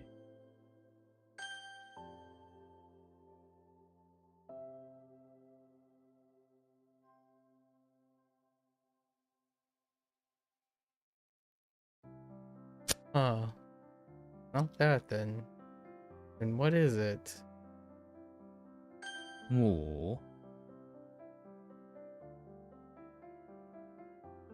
Yo, what?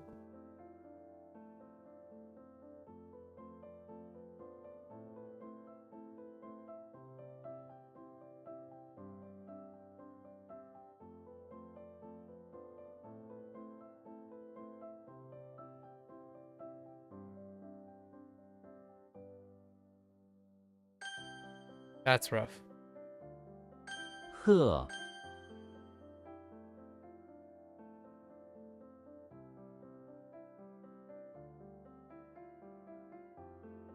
炸，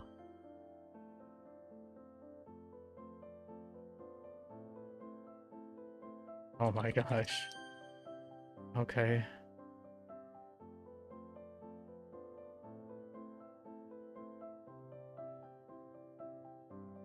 Hmm.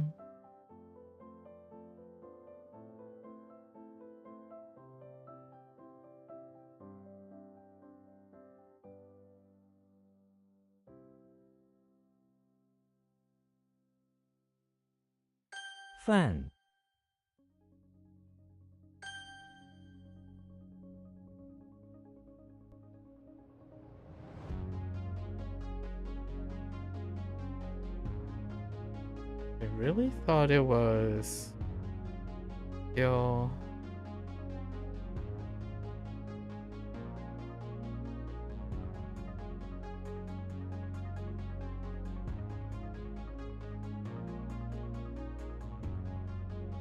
Oh, probably.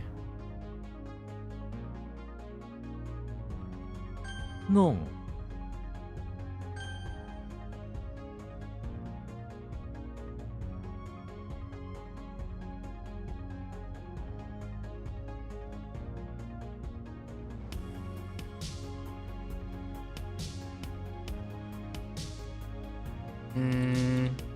戳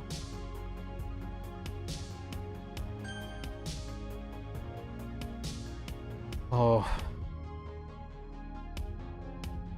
So what? We have 2 from yesterday and 1 from 2 days ago. I'm gonna let them pass as they go.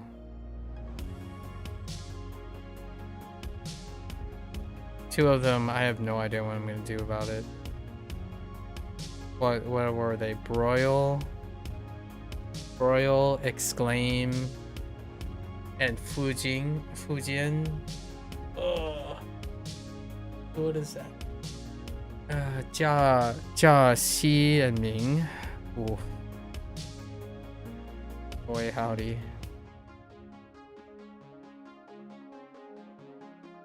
Okay.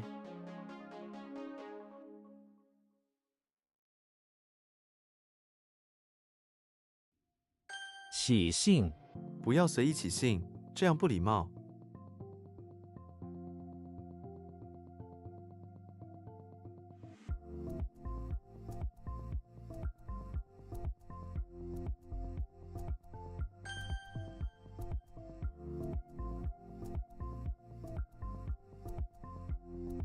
What? That doesn't work.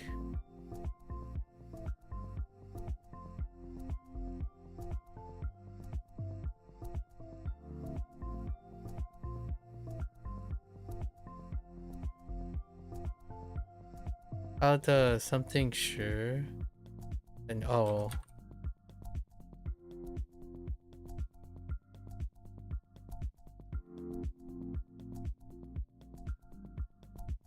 膳食它的膳食很健康。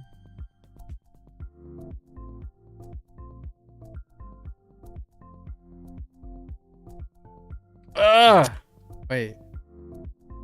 Oh, wrong type. That's not a scissor.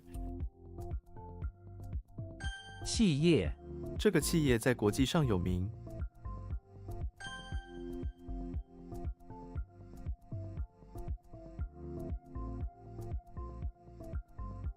窃取黑客窃取了大量用户资料。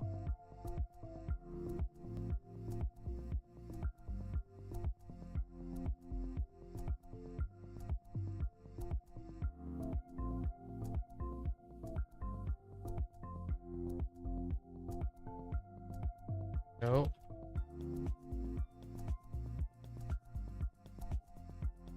通缉令警察在社区张贴了通缉令。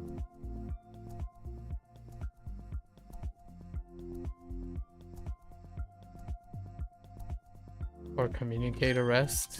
Fine.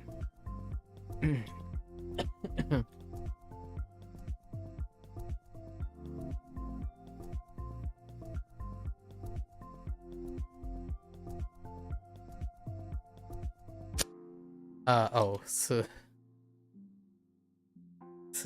not okay. And this is the wrong. 箭头这个箭头很锐利。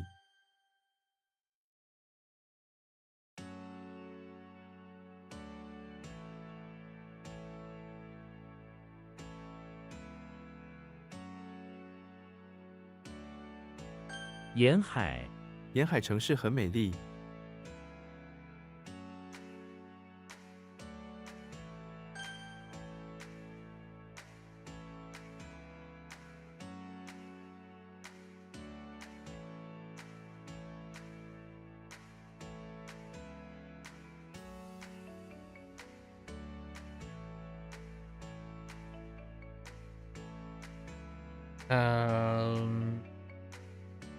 We're just gonna YOLO this.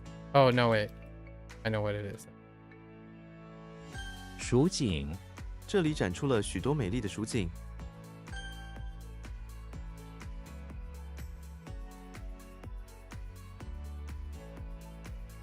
匕首，他用匕首刻下了自己的名字。器官，心脏是人体重要的器官之一。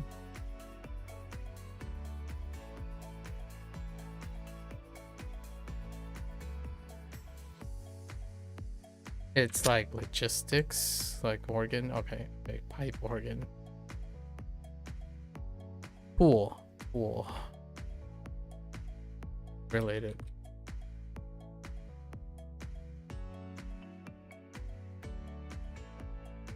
眼皮，我的眼皮一直跳。It's fine.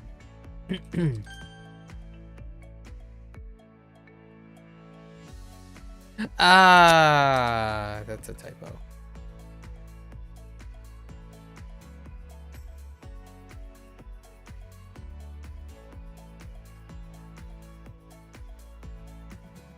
“催促”，他不停地催促司机开快点。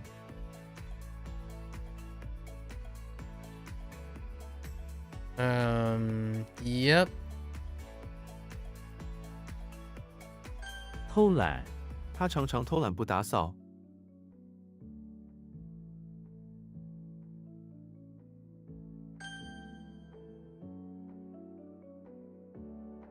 母语，英语不是他的母语。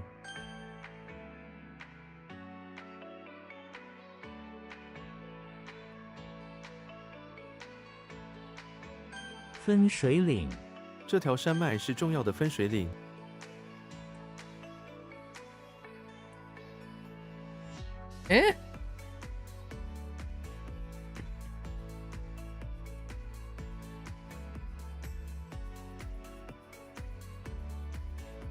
No.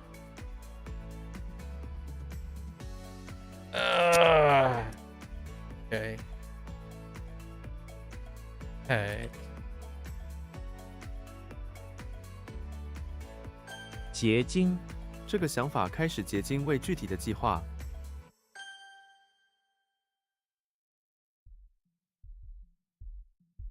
What? 组建，组建老年合唱团。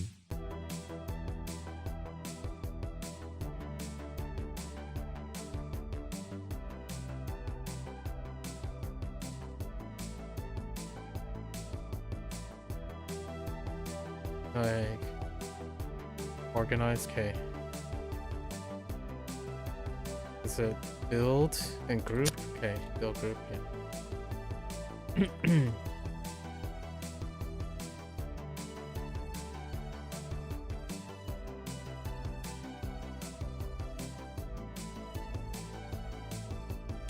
Wait.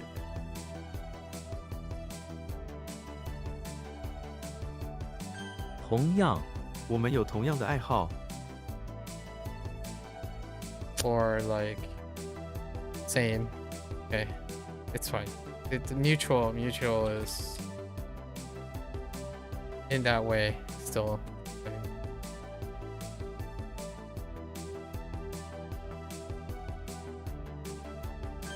I was thinking more establish.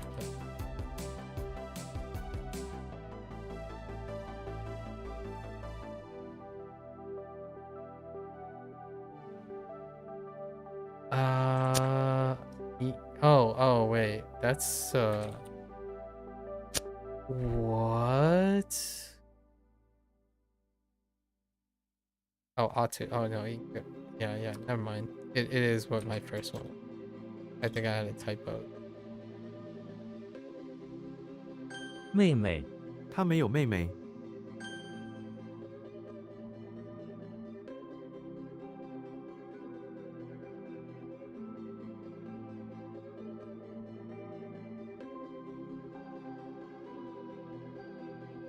It's gone.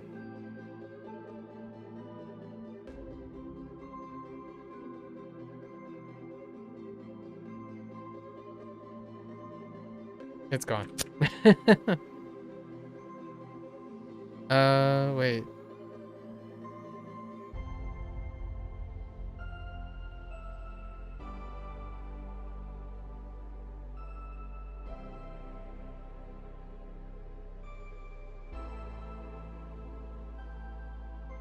Oh no, wait, that's a low. That's a loan. I think. 土壤、他们在改良土壤。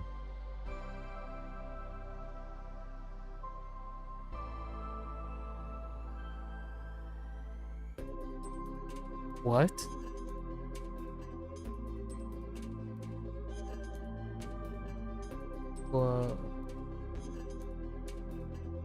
我无法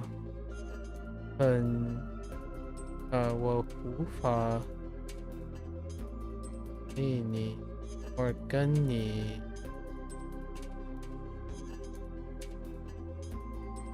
something oh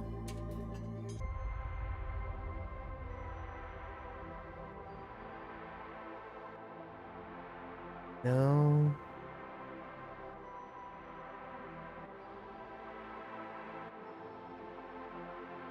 握手、我无法跟你握手。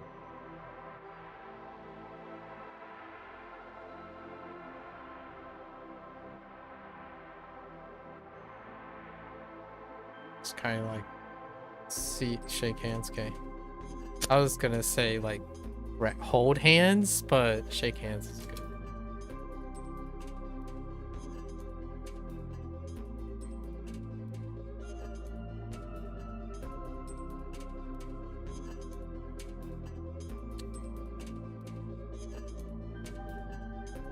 I no idea. 亲戚、我们去拜访一位亲戚。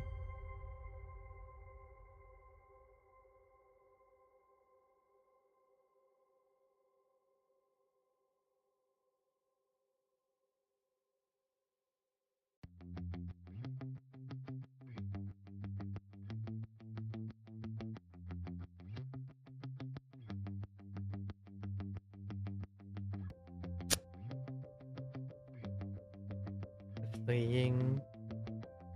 The second one is not right. I think I know why it's not.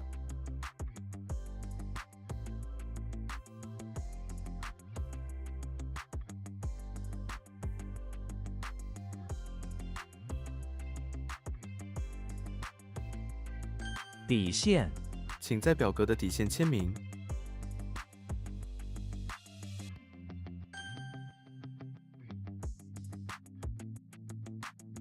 哦，是吧？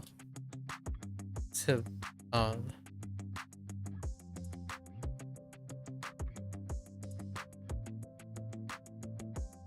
How does the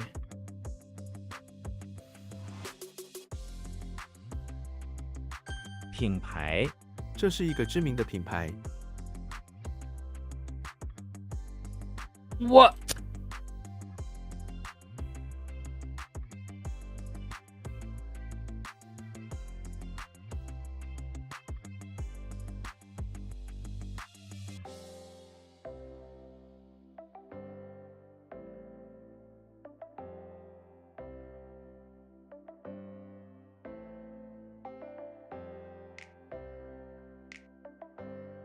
Oh no.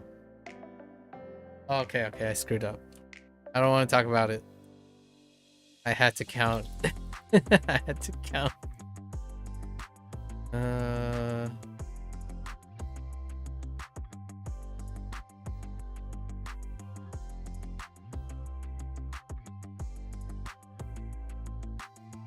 疯子、他认为我是疯子。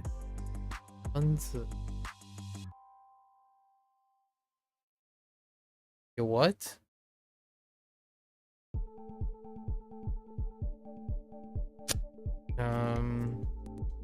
Yeah, fine.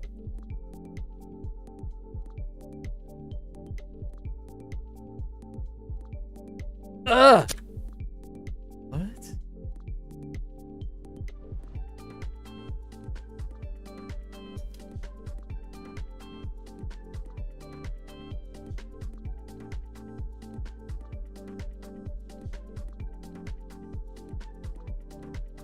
Oh, ping mu.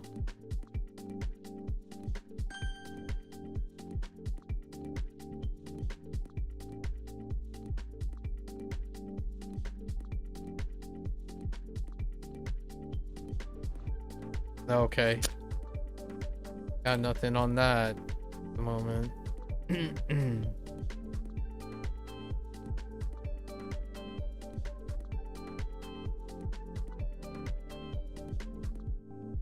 Why do I keep thinking it's gang, but I have no reason to think it's gang.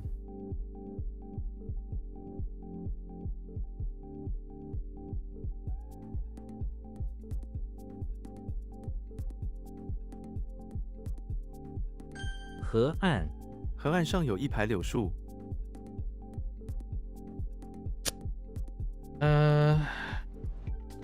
Riverbank. Oh wait, that is river, not sea. What's going on with this? 希望，我的行李超过7磅。 I thought that was the first thing I typed. Okay, I guess not. 屏幕，电视的屏幕很大，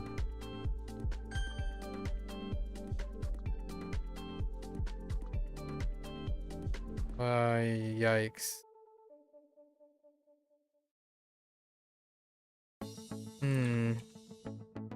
Okay. Okay. Okay.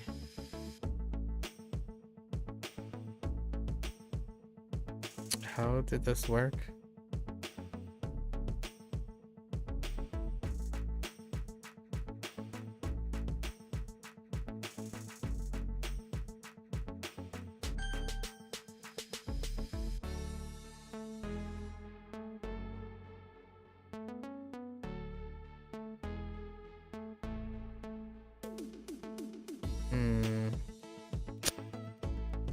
That could be really disappointing.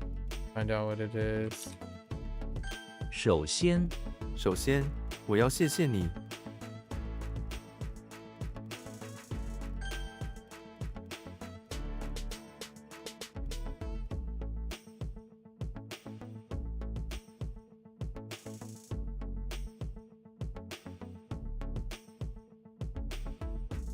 我想拿一个新的书 book.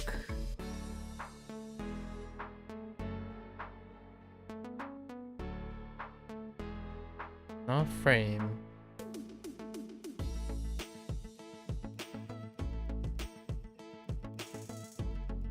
Not that either.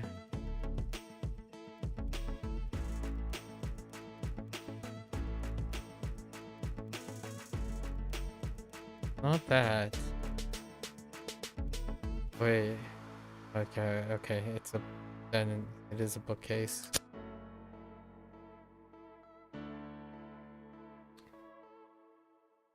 I wasn't thinking cupboard, I was thinking shelf.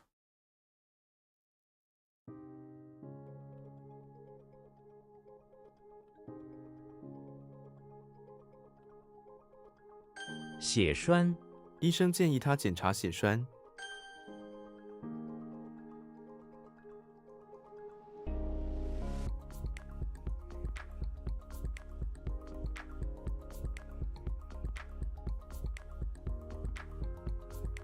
The heck?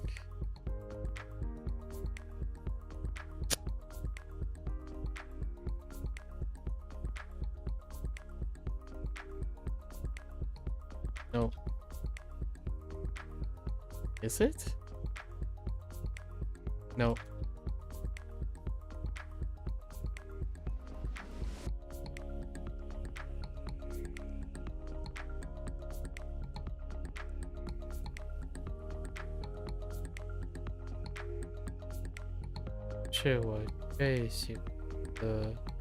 Yeah.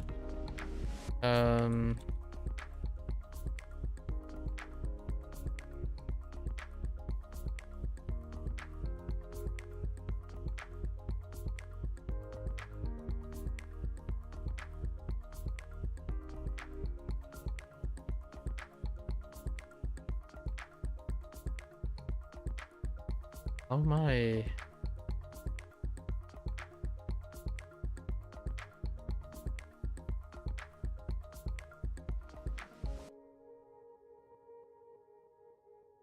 I don't. I'm drawing a blank. Okay.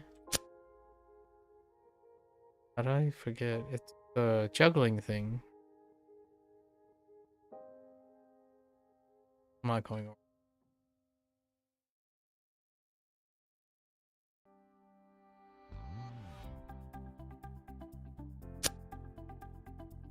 Like river coast, riverside. It's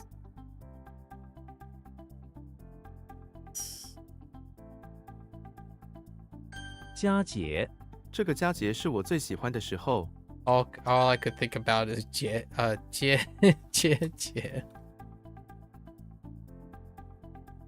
I still don't understand how this is escaping me too.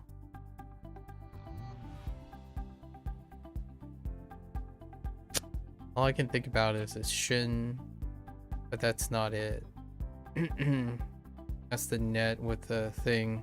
This is to knock up or like to redeem. It is redeem. Shu? Oh, Shu is in the kind of a these thing. It's 2, not 3.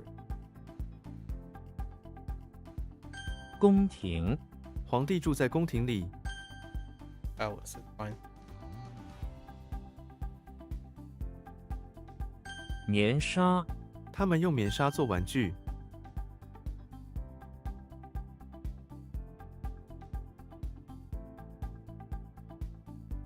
That doesn't make sense. 沽酒，他每天晚上都会沽酒。书柜，我想买一个新的书柜。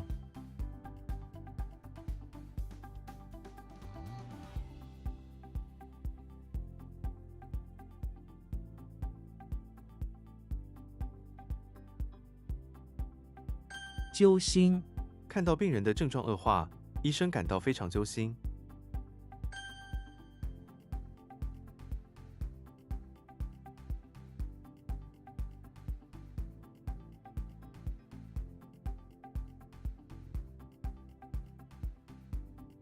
So it is redeem 赎 at 金 the，wrong tone. 绑匪 though. 设定了赎金的金额。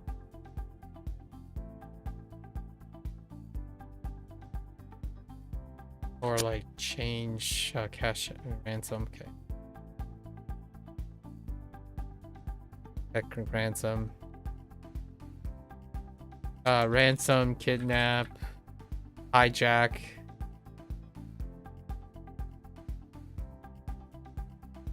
Pass. They're all grouped together. Ransom, kidnap, extort, coerce, blackmail, hijack. Oh, all of those kind of fit in the same category of okay. I'll address them later. They don't go in the same direction. Oh, inferior goes in there too. They go in the opposite direction. I think the character is pointing. We'll group them all together later at a later time.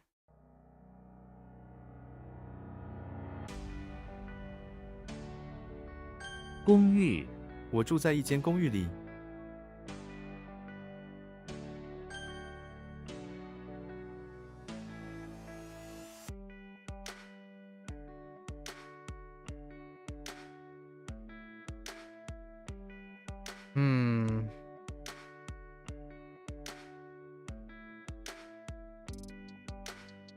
Why do I think it's cha?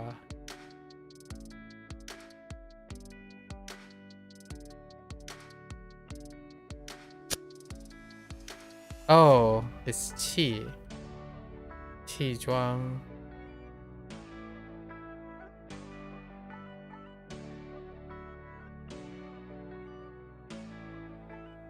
“寡妇”，那位寡妇有2个孩子。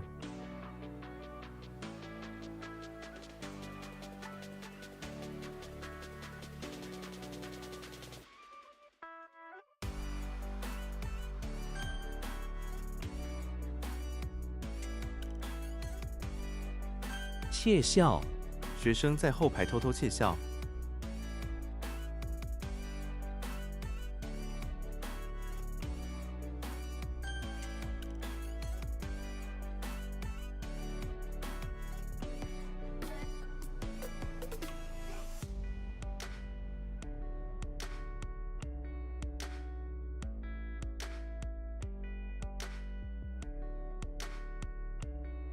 Bye. What the heck? Why did I write? Oh, okay.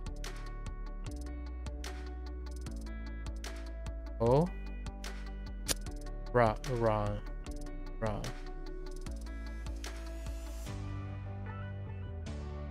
砌砖、他们一起合作砌砖。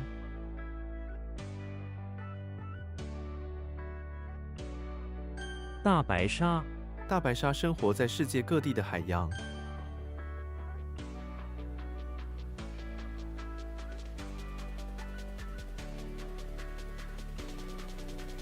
Hold.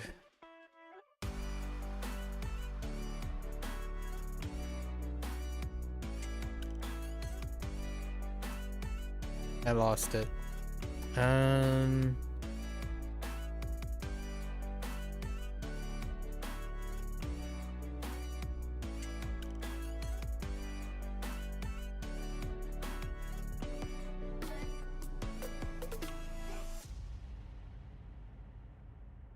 Oh.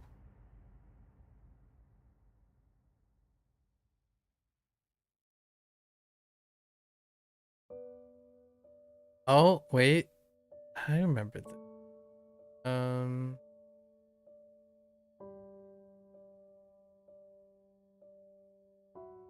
Oh. 辫子、狗狗喜欢躺在柔软的垫子上。 It's gonna disappear the moment that becomes a character. Being questioned as a character. Oh, quiet. Wait. Oh no. HanziHero. Roll?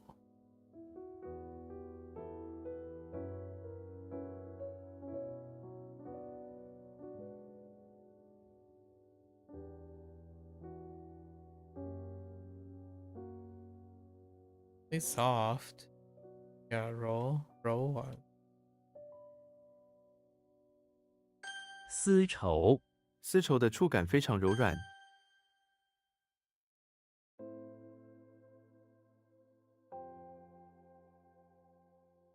Oh, heckin'ly. 柔软、这张沙发又柔软又舒服。 葬礼、葬礼是哪一天？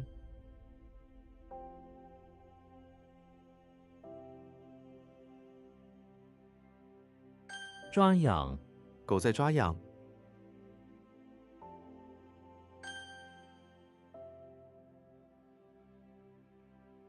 乌鸦、乌鸦在树上叫。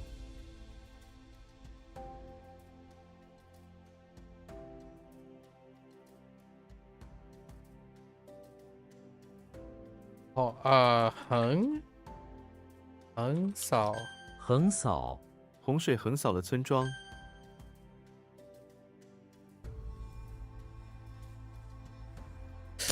It's totally done. I missed it.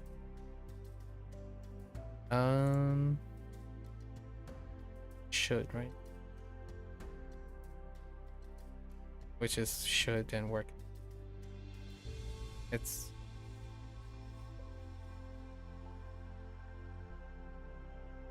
I don't understand how this should多么高。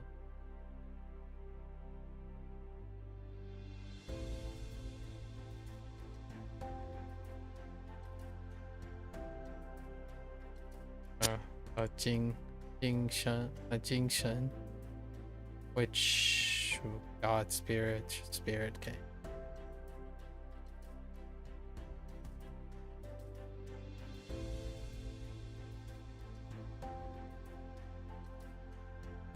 旗帜、士兵高举旗帜向前进军。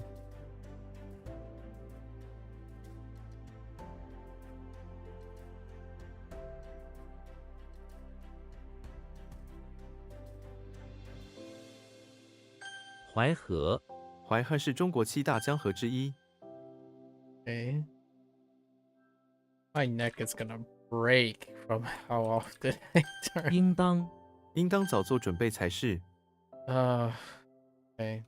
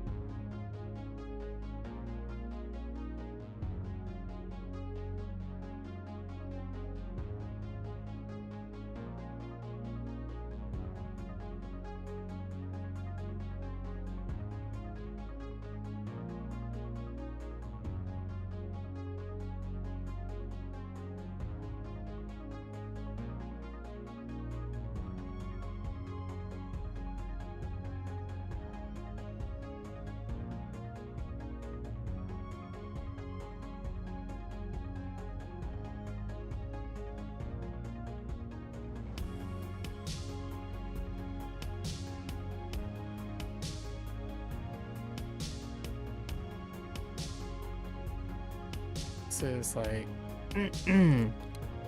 just family. Okay, Han. Again, Han Shui.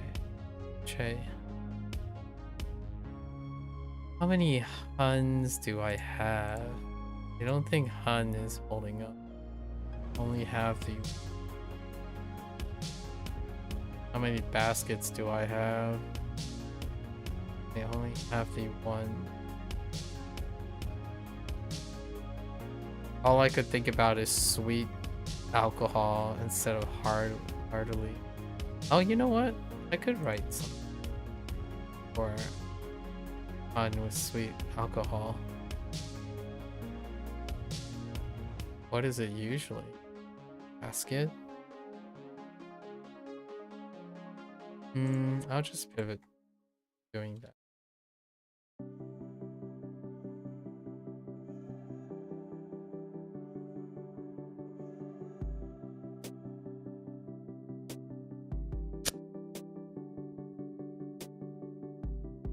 What? Oh, Jing, what typo? 精神。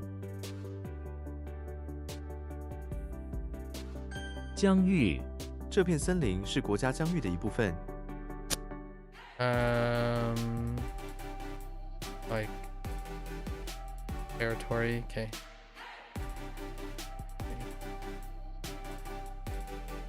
野蛮人。他们把我们当作野蛮人。 It's boundary plus land or territory, which is still territory. It's a bordered area.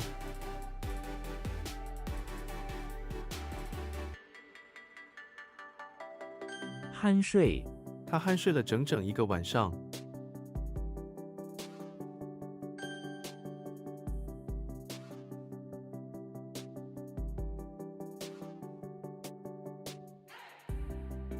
Oh no, the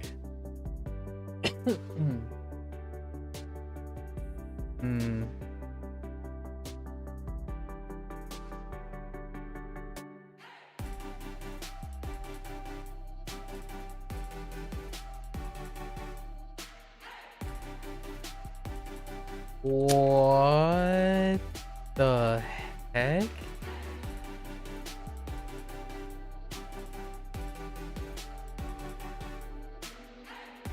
Oh, that's a typo. "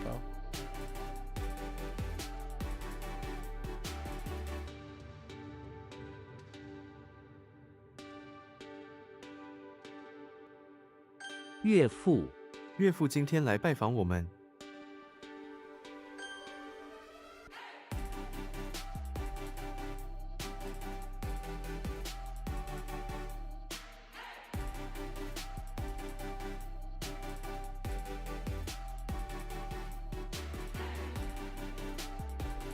猫头鹰我看见一只猫头鹰在树上。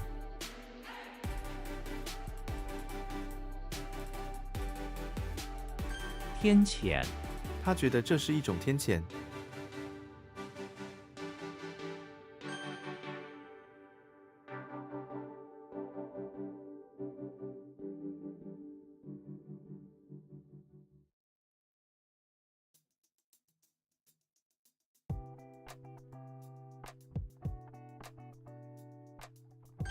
省吃俭用，为了学费，他必须省吃俭用。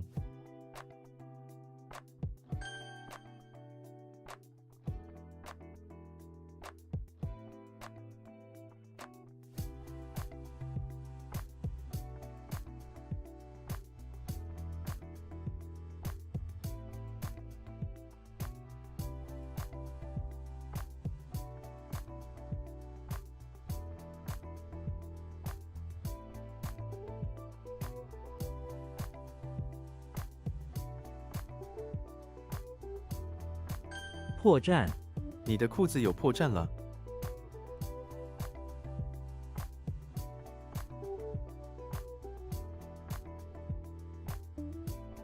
Or a split seam. It's the same thing. Fine.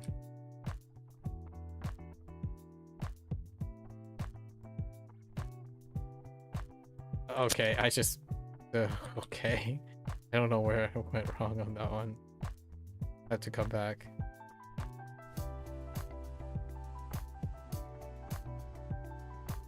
画纤，我对画线过敏。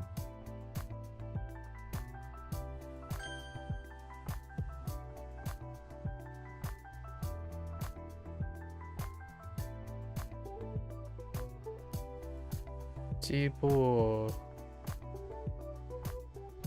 择食，饥不择食，饥不择食，寒不择衣。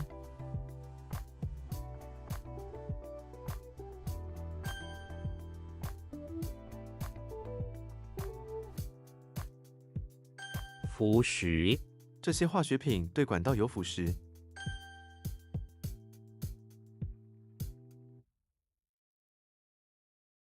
Oh boy. I'm gonna guess harmonious. Okay, all right.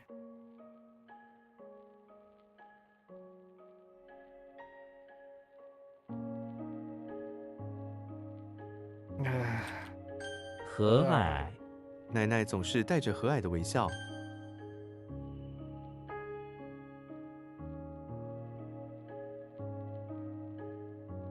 Wait, heck. 伪钞，伪钞的制作很危险。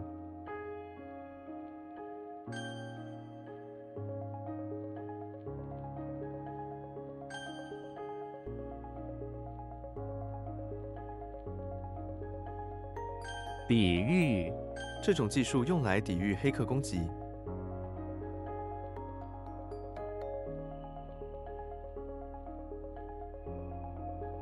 赃物，赃物被发现在一个废弃的建筑里。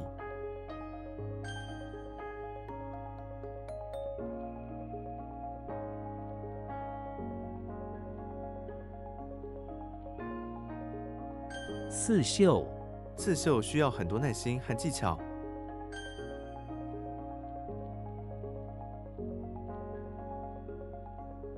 Ah!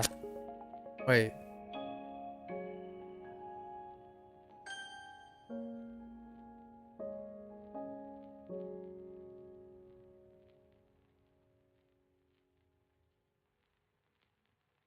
Wait.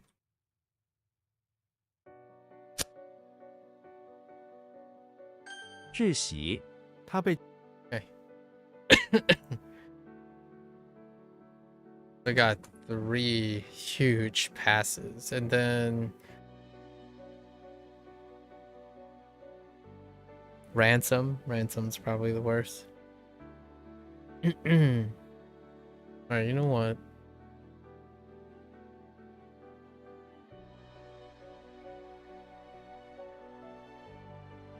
Yeah, we'll look at. Okay, so let's do these.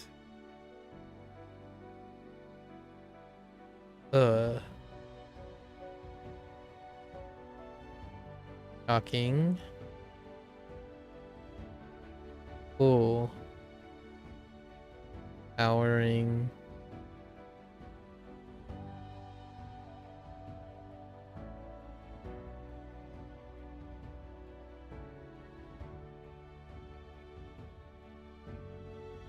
Mm.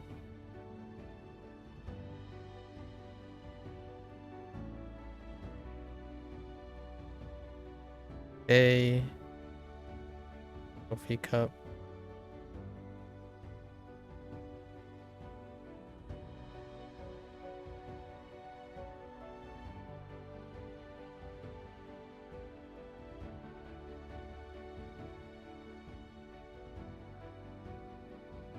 Someone's knocking.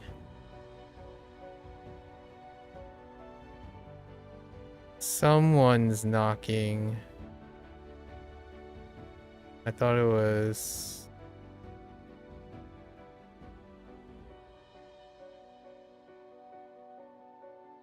how do I get Frodo? It's not Frodo. I can Kermit. Ko is devastating.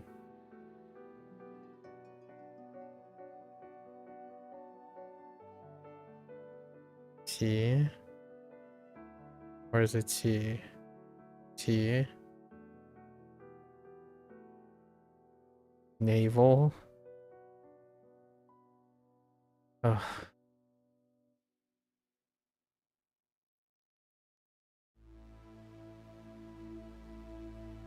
Yeah. Rush.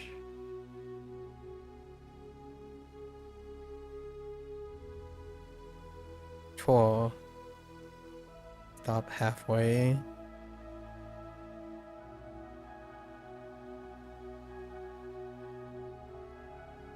Ooh.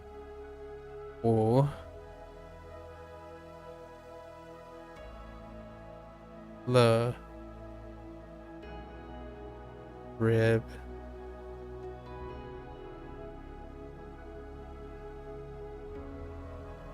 Wrong. Downey. Way. Comet. Play. Puppet.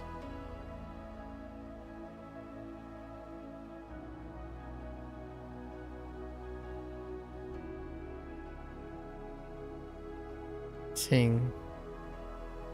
Apricot.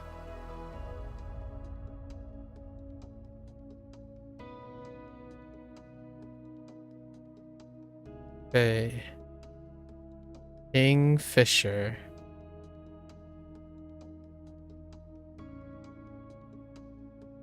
It's time to retire.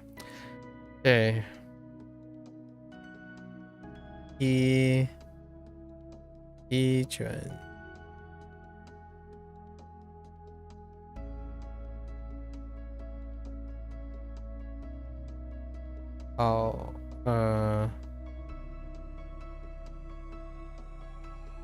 Oh,栗子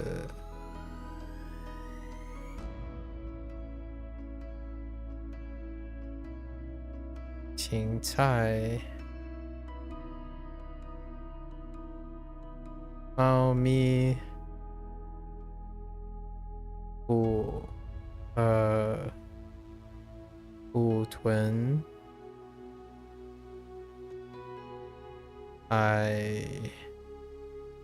I twin. Oh, well, we only have 2 vocabulary words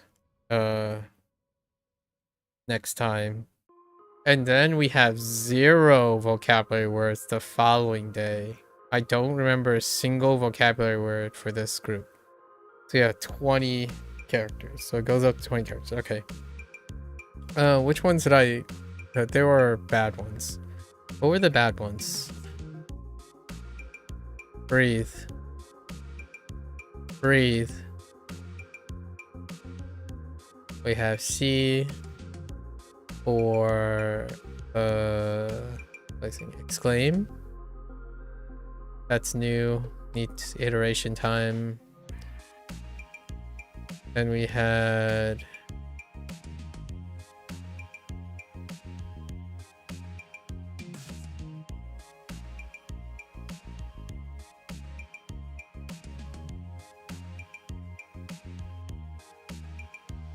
sure. Royal. That needs some time to cook as well. Those are new ones. And then there's one from 2 days ago. Ming.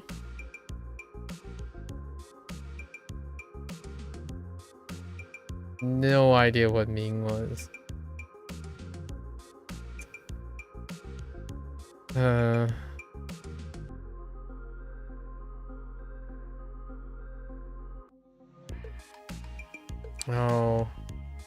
Yeah, I don't know what to do about this one at the moment.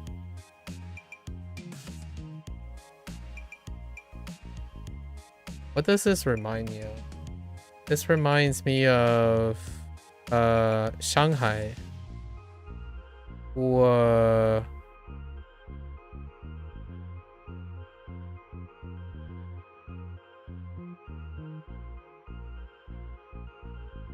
I'm gonna stick with Ming here to double down. I want to say who? Yeah, who? Oh no, who doesn't even have a door in it? Oh, I had another weak one today. This I blanked out. Just completely blanked out. It was so disappointing too.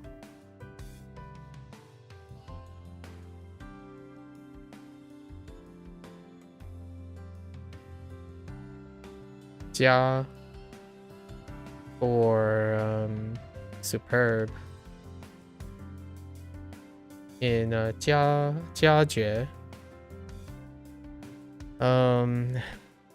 The phrase ransom kind of just stunk because I did drop the left character to some extent because I just didn't understand how the word came together. And what was that?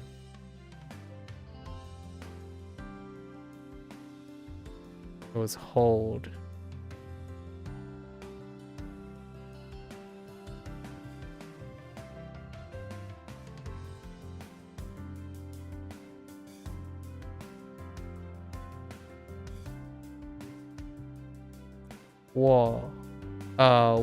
Wo Jing.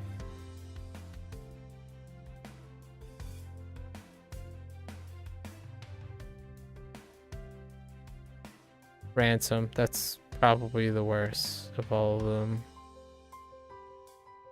That's good enough for 5. I 2 cook. Third one I have no idea, and Jia was a disappointment, and Whoa was a drop because of the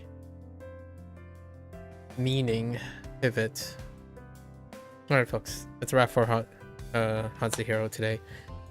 Got another opportunity. We chatted with someone starting their uni life. I can't wait. I'm so excited to hear. Like, I had more questions, but obviously Churn is just getting up for his morning routine. He is over in Malaysia, so excited to hear how his college thing goes. Obviously there are gonna be ups and downs in uni life, but I hope there are more ups. So exciting. It's been a while now, I think. Churn, maybe it might have been a year now. Saw him like studying, doing all his exams, and now he's going to uni. There's another person that I know that is starting uni life soon too. She's actually looking at, she's gonna visit potential unis now in the either this week. Oh, it is this week, isn't it? Oh yeah, it's this week. Oh, so excited. I wish them the best. It's not every day that you hear about people who are cautiously optimistic about going to college anymore. I think that's a thing of the on the internet, it feels like it's a thing of the past. Obviously, you don't have to, right? But if you do, I'm excited.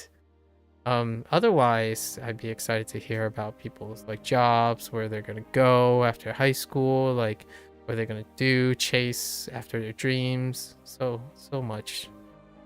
Obviously, I can no longer do a lot of those things. Not that I'm regretful or sad about it. I just simply like watching other young people do the things. maybe I have 1 or 2 more dreams to chase before I become such an old bag that I just watch kids grow up instead. All right. Anyways, that's a wrap for today. If you're gonna watch this later, 谢谢. As always, feel free to follow along, pick up HanziHero for yourself. You're always welcome to come on by and yap, discuss, talk about language, talk about other things. I think the most wonderful thing about having discussions, regardless of age group or generations or cultural differences, is when you talk about it, we grow closer.